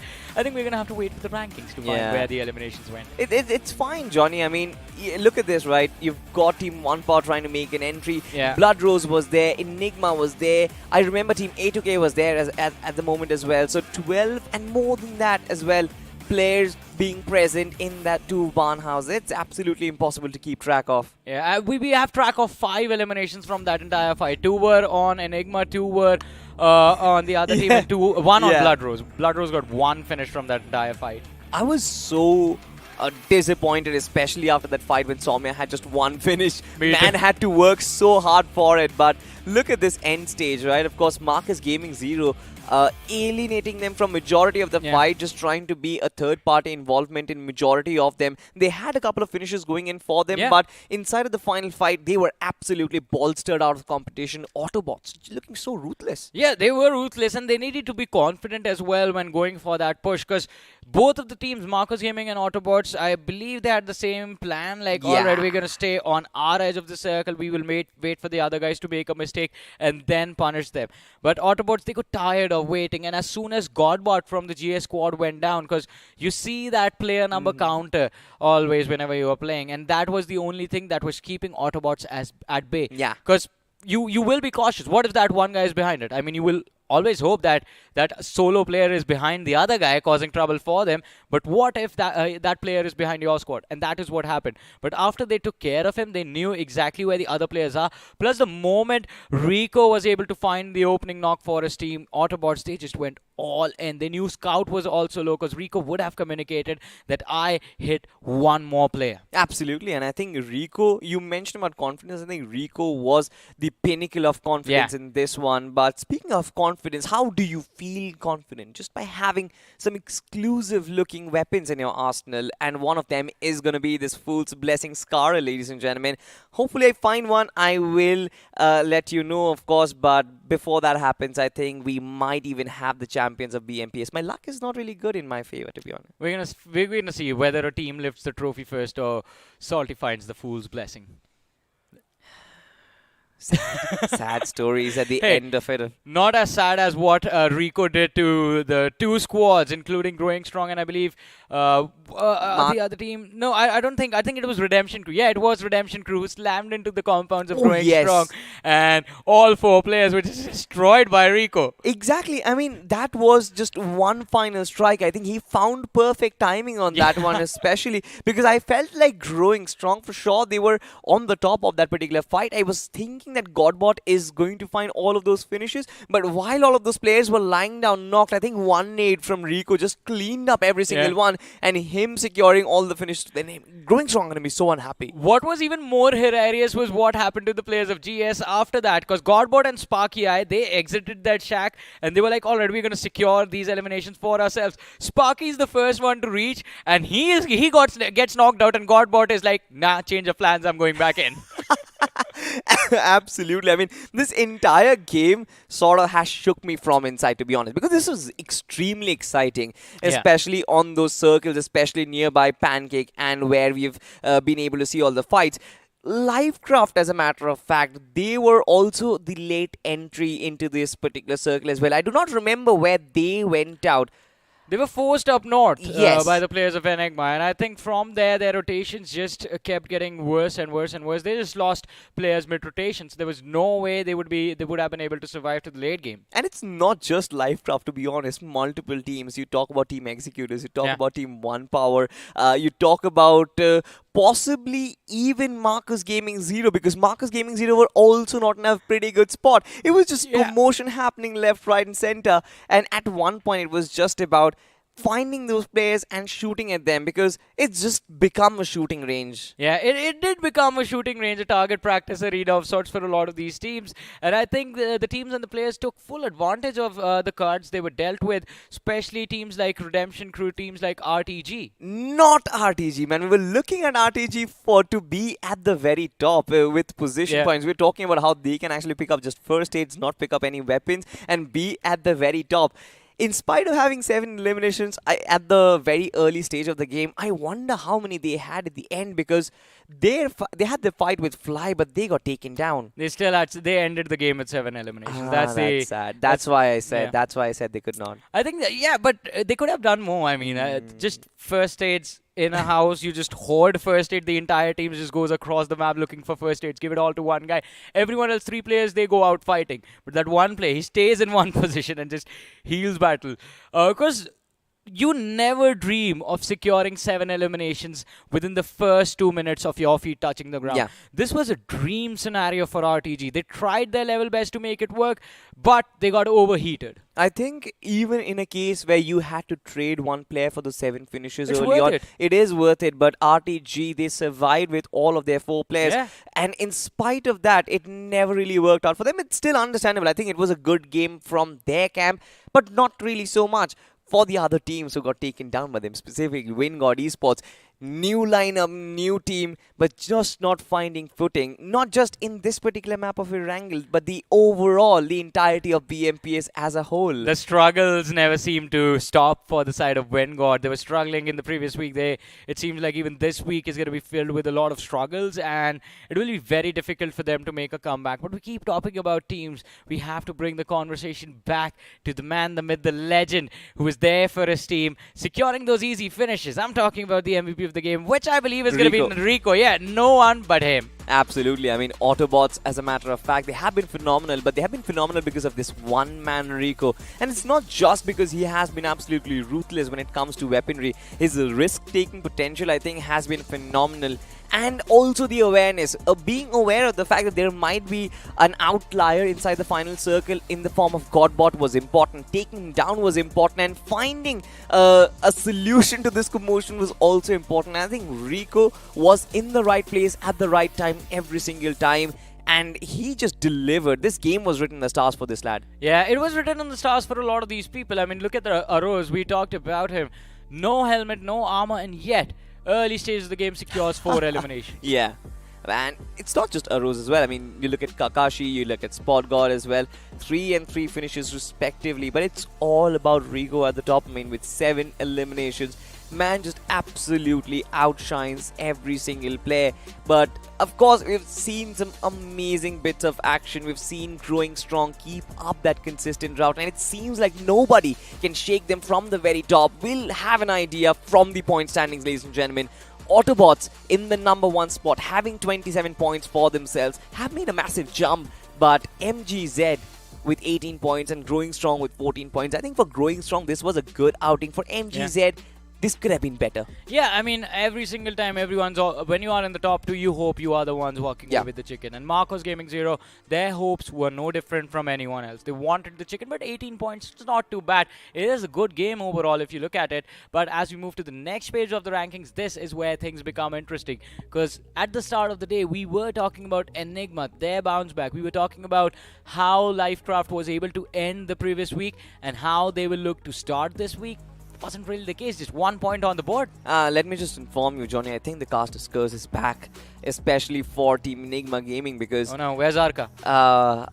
He's not inside the studio. That's why it has happened, ladies and gentlemen. We've unfolded secrets. But for Enigma Gaming, I'm not really sure what are going to be the secrets. What secrets do they have to unfold to get back inside the tournament? One good game, one good positive start, yet not resulting in performances that they would ideally want from now on.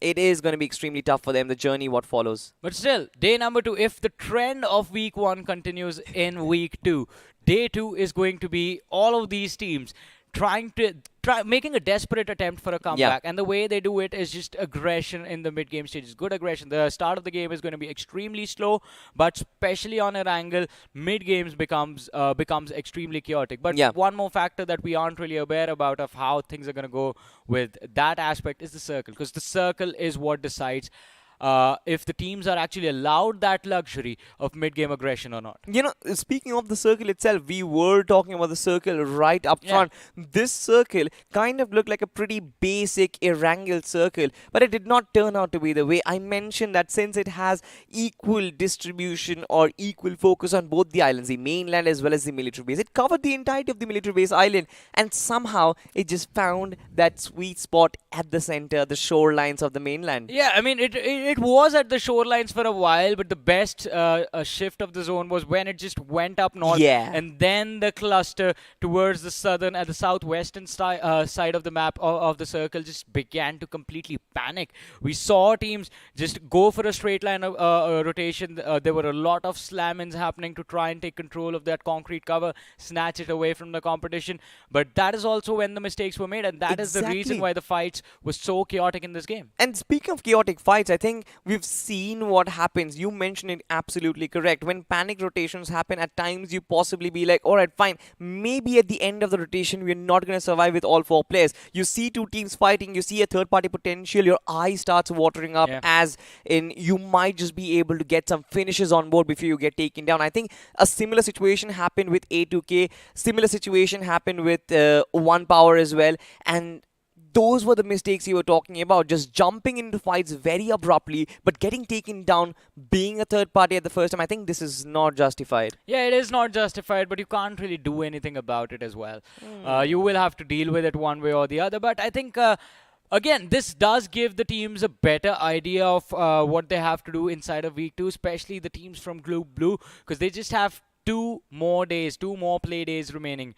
And as we did talk about a little bit earlier, at the end of every single play week, when your points are added to that cumulative leaderboard with all the 96 teams present, that is when you will face the real stress. And speaking of stress, I think the teams are already feeling the stress, because like we used to do in schools, I think it's time for us to look at the report card, right? The entire day, of course, has come to an end. And it's been a very chaotic day, to be exact. Every single game, be it that Miramar, be it that Sandhawk, the Vikendi, and now this Erangel. I think it was extremely chaotic. But of course, I mean, there are a couple of teams who has kept their name and has been a joy to watch for the fans. And I'm talking about specifically Hydra Esports, and I'm talking about Growing Strong, because I think these 2 teams, the top 2 teams from the overall leaderboard, continuing that run of form, not slowing down at the start of week 2. I think this is the ideal situation for them, the ideal scenario that they could think of. And it's not just them, even Blind. I mean, even the previous game of Vikendi, we saw Blind pulling off phenomenal moves on the map. They were able to get that top 2 finish. So the big names which the fans, of course, expected to keep the momentum going have lived up to those expectations. But again, the journey is not yet over. It's just the start. You're a very optimistic person, Johnny, and I love the fact that you still give every team a fair share of opportunities and a fair share of options to work with. But realistically speaking, only 2 more days of week 2 action remain, and technically speaking, 3 or 4 games for either teams to actually make a mark, to actually hit that bonus point number as hard as they possibly can. I'm the kind of man who will drop into that last game thinking, all right, there's 4 of us, there's 60 of them, we can take all of them out right now.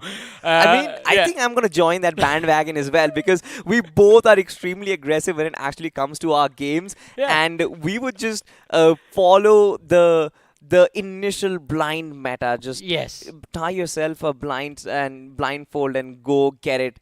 Just try and smell your opposition through the grasses and try and make it work. You know, the reason strats, the way Blind Esports plays, the reason it works, because me and Arka were having this conversation, it is because absolutely no one expects a team to push at you as soon as the game begins.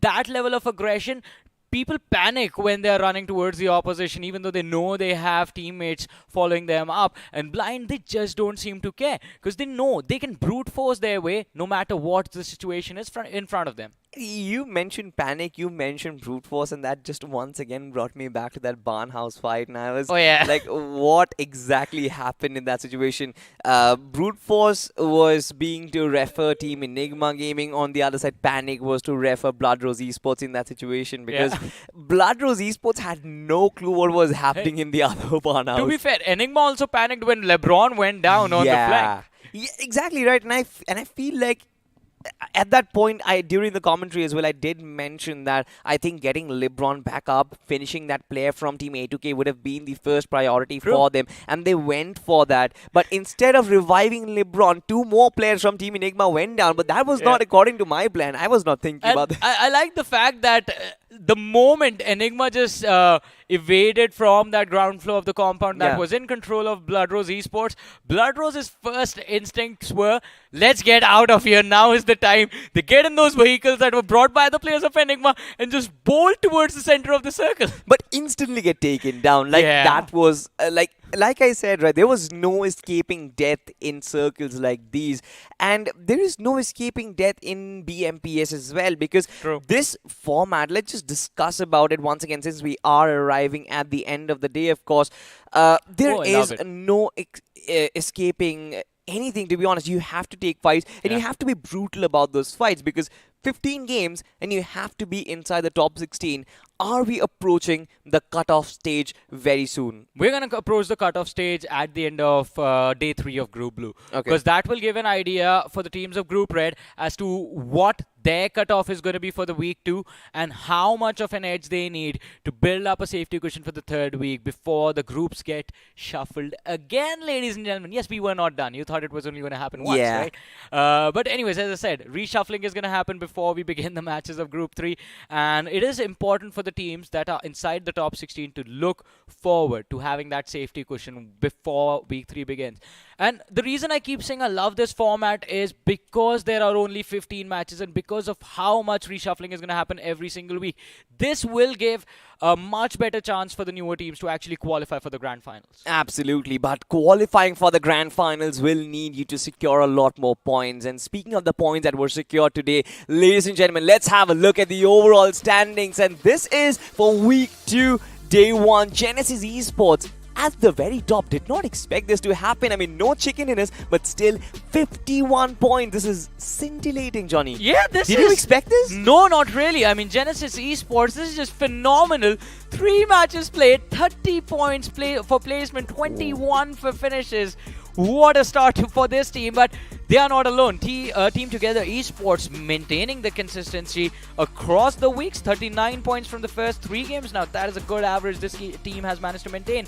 But this is going to be the talk of the town today. TWM and their comeback in week number 2. Absolutely. I mean, 36 points from 3 games. I think TWM, they've started what they actually left off week 1 from. But on the other page, we've got Team Global Esports, we've got Team Blind, we've got Team Marcus Gaming Zero. Marcus Gaming Zero, even this team needs a little bit of a resurrection. And this is classic Blind Esports, ladies and gentlemen. The only team in the top 16 who just played a single game. And, well, they did a phenomenal job in that one. To be honest, I did not actually see that match number. I was expecting they have played 2 games, but 1 game, 21 points, not too shabby, to be honest. On the other side, it seems like there is going to be a little bit of a heartbreak, especially from the side of GH, because 9 points secured from just 2 matches. Not exactly the kind of start that they would have wanted inside of week 2. You've got Team Hindustan Gaming, you've got Team RTG as well. RTG, they had a decent outing. 1 game played, 14 points. It was decent. But on the other side, UP50, 10 points. All of them coming from position points from that 1 game instead. But on the other side, of course, ladies and gentlemen, this is going to be the danger zone. This is where no bonus points are going to be offered. 25th to 32, and you've got some big names, Johnny. Yeah, as of now, no bonus points are going to be offered, but the teams will have an opportunity to bounce back. Because the perks of day number 1 is at least they give you a picture of how much work you need to put in your upcoming matches. And you know what? There's going to be a luxury for all of these teams. They might look at the top 4, top 5 and panic a little bit that, oh, they are really far ahead. But they've also played 3 matches. And talking about those 3 matches, look at MG. 3 games, just 4 points. Now, this is a position where you never want to be. Never want to be, absolutely. I mean, not for the other teams who are here as well. I mean, just truly speaking, you've said it, they've just played 1 game. I'm talking about 4 AM, talking about Hyderabad, the Hydra's redemption crew. With the next 2 games when they played, they will need to get a lot more points on these teams as well. Reckoning Esports, 1 game played and just 1 point secured. Now see, again, with just 1 game being played, you cannot truly judge them. But there is need to be improvements happening. Also, a little bit of a correction for myself. Blind isn't the only team with a single game in the top 16. I believe Revenant is also there in a good position. Revenant will be there in a good position. I think Blind Esports themselves are in a good position as well, but not the teams that we just witnessed on the last page. We just witnessed UK07. 2 games played, but 0 points acquired. I think the concept of the opportunities of a comeback we were talking about, only few teams, Johnny, will be able to withstand that pressure, because what I observe from the overall standings, what I observe from the patterns of performances, it seems like teams at the very top, they have a morale boost and they will keep on riding that momentum, while teams at the very bottom, not all of them will be able to withstand that pressure, come out of it and completely overturn their situation. They're only going to pile under that pressure. I mean, but again, the teams at the top can only ride the wave for 2 more games. Will that be enough? Now that is the real question, Salty. Definitely, but with that being said, I think there is one thing that I'm still waiting for Genesis. In fact, they have 51 points from 3 games without any chicken dinner, of course, today. They had that one chicken dinner in the map of Sandhawk. Yeah. I did not process this team will be coming back with such a strong footing, because yesterday specifically their performance was disastrous. Yeah, that is true. But I think Genesis, again, they were never given this luxury in week 1, if you remember. Week 1, their matches were spread across all 3 days, and the most they played in a day was at day 1, where they played 2 games. And with 2 games, they did, in fact, break into the top 8. They were still there in the top 8. They ended the week on the 16th position, which is still quite decent. But now this is what we wanted to see, right? If you give a team consistent matches, what will they do? Genesis, they have given us an answer. They will capitalize on the opportunity, secure the maximum number of points in the day. But it's not just Genesis who has actually made a comeback. Let's just talk about TWM as well.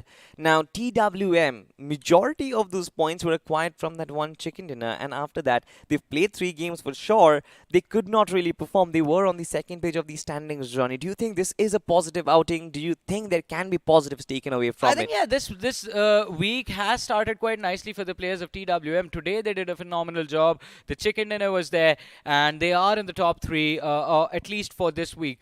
I think priority needs to be clear. We keep talking about those bonus points in TWM. They should eye for those 25 bonus points, because a promise has been made to the fans that this week they will come back on the overall rankings. Absolutely. Promise has been made. But speaking of coming back, it seems like the top 5 players is also going to have a fresh restart, ladies and gentlemen. This is week 2, day 1. And right off the get-go, we have players from Team Genesis. It's going to be Gyro God with 8 finishes, and closely following by is going to be Godbot with 8 finishes as well. This man doesn't really change. Week 1, week 2 does not matter. It is the same day. Eat, sleep, wake up, repeat. Yeah, but I think I said this in week 1, and I'm going to say this now again. The other players also need to wake up from the side of growing strong, because Godbot, he's been putting in all the efforts. He's been the man getting all those finishes all by himself. And I think there will come a time when he will ask, how much do you want me to do? Hey, come on, man. There is always going to be a Virat Kohli in every team in India. So I think for Godbot, I think he does there are other players in the lineup as well. You know that, right? Okay, don't test my cricket knowledge here, but it's still fine. I think the rest of the players, they kind of set up for him. I feel when you look at Growing Strong, it does not feel like a solo man is carrying. I kind of love the way they play, and I think the audience loves it as well. But I think we both have been loving the action today, what we have had to say. Any final words, Johnny? I wish that tomorrow we get similar action, because today was just too incredible to have missed the action. Absolutely. But with that being said, ladies and gentlemen, the first day of week 2 has just come to a conclusion. Of course, we've just witnessed Genesis take that number 1 spot, but will they be able to retain it at the end of the week? Of course, for that, you'll have to come tune in into the action tomorrow as well. We'll see you same place, same time. Good night.